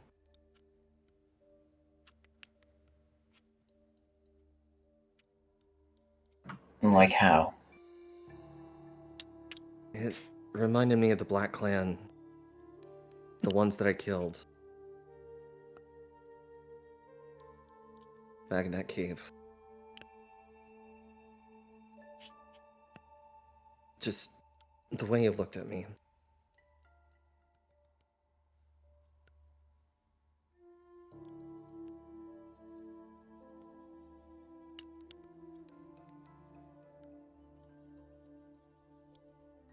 I don't imagine that's something you want to keep doing then.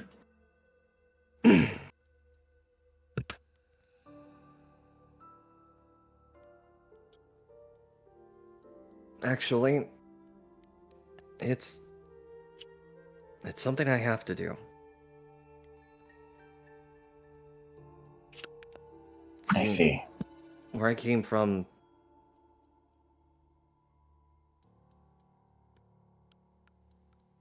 those who suffered, those we knew we couldn't save, we were taught to put them down.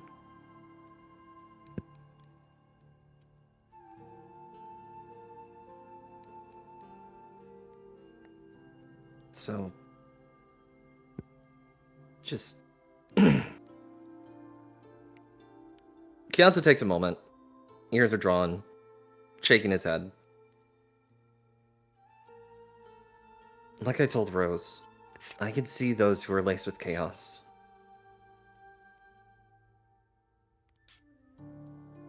And based on Rose and Ryan's words, it just felt right to put them down.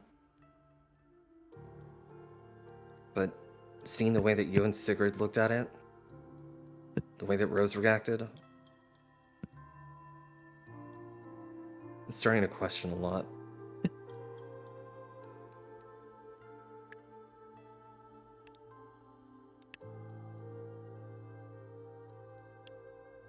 It's not too dissimilar from Tempest.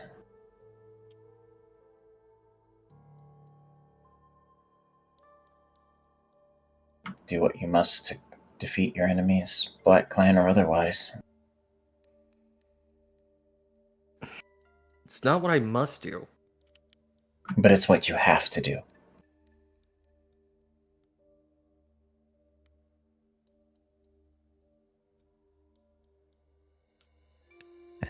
I don't want things to be like that. That's why I ran away.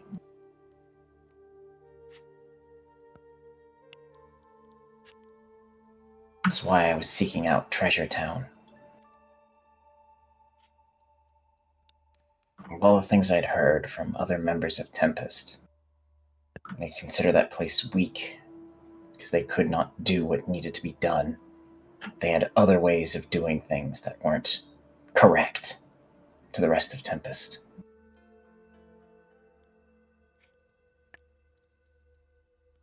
And if that truly is the case from what I've seen, that's where I want to go back to.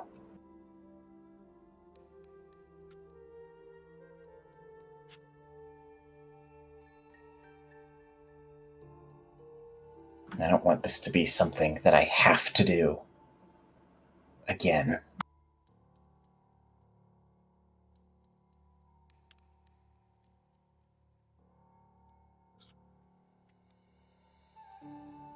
It's not that I have to do this.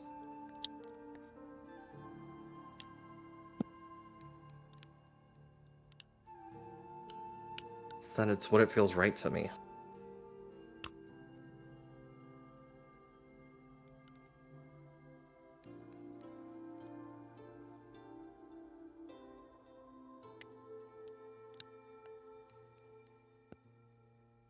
I guess not everyone sees the same thing I do, so...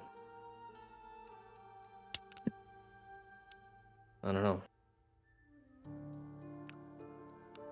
What part about it seems right?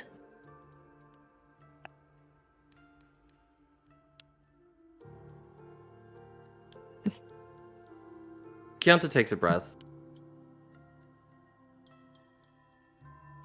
Would you rather they stay there? Hurt more innocent people? Kill more innocent people? What does it matter? They'll just come back, regardless of if you kill them or not. It's pointless.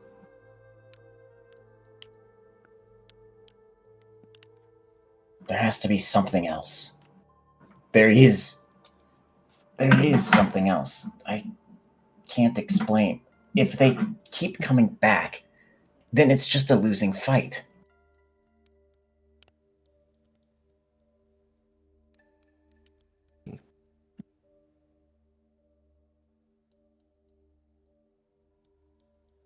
Huh. You might have a point, actually.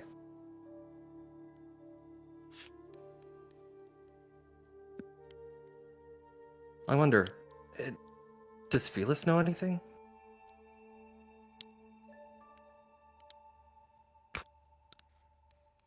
I wouldn't know.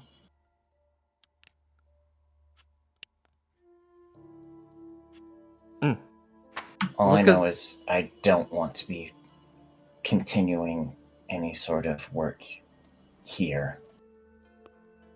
Regardless of if the rest of the team is going with me, I'm going back to Treasure Town. Of course. But let's talk to Felis. If anyone knows anything about chaos, it'll probably be him. Maybe he knows a way to stop this. I'm sure if he did, he would have done so by now.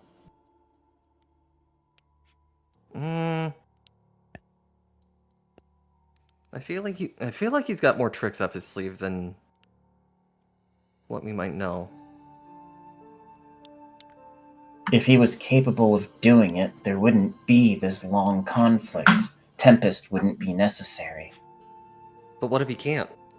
Because he is full of chaos. Isn't Sigrid the same way? Sigurd only just got laced. He isn't nearly anywhere close to Felis's strength.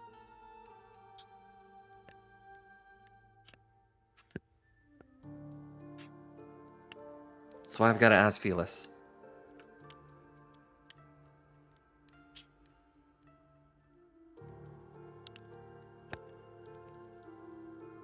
Does that mean you're not going with me then?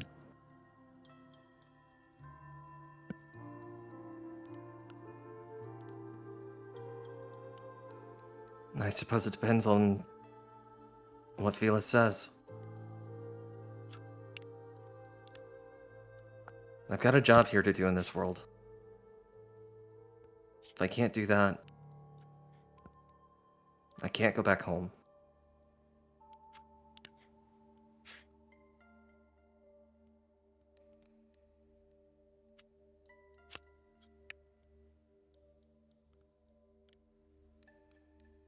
I'm not sure I fully understand that one, but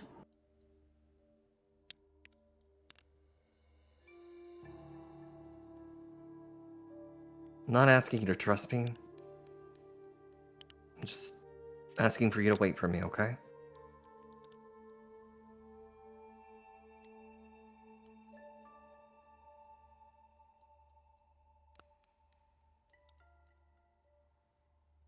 I'll consider it.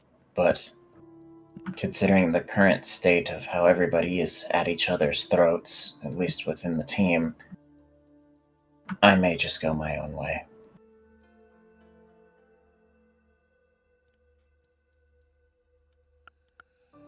Well, I'll have to see you in a bit then.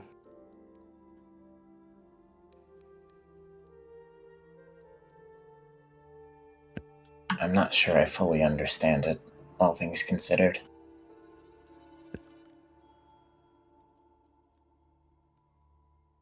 Kyoto isn't sure how to answer this, so he'll just bow to Makoto before head back towards the entrance.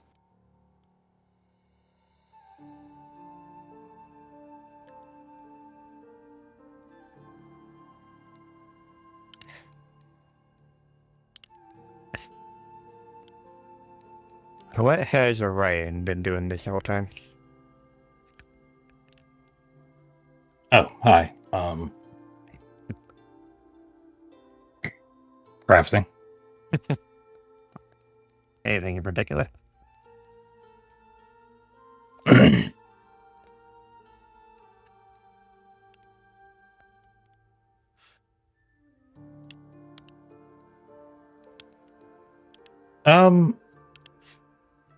There's two things come to mind, but first I'll ask, Kianto. Hmm? Did the request for what you wanted Orion to make, did you say that in character or out of character? In character. Then yeah, that would be what he's working on. Alright, roll tech ed.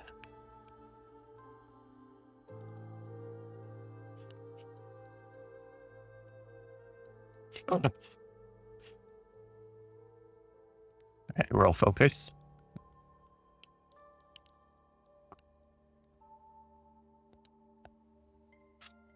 Alright, so a few hiccups. Takes a while, but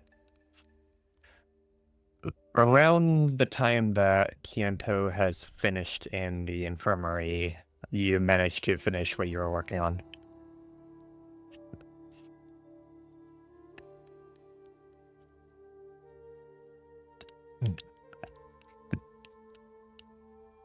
In which case, Orion will take time to, at the very least, properly give it a sheath, cover it up, make sure it's wrapped up properly as if to be given as a gift before.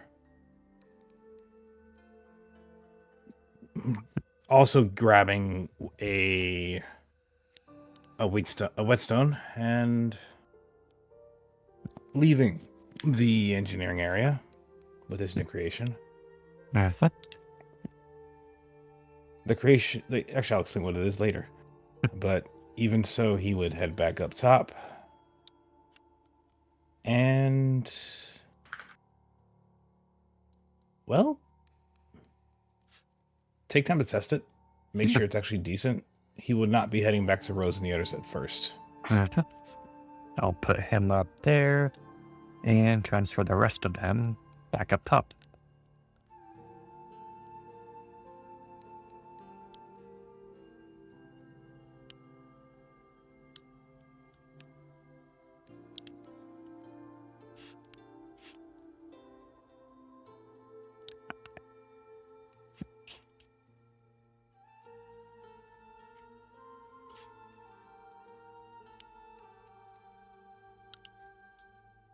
And what has Rose been doing this whole time?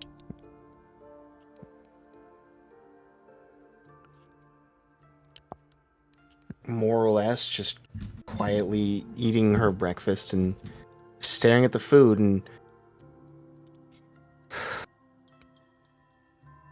she's more or less. How do I say this? There's been more than one thought of if if the team wants me, I'll stay here and let them have the team has crossed her head. Because it's really hard for her to see anybody but herself as the cause for the issues on the team, because she's the one that started that talk. She's the one that had the issues. Whether what she was trying to say was misinterpreted or not, that's still on her in her mind. So she's trying to figure out what she can do to fix this, up to and including, I will leave if it makes it better. But only if it will make it better. She doesn't want to leave, but she has more than once considered that if that's for the best, that's what I have to do. She doesn't want that, but she will do it if she needs to.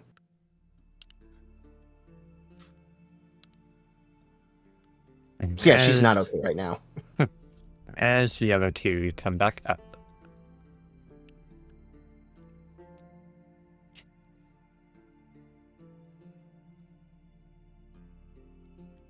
Alright, gotta find Felis.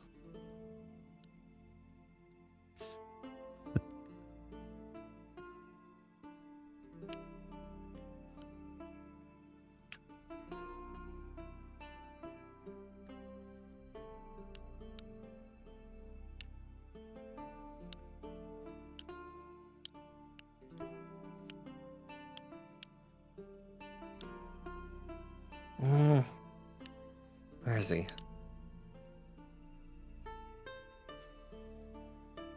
I believe Sigrid saw him last anyways. I don't even know where Sigrid is. Run, run, run goes the little bee.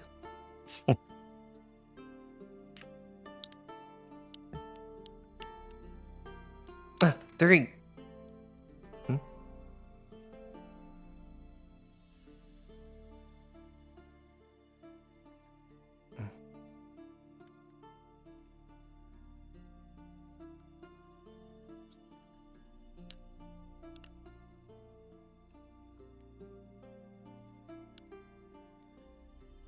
Rose does notice that he is approaching, but she's trying to stay quiet to avoid just making him angrily stomp off again.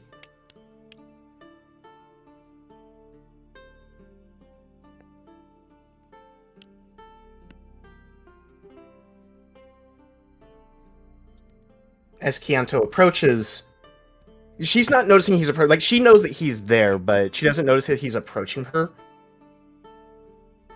Question to Lacey: what were they making for lunch? I guess. Some sort of soup. That soup's a bit saltier and more watery than it was 5 minutes before. she's not really eating much. Like, she had a couple spoonfuls, so she's not completely empty-bellied. But Kianto is able to see the tears falling from her cheek. Yes, tearjerker soup.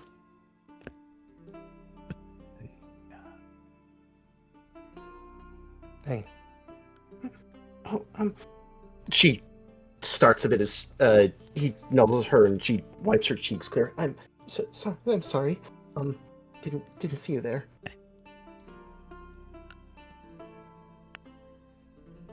I'm sorry. I'm sorry too, Kyoto.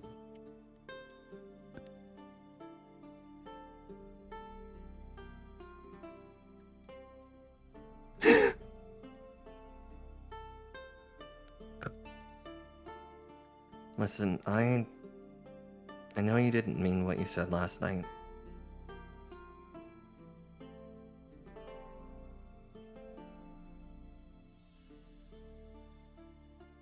I understand that some people don't see things the way that I do.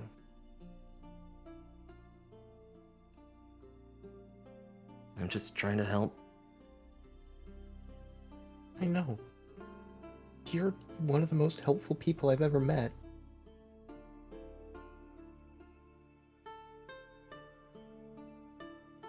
And I'm sorry that I didn't make that clear in what I was saying. That I didn't make anything clear in what I was saying.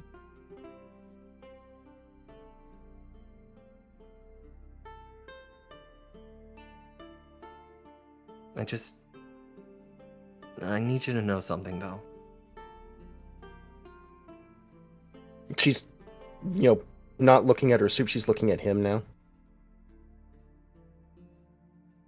Whatever happens, I know what I have to do. I'm gonna break this cycle.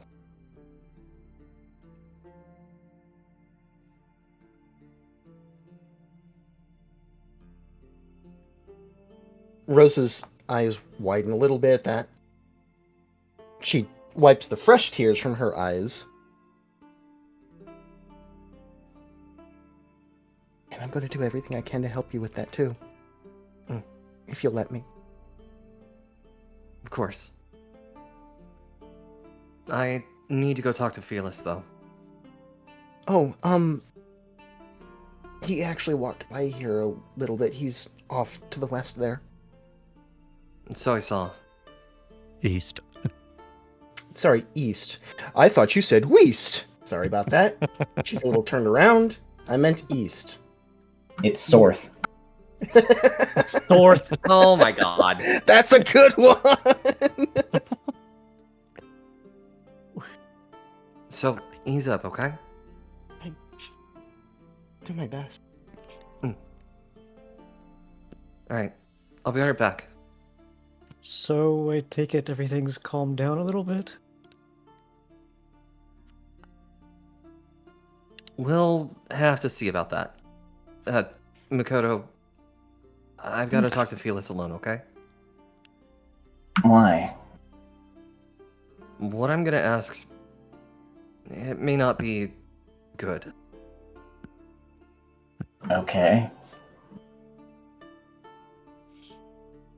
I just need you to trust me, okay? I trust you, but I'm also curious myself. Alright. If that's what you want. If this truly is a different way of doing things, I'd like to see for myself. Felix! Huh? Felix's ears twitch up and just turns around and looks over at them. Oh. Hey, guys. Hey, I had a question. Could you come over here? Sure. What's up? So, Makoto and I were talking, and I had an argument with Rose last night, and I think we got that figured out. But I thought it best to ask you, because you might know better than anyone else.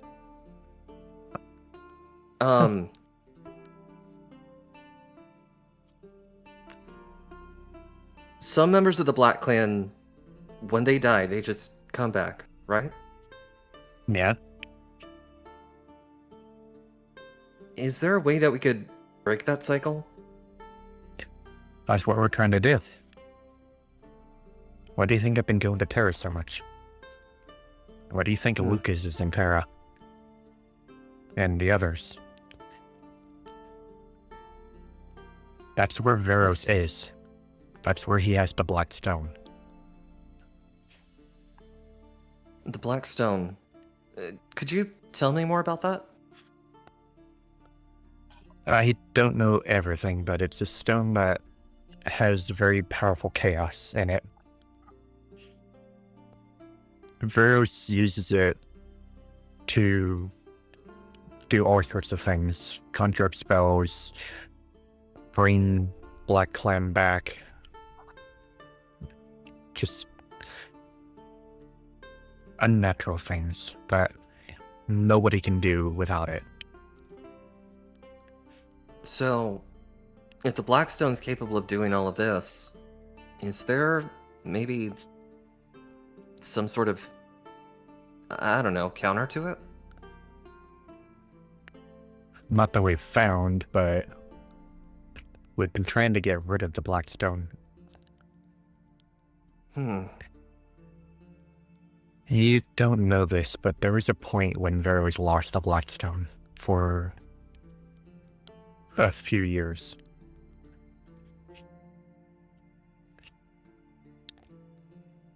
And what happened? We had an Altaria holding on to it. Someone by the name of Lou. He was from the Spiritual Council. When we faced Veros on Mistral Island, we managed to get the Blackstone away from him. And for a few years, he went into hiding after his defeat. But when he came back, he hunted Lou down. He wasn't able to kill Lou, but he managed to get the Blackstone back. So, during that period of time, when the Blackstone was with the, Spiritual Council? The council's defunct right now, but with Lou. During that period of time, did the Blackstone do anything? Aside from making him have nightmares every other night, not really. And Veros has still been bound to the Black Stone, which is why he was able to find it, but he wasn't able to use it for a while. Sure, the clan's been able to still come back because the bond wasn't broken, but that's what we're trying to fix. Okay. So, if there was a way to counteract the effects of the stone... I'm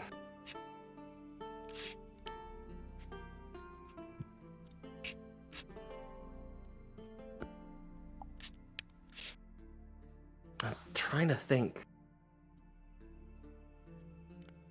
I feel like I know something about this. I'm not sure.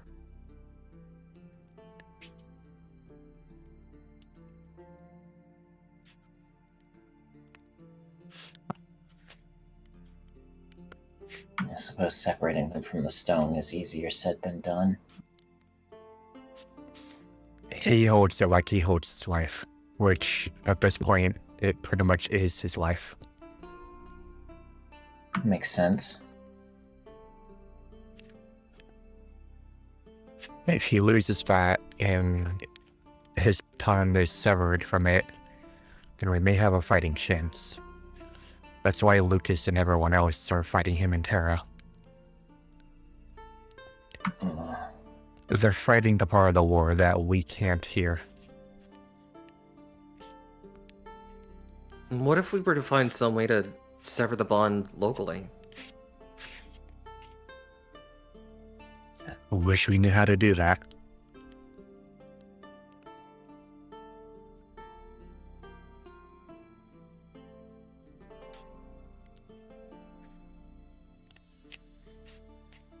You know Yeah, what? I- I'm gonna I'm go gonna ahead go and ahead. roll on this Lucky. and see if Gyanto can think up something regarding souls.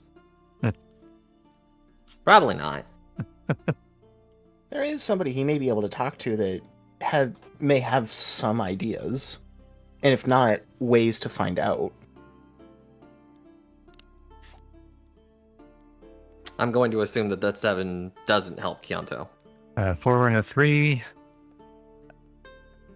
He has some vague thoughts and considerations, but he doesn't really know anything concrete. Hmm. The fact that they can't return to the river. What? Hmm? Oh. What? Yeah. What does that mean? When the soul separates from the body, it returns to the river. You know, the place where all souls go. Blank stare. Well, it's not like your soul just stays here on this plane of existence, right?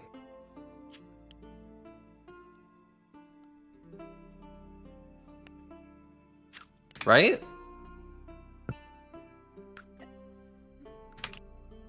Felix, help me out here.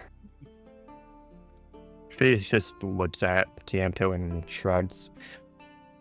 The only thing I know about souls passing is, well, a council.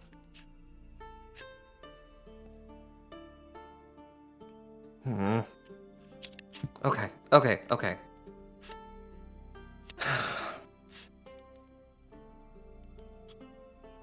You'd have to ask Lucas about that, but when he's actually here.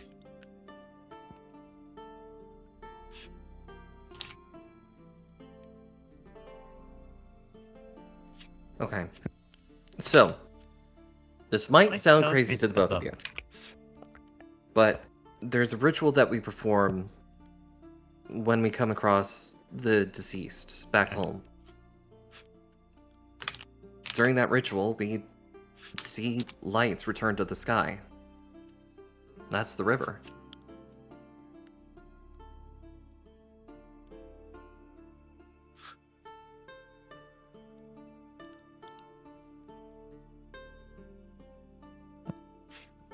I guess I'm not making any sense to you guys, am I?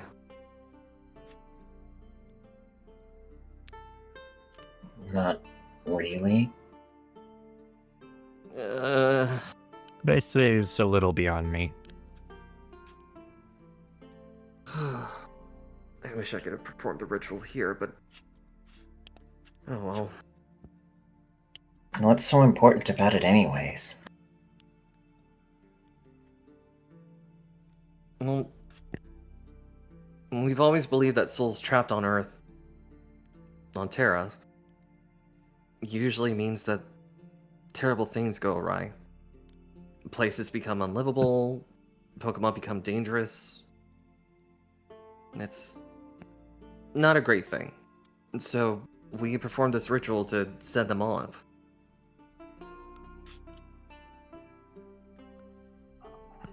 So that they're no longer disturbed or, in pain. Okay. And that means what for us? Well, the Black Clan, the ones that get revived, they can't return. So if there's a way that we can send them back, separate them from the Black Stone, maybe they won't feel so terrible anymore. I don't know. It's just a thought. Wouldn't that just put them down permanently? It'd end their suffering. You'd end this cycle. Sure, I any of them see. would probably want to finally be let go of that.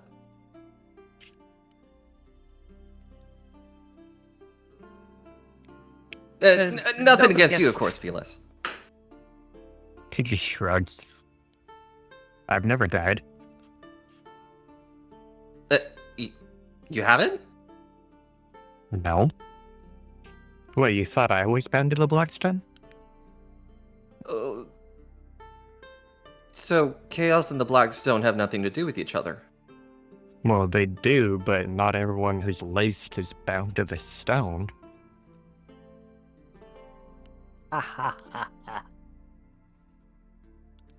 Well, there goes my theories out the window.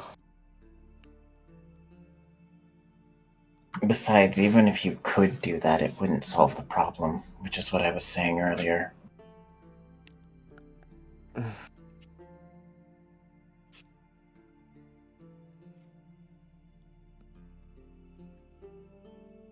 Say you could do that.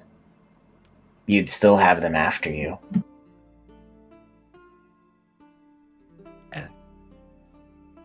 It's I not don't like I know. want them to go after anyone else, you know? How best can I put this?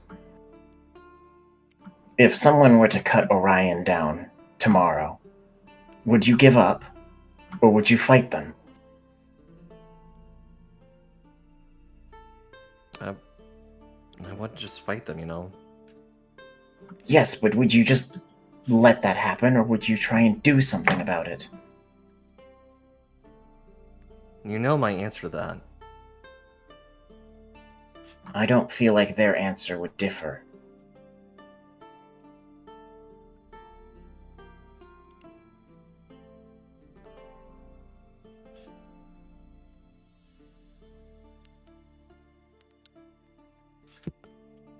Besides, how do you know that those clan members really want to die?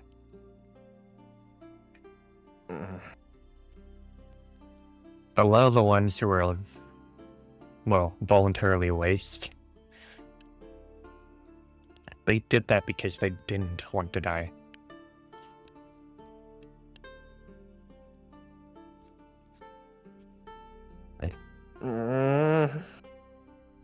Look, Everyone can see the frustration building up in Kyoto. Do you understand what I meant now, Kyanto? I guess, but how the hell are we supposed to end this? That's what I would like to find out. A way different from Tempest, from the Legion, from the clan. Different way.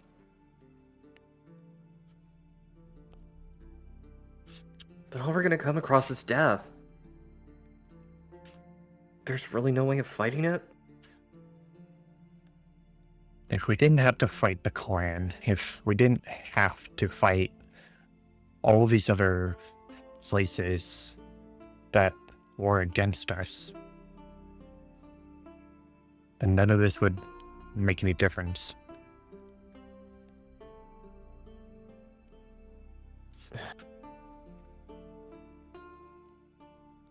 This is frustrating.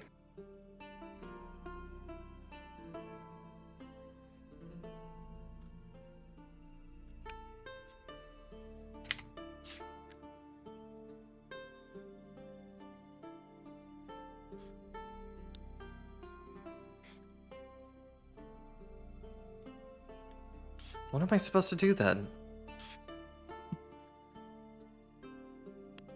I don't know why Lucas wanted me to bring you particularly here. He must have seen something. I just don't know.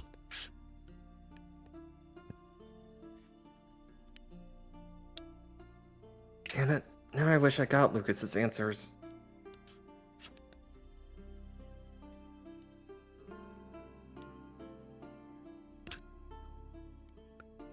Maybe whenever he comes back here, we can ask him.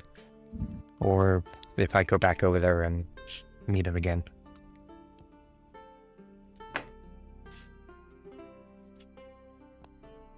Whichever works.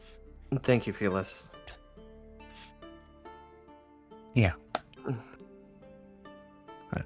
Sorry. I wish Don't I had worry. more.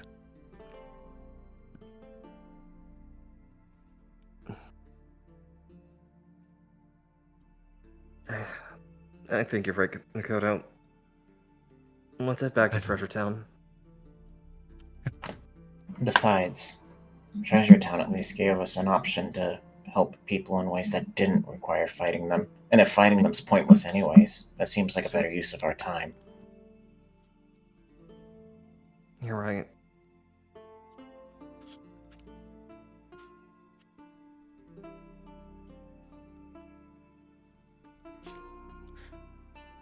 Hmm. Kiento. Hmm? If I know Felix well, which I do, there was a reason he would have wanted you here. A good reason. If there didn't always have to be fighting, well, why would he bring a healer here?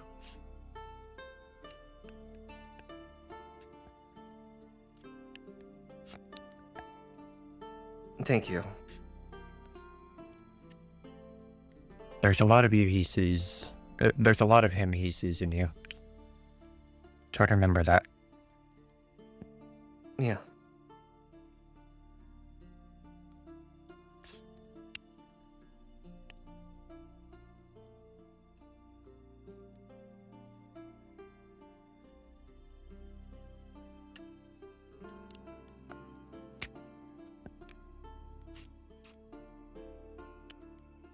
So, how did it go? We're back to square one. I see. No, we aren't. Makoto looks like her fur has bristled out. She looks kind of angry at that response, Keontae. All I'm saying is that it's pointless to stay here.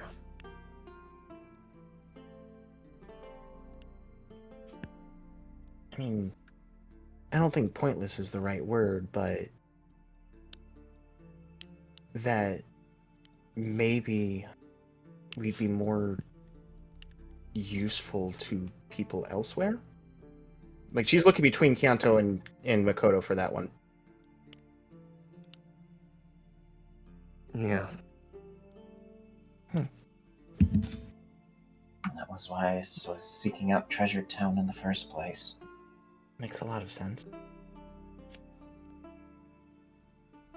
So, we're going back. Back to T-Town. Yep. Well, do I some have good. been wondering when we were gonna go get back myself. It felt like we were kind of just dawdling here.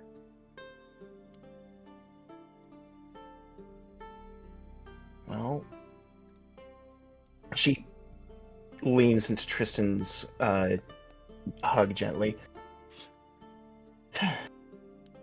We felt we were trying to help here. No? But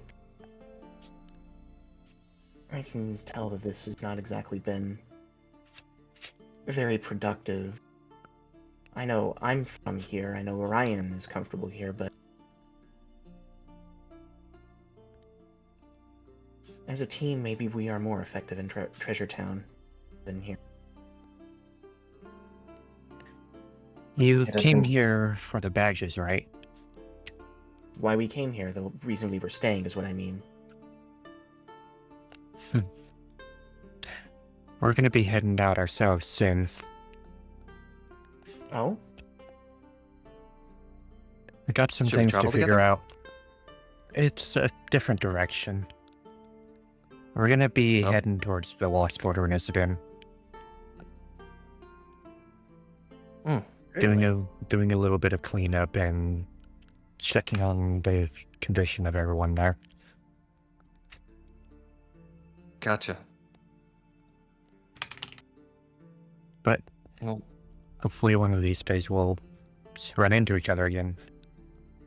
In better circumstances. yeah. And you might even have some more stories to tell us. Maybe more songs to play. She just gives a knowing smile behind Makoto.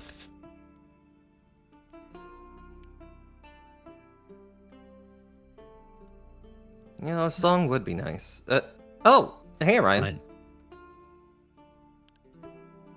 Come back.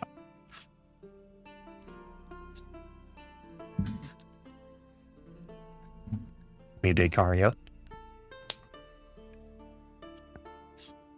So, how Kyoto said that got Orion's eyes to kind of glow a bit before they perked up, like, rapidly. It's like, and he gives a smile, like, hey! I got something for you. Oh? What's that? Like, as he comes closer to the fire, it shows he, there's a lot of soot and just like dirt on his fur. Various bits of small shards of metal with it along his hands and What wrists. the heck have you been... Do I need to heal you again? I'm not hurt. I've been building things. What kind of things? There's the Kyoto response I was expecting. Boy. See, he is feeling better. Tristan just smiles a little bit. Orion just sighs. It was like, okay, look. You made a mention of you wanting something earlier. You also made a mention. You also made a mention that I don't quite listen all that often. I did listen to this though. I just needed time. I finally got it. So I went back to the engineering ward, found a spot, sat down, started to build what you asked for. It's not perfect, but he would hand over what seemed to be a casing of sorts,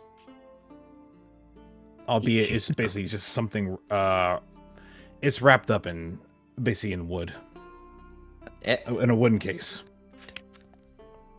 Okay. Kenta will fiddle with it and both pause and attempt to open it. Within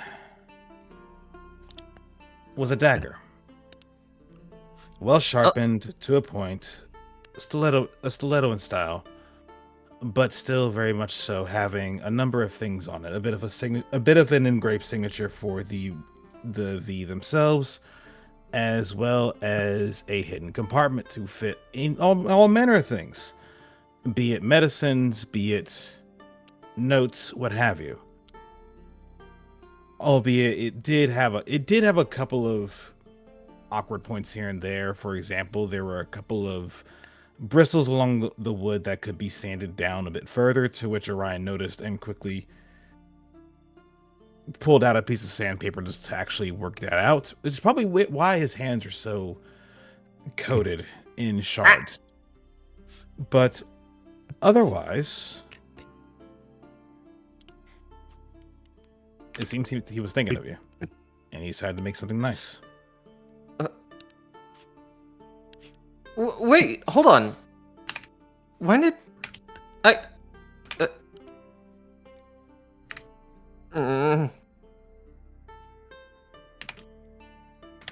Look, Glomp.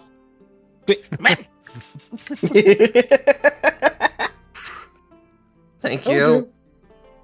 I definitely can tell that he is feeling much better.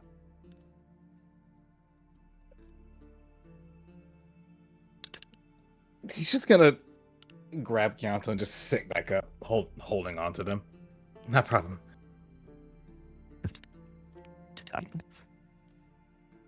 Wait. What are these slots for?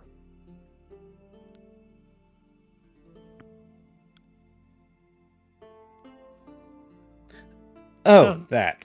Well, let's just say, give me a bit of time, and it'll be for something a little bit of future planning. Planning? I didn't have too much time to implement everything I wanted to do, but I think when I get it done, you'll like it. But it's usable. It's usable in its current form as is. I guess. Though I will say, considering what we discussed, it has 1,000 uses. Use it as you see fit. Okay.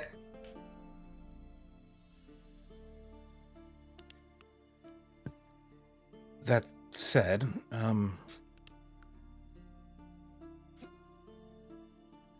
apologies if I kind of overwrote the conversation last night. I was trying to push it in a direction so we weren't talking in circles, and I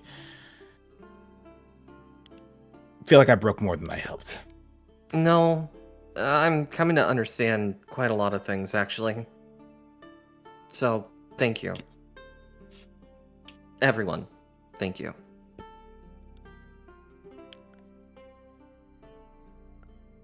So, what do y'all want to do? I'll be honest. As much as I love being back home and love my family, we should go back to Treasure Town. I am of the one that would agree. As Well, much as I would like to know more about my own self, I'm not getting into those archives anytime soon. Well, typically I learn more on the road than I do staying in one place for too long.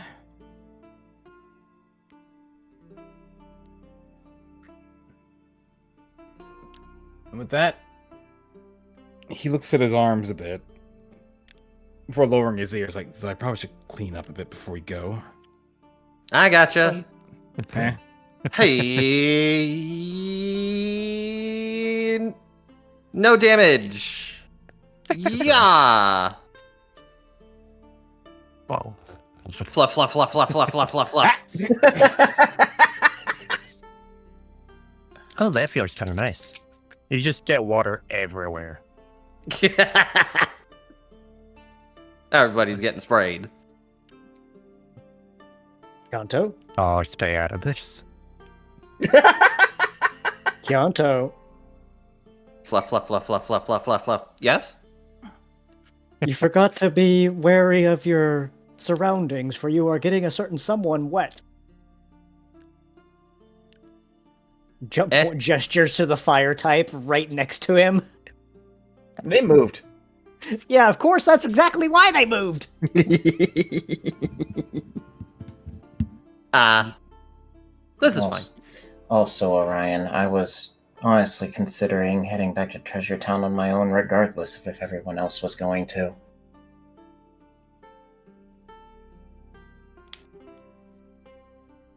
Were you not planning on letting us know ahead of time, or? I didn't exactly let my family know when I left Tempest. Touche. Then, would you mind if we continue to travel as a group? It seems everyone else is in agreement.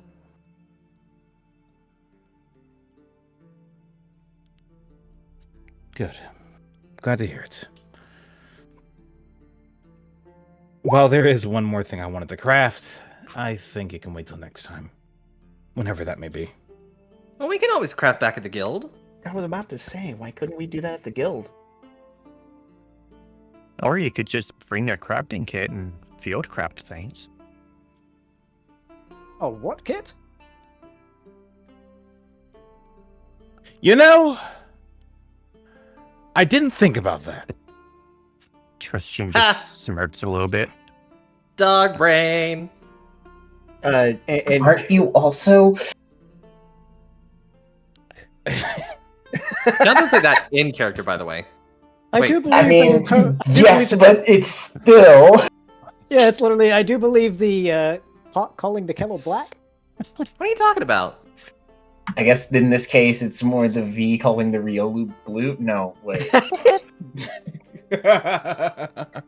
All right, enough being silly. Let's get going. Ruffle, ruffle, ruffle, ruffle, ruffle, ruffle. Ah! Hold on. How are you Hold ruffling me from all the way over there? Psychic. Like a TK ruffle. Kianto just Oh feels my- double the ruffling. Ah! I just had a thought. Hmm.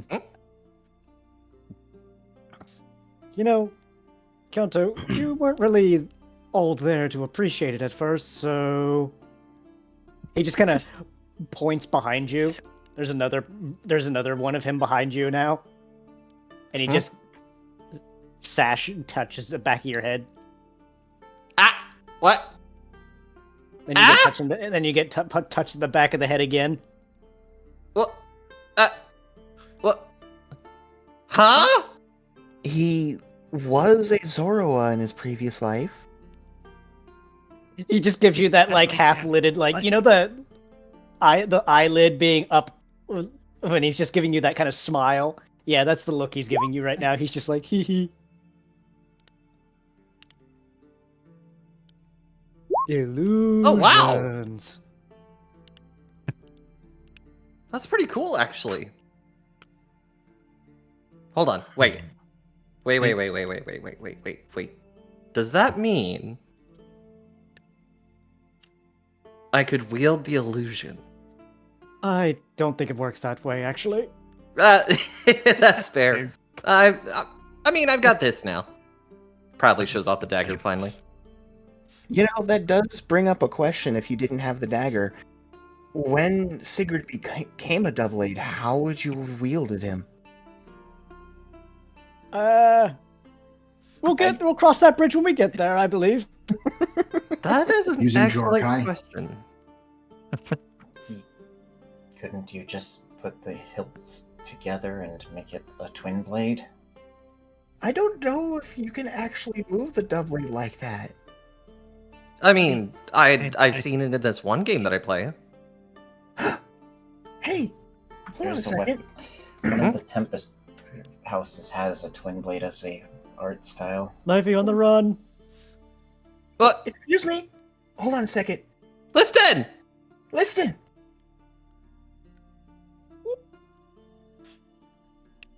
Listen.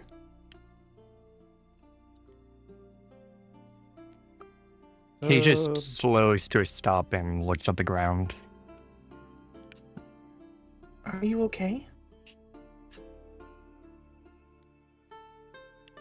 When was any of you going to tell me that I was laced with chaos? You've been asleep. We didn't exactly have a chance to talk much. And you couldn't have said it when you first saw me? We were trying to figure out what was going on, to be perfectly honest. It's not exactly something you can just bring up out of the blue, you know? Knowing would have been nice. I know.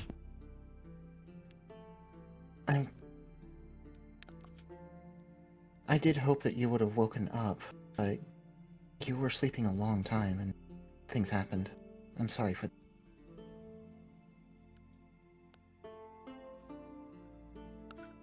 The Espeon came to me in the infirmary.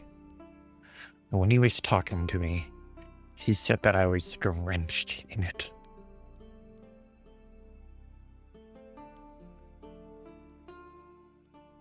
I could explain, but you wouldn't believe me if I told you. What? If there's anything to say about me, say it.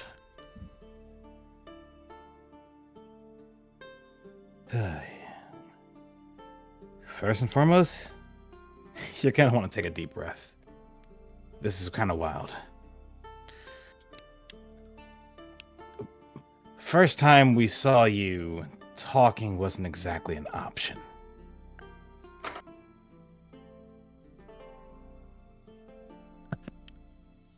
The truth came- is, You Sorry. came at us with a knife. when we encountered you, you were coming at us very aggressively and And the next time we saw you, you didn't even remember that. That's why we were trying to say we were trying to figure things out. We don't know exactly what happened. We were trying to figure that out, calm things down, but things happened and you passed out, so we did not get a chance to really figure everything out.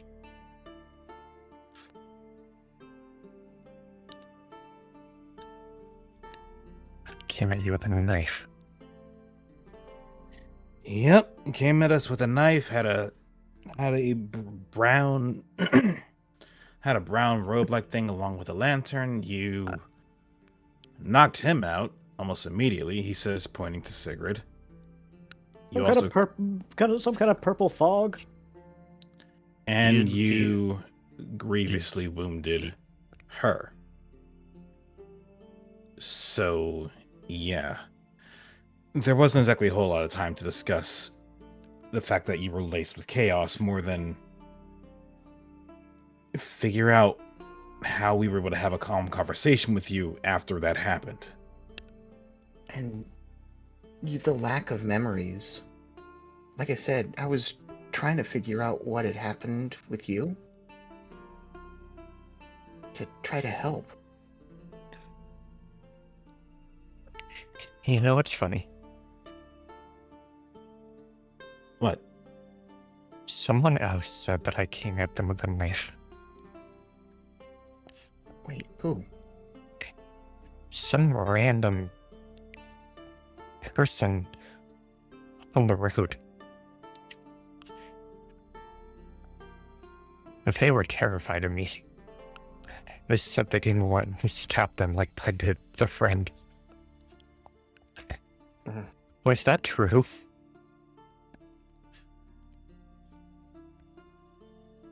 We've told you everything that we do know. And what's wrong with me? But we want to figure out, Liston. That we want to help. Being laced in and of itself isn't the end. She nods her head over towards Felis. He's one of the most laced people you'll ever meet.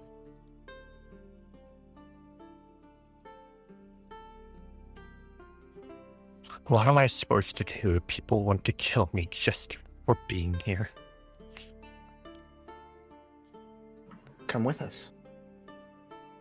And what if I attack you? I don't even know what happens when whatever it is happens.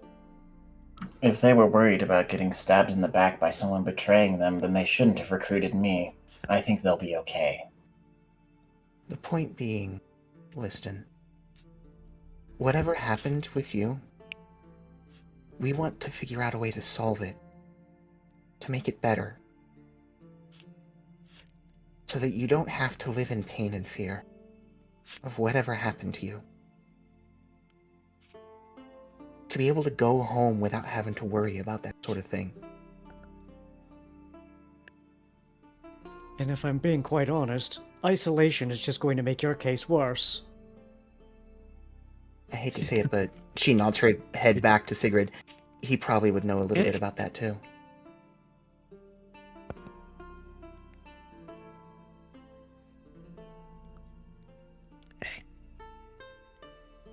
He's just shaking his head. You can tell that there are tears welling up in his eyes. He's just choking over his own words. Of course. I was actually literally playing that in real life. Of course, you can't see that. Yeah. Trust me. I know. When you heard Rose crying earlier, that was not exactly, entirely acted. It's kind of hard not to. He's just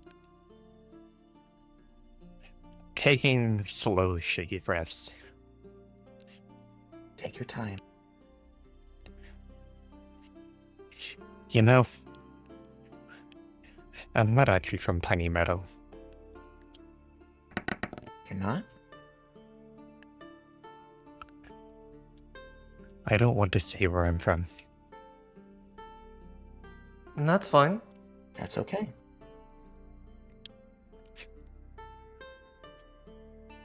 But you know what? We want you to come with us.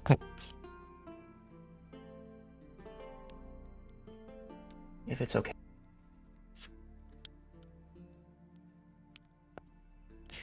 What if I do the thing again?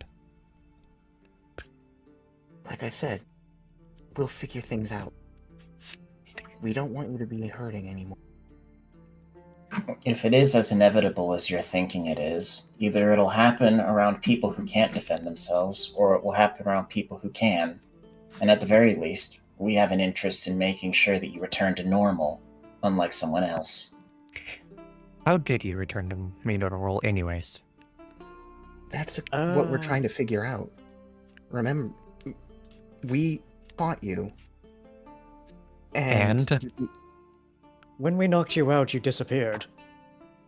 And then we found you outside that forest, reappeared without your memories. Is that why I was there? That's a good question. Do you... It is a likely cause. Do you remember anything that happened before that? I was walking on the road, and I went to sleep. It was late.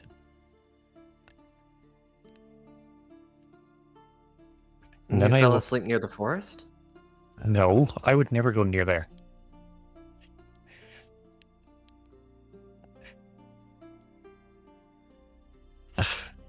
I was outside the concealed ruins. I thought I'd take a nap under a tree. And then I wake up, and I'm under a different tree.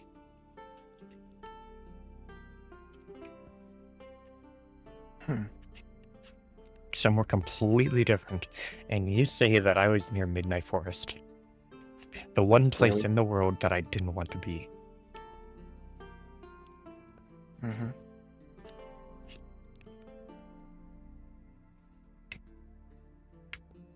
Would this be considered sleepwalking? I don't... Hmm. Wait. What date do you remember when you took your nap outside of Concealed Ruins?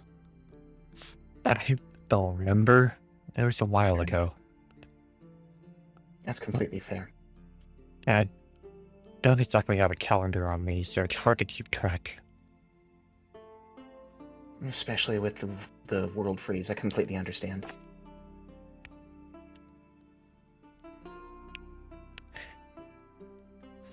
I'd like to hope that I don't remember what happened during that time. A lot of people say, oh yeah, just be oblivious. Don't think about the other side. I don't even want to think about what happened there if this is happening to me now.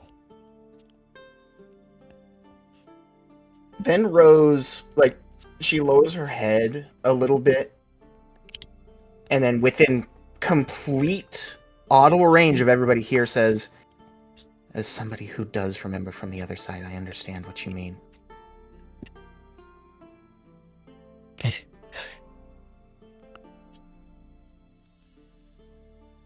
What do I do? We've offered you to travel with us. You can do that, or you can strike out on your own. We're going back to Treasure Town. There's a lot of Pokemon that want to help people, and there's a lot of people that care there. If anything, I think that may be one of the best places to be to try to figure things out.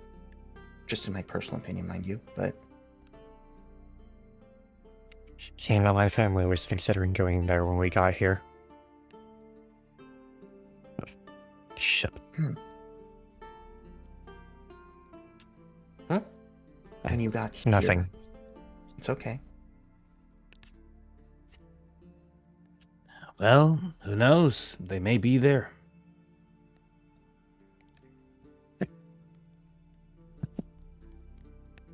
No, they're not.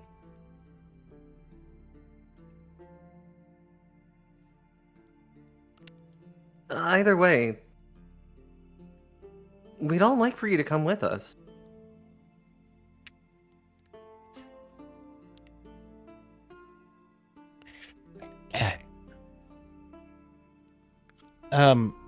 Hey, can y'all give me like a moment?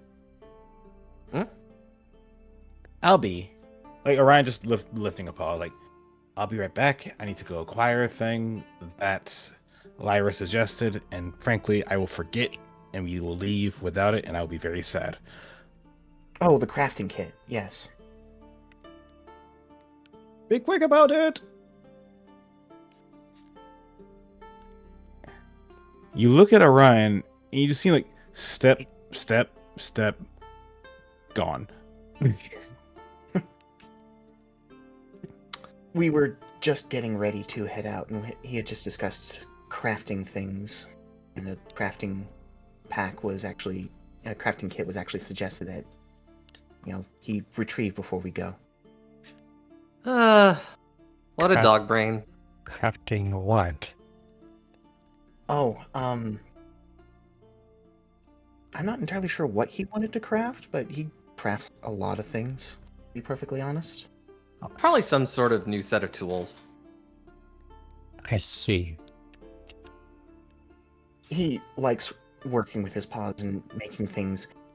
The, he doesn't exactly have the best reputation, in the league. The engineering guys. He broke one of their kilns when he was younger. Set it to too high temperature and it kind of exploded.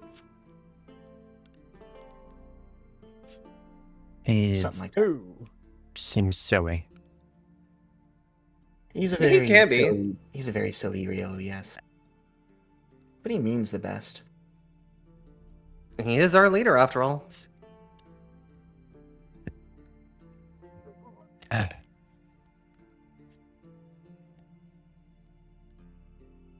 You think Was ever a scenario? you think he can craft something to restrain me? Restrain you? Um, Like rope? Rose holds up a hand. While I'm sure we wouldn't want to go that far, I understand why you're asking, and I think that he would be able to if you asked him.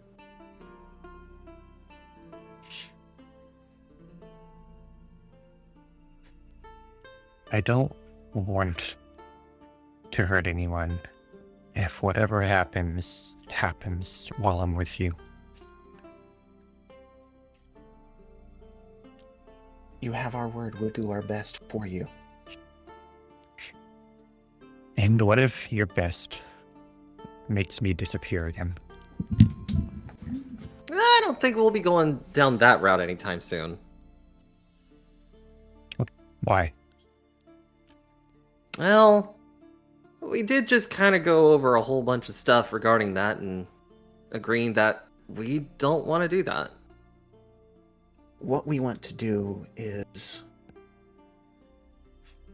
What I want to do, at least, is I want to find a way forward. Not just an endless cycle of pain.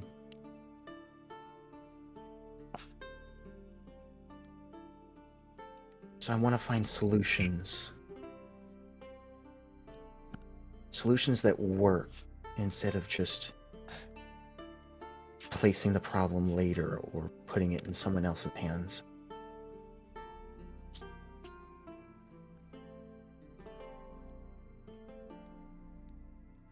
Anyway, that Riolu is really, really, really fast, apparently. Welcome back, Orion, she says without turning around.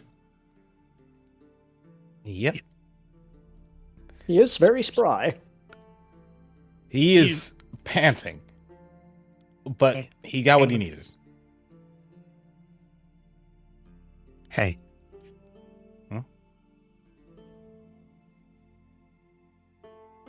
think you can conjure up something in there to keep me still. Keep me from moving. A few things, yes. Depends on what you're after. A way to keep whatever happens from hurting you. Or anyone else.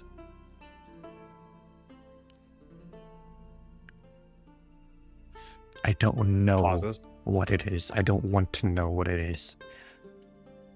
Because if I know what it is, then I might be able to stop it. Subconsciously, you'll try to find a way around it. So the element of surprise will be a better avenue for it. I get you. Put it on me when I'm asleep. Can do. And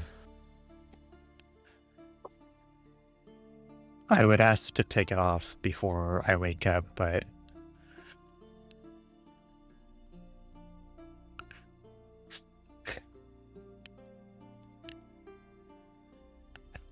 a lot depends on if you know when I'm about to wake up.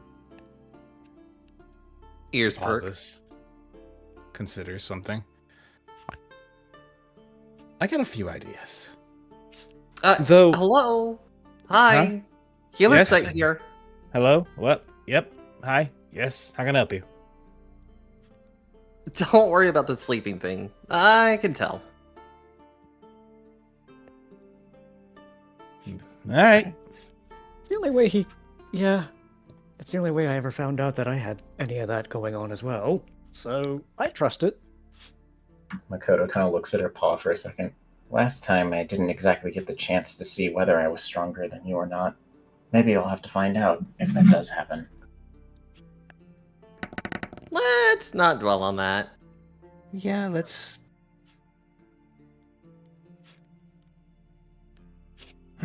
Just Either way. promise me that everything will be okay.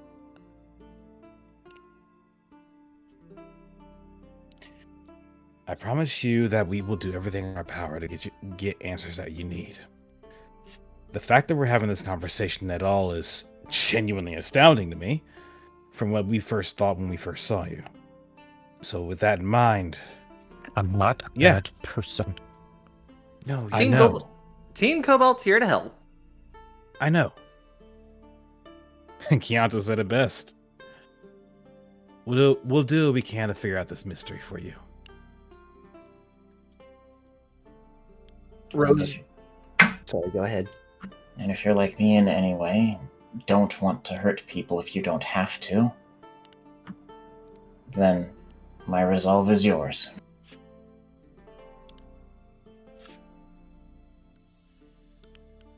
You have my word that we will do everything in our power to find out what's going on. And we will make sure that nobody gets hurt.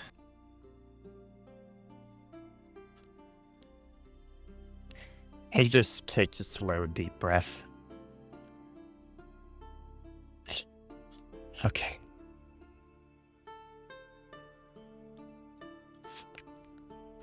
I'll go with you, but only as long as nothing happens. Thank you, That listen. might be. That might be. No, I'm not going to say it. And if something But- does happen, we'll be the most prepared for it. We'll also let you know.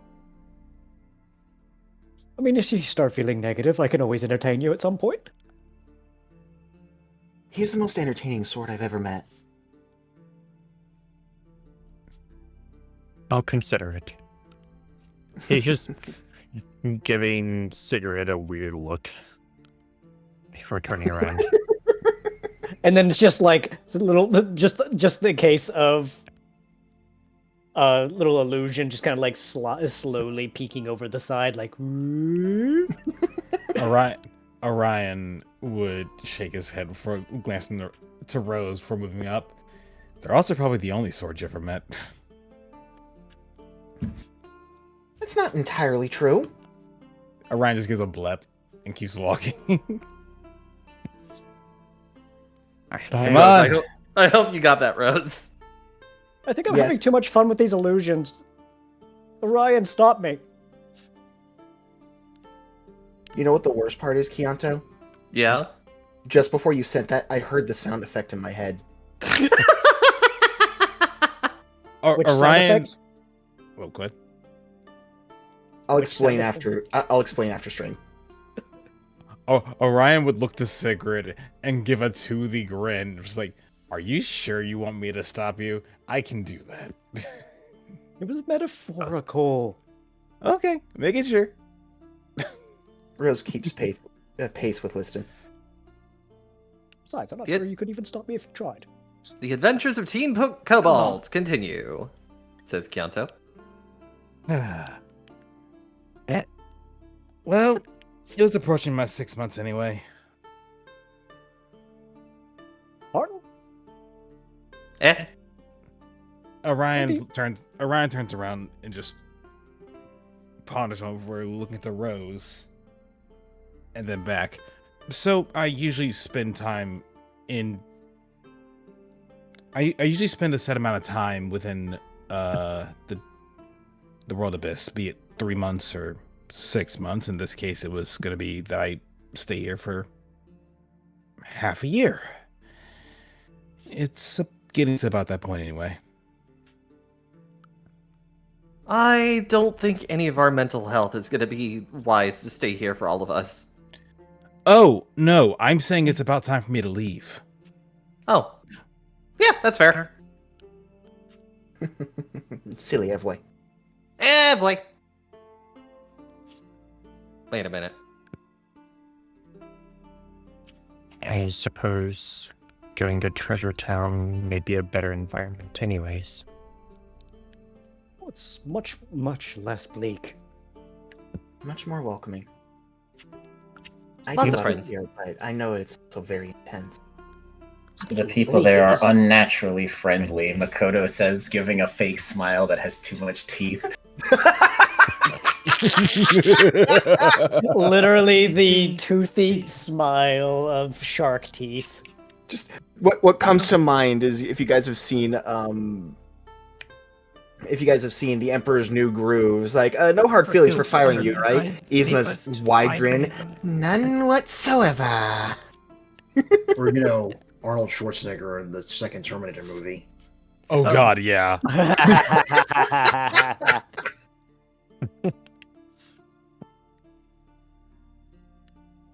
That's so. Dude, You know- you threw off my groove. You know, they always told me that this place was one of the most beautiful places in the entire world. And it is, but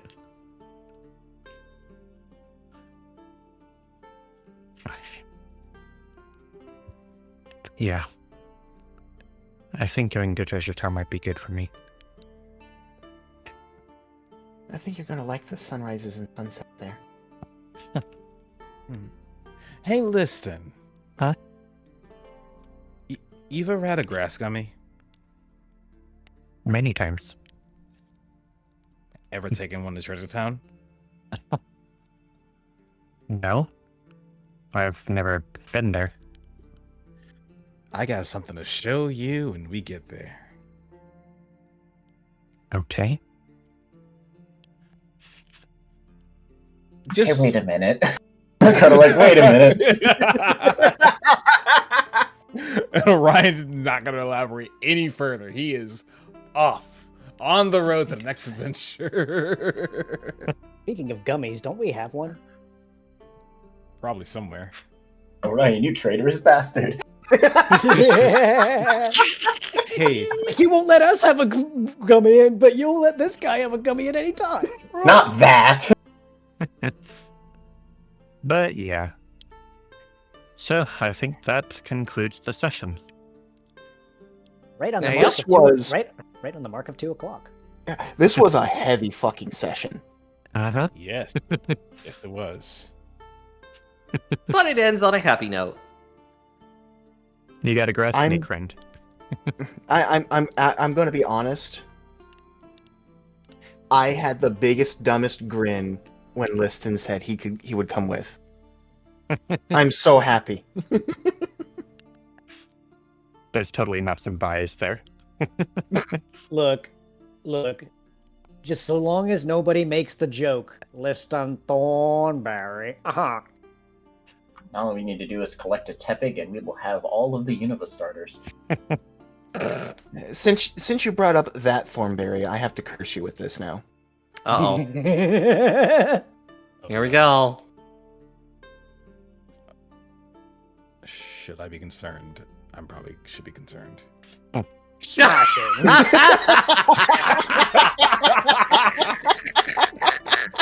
Smashing. I mean, if you think about it, we have a Snivy with a knife, an Oshawott with a knife. Now we need to find a Tepig with a knife. We could make this work, guys. So wait. Yeah. We have an Oshawott with a knife. The Snivy doesn't have a knife. We can get the Snivy a shield. Then we just need a Tepig with a gun. We can have Pokemon Sword, Shield, and Gun. Okay. This may SMS sometimes. You guys want to know what the session was like for me? At least early on. Lots of moving shit around. Well, okay. I think I'm just going to lead with that classic image that I've used a few times. Yeah. You see, I planned the whole hospital thing like almost as soon. I basically began planning it before even beginning the last session, because there are going to be casualties after a major battle, especially one like the one that actually happened. Because basically, what happened was attack on the Lost Wilderness, diversionary strike in order to pull people away from the concealed ruins, and then they hit the concealed ruins. Yeah, there were going to be a few fatalities. There were going to be more than a few fatalities, and I wasn't expecting the team to quite go as hard on nearly falling apart. And I thought, oh wow, and I'm about to drag Chianto off into medical hell. And I thought, fuck it. This is the second or third time you've said something similar to that, and at this point, it's like I'm not sure who's doing more damage to the players, the GMs or the players themselves. Why can't we just call it a collaborative effort? At this point, might as well be. So, I know that it was entirely done, in character. Chianto and I've basically mentioned this to most of the people here, but the issues with Rose trying to get their thoughts out there and try to come to something nice together over her, come out better and not being communicated correctly and, fucking things up. That was actually me in real life. Like, I wasn't planning on Rose's whole thing to fuck up that bad.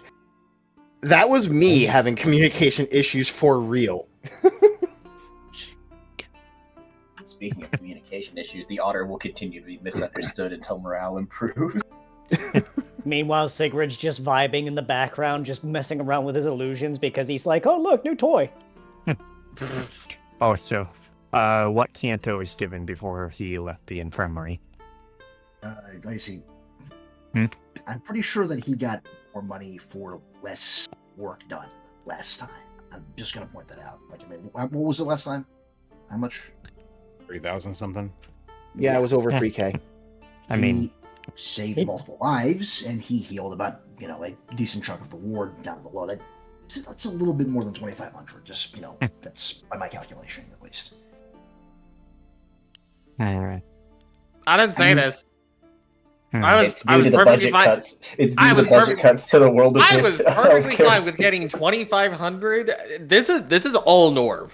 I said nothing except answering questions. Holy! There you go, 4,500 instead. Yeah, I'm gonna go ahead and say that's pretty adequate. That's pretty adequate right there, because you have to remember he didn't just heal a bunch of people and save the doctors and nurses and time and effort. He also spared them a lot of very precious medical supplies with his abilities that that they would otherwise have had to use. So I consider this fair payment. I mean, they're not exactly cheap either. Thank you for giving me Purify. Purify.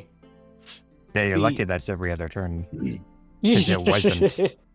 Now, see, the funny thing about this is I look at it, it's like, congratulations, you've had your medical education gauntlet. Who's next? I mean, Makoto seems to be, vying for the intern spot now, I think.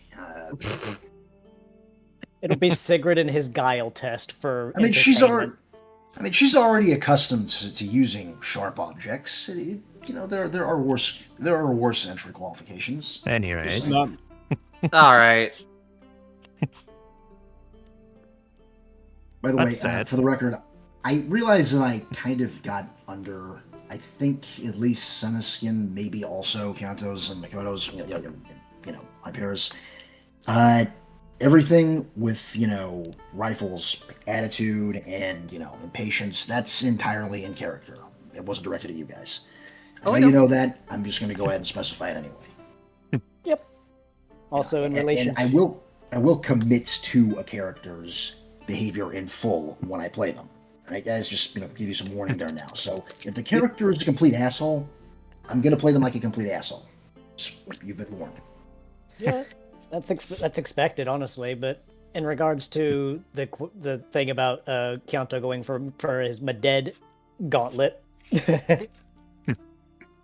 I'm pretty sure it's gonna end up being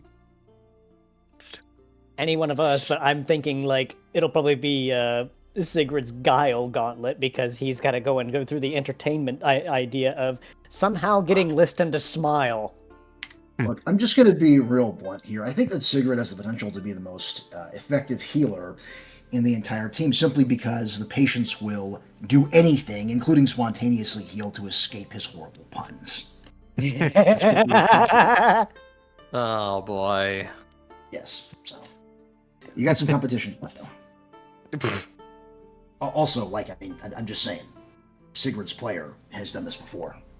You know what they say about wet Eevee? Also, Kyanto is not beating the murderous healer allegations. At this point, it's kind of obvious. Kyanto has killed. Kyanto has killed a lot. Now he's realizing, don't kill. there was something I said that I think I missed under the radar that Orion admitted to during like the minor confrontation they had, where it's like 4. It's all he said. 4 being the amount of people that he killed actively during that last fight. Would you like to see more? There probably will be more. That said, is there anything else we'd like to talk about the session before we read out to someone? Nope. I'm out of water. Good vibes going forward. Water. Well, And water, and water, water, water, Please and don't. water, and water, Oh, water. God. All right. There is one thing that would probably be in the case of what I'd think of doing. Go Is, as Norv was saying, Sigrid and bad puns. Well, you know what they say about wet Eevee? Why? Super soaker. Hey guys, did you know? Stop! Stop! So we're gonna raid out to Bristol. All right. They're not playing Tarkov this time. It's what is it? Shop Citizen. Yeah, I got an entire friend circle who plays that, so I can tell you that there are some similarities to Tarkov, but it's somehow 10 times jankier even than Tarkov. I don't recommend it. It'll cause your computer to run itself. Like, my computer registered upwards of like 20 gigs of RAM being used by that program. Per mark. does like okay, Fernmark was used to stress test your GPU, right? Yeah. I actually used it to figure out how much I could undervolt the GPU, so make it last longer.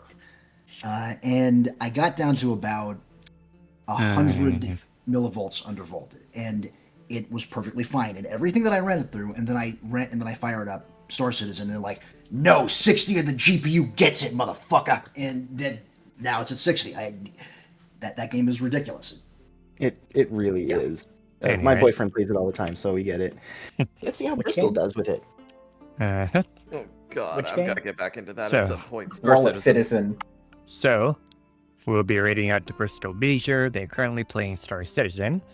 Yeah. Hope you guys had Space. fun with this session. Have fun with the Leisure, and as always, we'll hopefully see you again next week, as long as we don't have any delays this time. Take care. Bye-bye. Why?